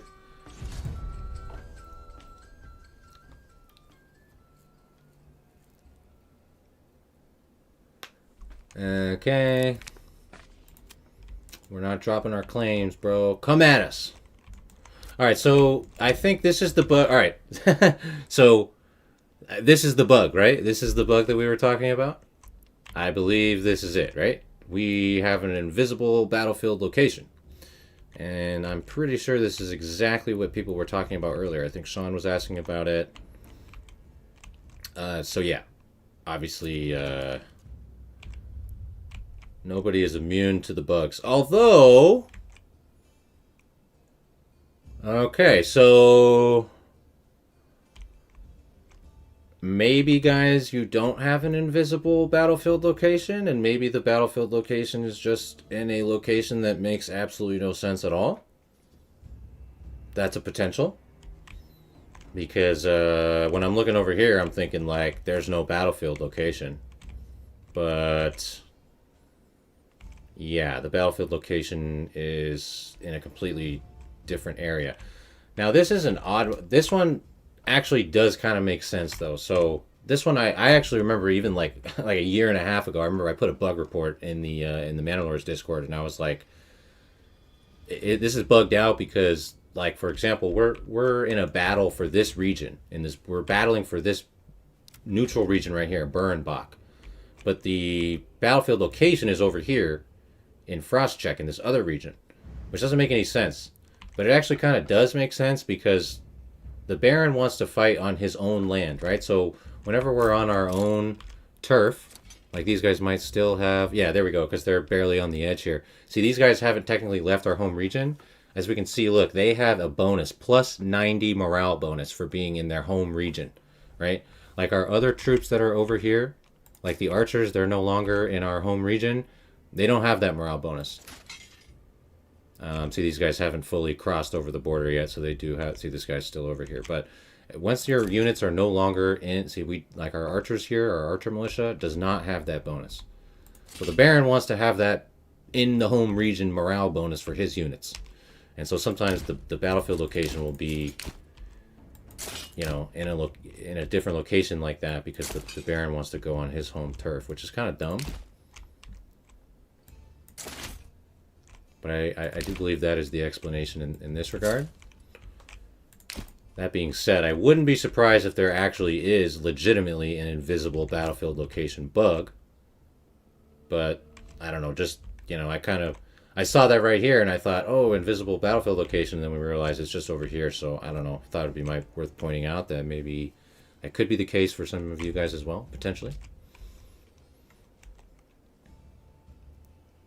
Oh, if the battlefield is invisible, even the magnifying glass doesn't show up. Gotcha. Okay. Then, yeah, that's for sure just bugged then, right? There's no way that that's normal.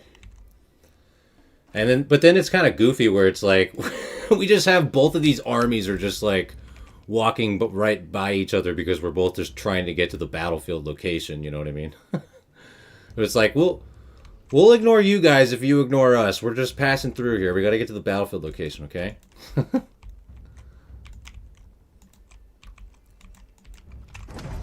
let's Turn on the lights real quick.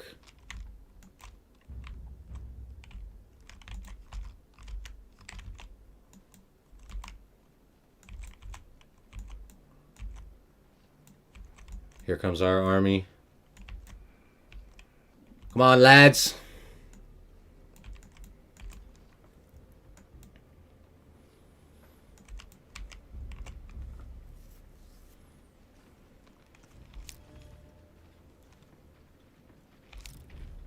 This is our retinue right here? Is it? Oh yeah, look at our retinue, dude. Look at how badass our retinue is. Color coordinated, swagged out. What's up, boys? You guys are ready for battle, dude. They're ready to destroy. Look at that. Onward, lads, to the battlefield.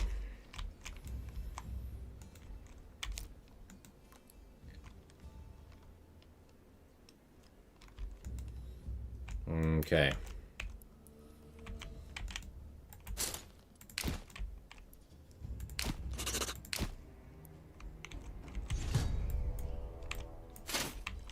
Okay, they're chasing. They're on our tails.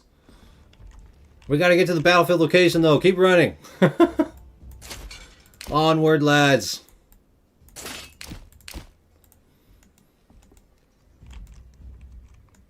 So this is a bit goofy. You know what I mean? It's like, obviously, if this was a real battle, we wouldn't just be like avoiding. You know, we wouldn't just be like, all right, guys, let's just agree to disagree until we get into the battlefield location. Like, alright, these guys need to start sprinting. These guys are catching up, dude. Alright. We should be okay now to just start initiating. Alright, so we're going to set up some archers right here. We'll set up our retinue right next to that. Another band of archers. Let's put them just right behind, right here. We're just going to kind of set up some starting locations, and we can make some adjustments, of course.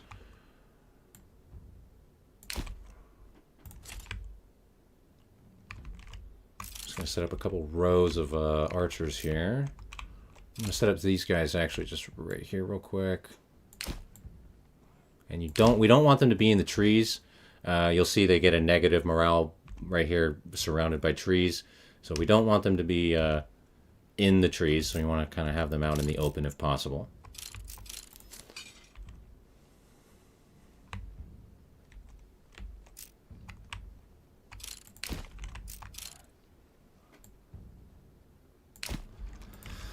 Okay.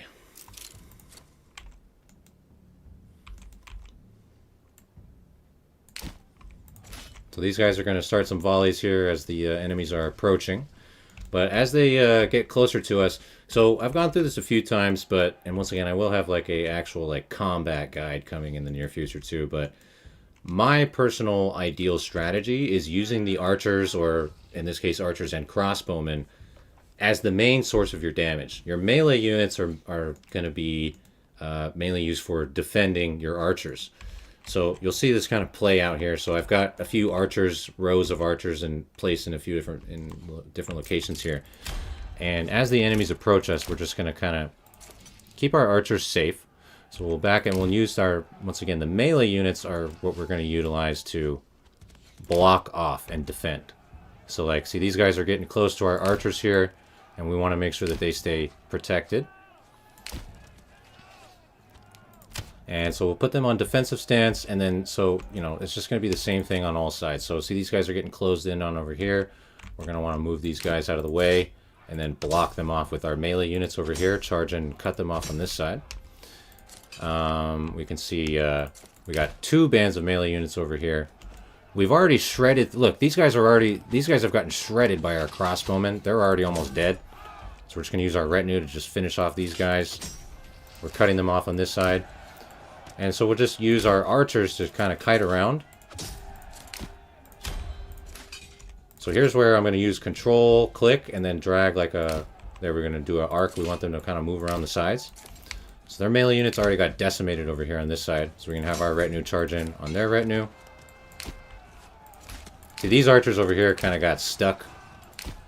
That's not great. So just want to keep them safe. In this case, like, we have so many melee units, like, we're just kind of dominating them, like, even regardless. But the general idea is that you want to then you move the archers around the backside, and you use the archers just pelt arrows into the backside of the units as they're like trying to attack your melee units, which are on defensive. And the archers are just going to shred, absolutely shred through the enemies. Okay, so we took care of that beginning onslaught, but it looks like he has more units coming. So we're going to go ahead and reset our positioning here and get ready to do something similar. So he has more units coming from the other side. Gonna get kind of turned around here and get ready. Yeah, let's maybe run some archers over here on the side. But yeah, basically the concept is archers do the damage, melee units do the blocking. And then you keep your archer units safe and mobile, and constantly moving them into good positions to get a good angle on the enemies. We're going to have another round of combat here. He's got a bunch more units heading our way.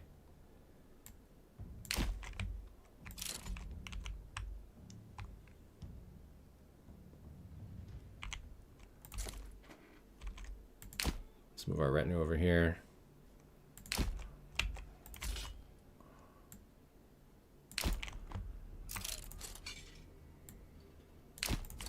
Okay, so these guys are going to shoot at the enemies that are coming in towards us.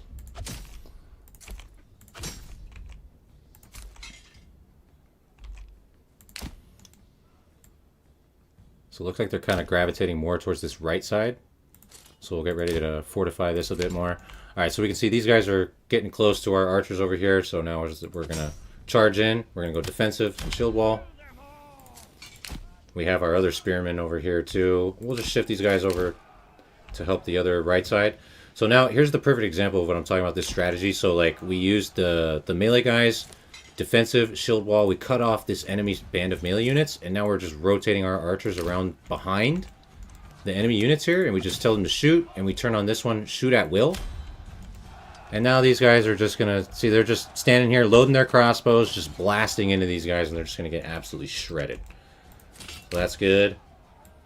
Have these guys over here ready to defend. So as that's going on, you know, we need to pay attention to you know, taking care of.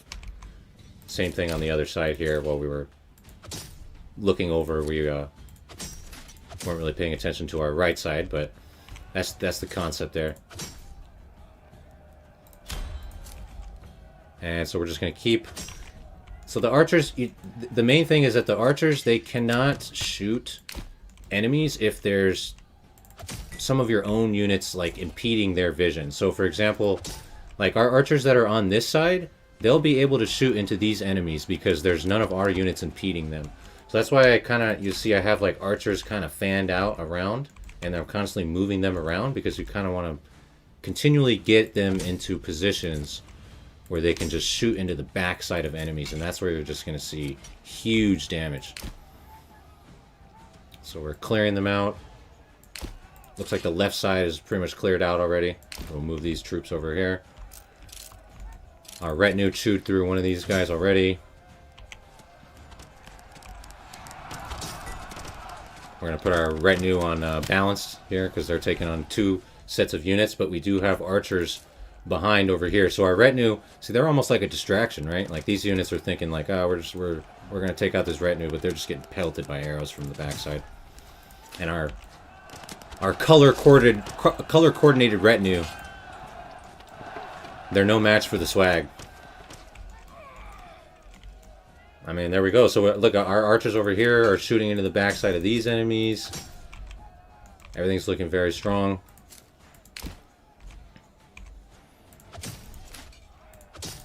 This is basically all he has left, is this set of units over here.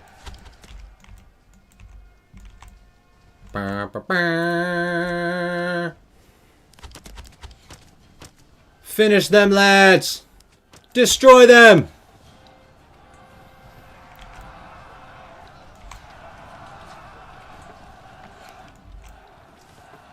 These are our lands.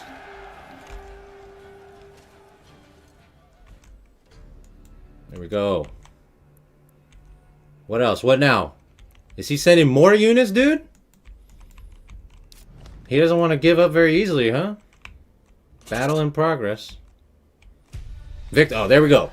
Boom. Alright, we did it. We have defeated the Baron. Peace declared. There we go. So now we have this region as well. Awesome. And now we have the the flip side of the invisible battlefield location bug. Now we have the perpetually visible battlefield bug. So pick your poison, I guess, huh? Nice, guys. That was cool. So hopefully that those little combat tips there were of some help. Like I said, I will have like an actual combat guide coming in the near future, but so we don't need these mercenaries anymore. We're done with them. Just bring back our militia and our retinue. See, we lost like we lost a few retinue soldiers. Or how many? Like 7 retinue soldiers. And I don't think we really lost any archers or spearmen, so yeah, not too bad. When you once it has twice as many family output increases, but not twice as much. Oh, okay, gotcha. Okay, so it doesn't. Okay, got it. The battle circle still existed.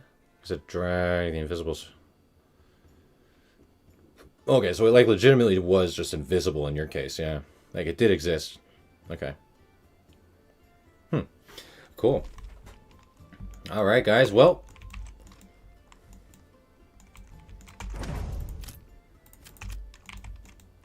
I think that's going to be just about a wrap here. We got a really great town set up here. We got tier 3 housing. We got plenty of food. We have plenty of economy. We have enough military strength to be able to defeat the Baron, to contest for regions and expand. Approval has been totally good the whole time. Yeah, guys, this is just a really strong town here overall. We didn't really focus on one thing necessarily in particular, but just kind of just overall and the new patch and all that kind of stuff. But yeah, aesthetics-wise, I mean, dude, I think we absolutely killed it. I mean, this is like just pristine. The views here are just immaculate. Once again, if you want to check this out, it's on the Lake Lem map, one of the new maps. And it's this region on the right-hand side, top right, and there's a starting area that's like right near the shoreline over here, and it's super cool. And then if you just go to the game settings and gameplay and turn on this cosmetic day and night cycle, that's how you're going to get those amazing views. So we'll just go through one more cycle here. We'll get in a sunset, and then we'll ride off into the sunset for the day, and we'll call it here after that. But yeah, really, really good stuff here today, guys. I hope you guys have enjoyed the stream today, and I hope you guys have been enjoying the content on the channel in general. Like I said, much more is going to be coming now that this patch is officially patched on the main version of the game and everything. So more guides are going to be revamped, for the new information and the new strategies and all that kind of stuff. And then also, like I said, some like a new series, challenging playthrough, just a bunch of really cool stuff coming for Manor Lords here. So I really hope that you guys will be checking that out. I hope you guys enjoy it. And once again, it is Christmas this week, and other holidays and stuff. So I wish you all the best to you and your family and friends and everything. I hope you guys have a fantastic holidays here for the coming week, and enjoy some good company, some good food, whatever it is, some good time in Manor Lords, whatever it is. But yeah, well, I'll definitely have some more videos will be coming this week. I'm a no-lifer, so I'm not really like I don't have like big family holiday gatherings or whatever, so I'll probably just pretty much be working on content for most of the week. So yeah, keep your eye out for that. We'll definitely be streaming again on next Sunday as well. Still planning on that. Keep these rolling. These have been really good.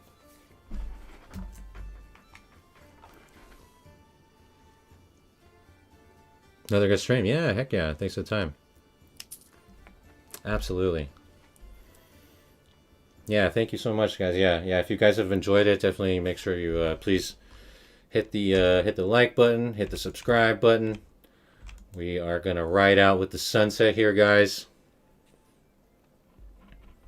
Yeah, absolutely. And once again, if you are interested, I do have like a pretty thorough catalog of content here already on the channel, which covers a very wide variety of topics, including challenge runs and all that kind of stuff. So definitely feel free to check that out too. We did a challenging playthrough last weekend's live stream, which all the live streams are on the channel here too. The VODs get uploaded.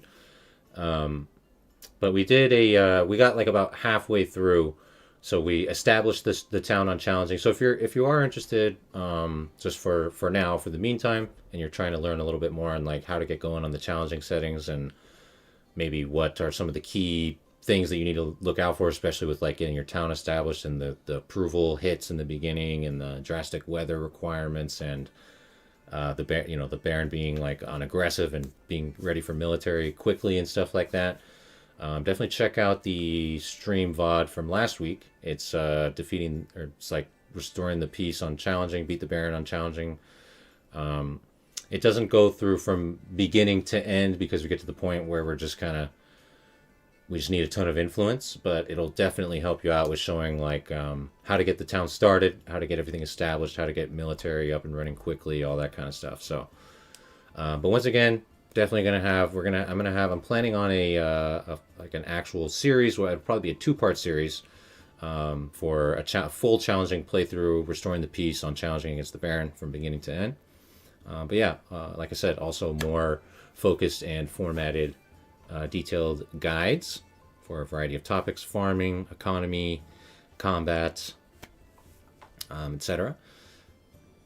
And then also I'm also trying to do. I'm working on like some layout, like a nice like a good town layout, or layouts to share with you guys, and showcasing some town setups that could be good to make some like chart or sheet or whatever to show like how you can lay things out to if you want a good like idea for town layout or something too. So anyways, just all kinds of cool stuff like that coming, guys. So hope to see you all for that content. And just over the coming near future here, lots of cool stuff coming. So yeah, heck yeah. Thank you, Birch. Thank you, Peregrine, Bath, Infomorat, Ned, Sean, if you're still around, all you guys. J Voodoo, appreciate y'all. You pretend to play by the rules. Yeah, right. Yep. That's right, you gotta up the challenge. You make the rules, that's right. That's right, we all make the rules. We're all the lords of our own manors, of our own regions, that's right. Glad you can come back too, Ned. All right, y'all. We are going to be signing off for now. Peace out to our little town here. I think everything came out really good. The aesthetics here were just amazing. And I'll probably post I'll get some pictures here, some screenshots with like sunrise and sunset, post them in the Discord. If you guys have some stuff, screenshots you want to share or whatever in the Discord too, feel free. Always love to see that kind of cool stuff. And we're going to be signing off here for now, guys. GG's today. Thank you so much. Happy holidays. Happy weekend. All the best to you guys. And I hope to catch you soon on the next upcoming content. Lots of really fun stuff coming to the channel here, guys. All right, y'all. We're signing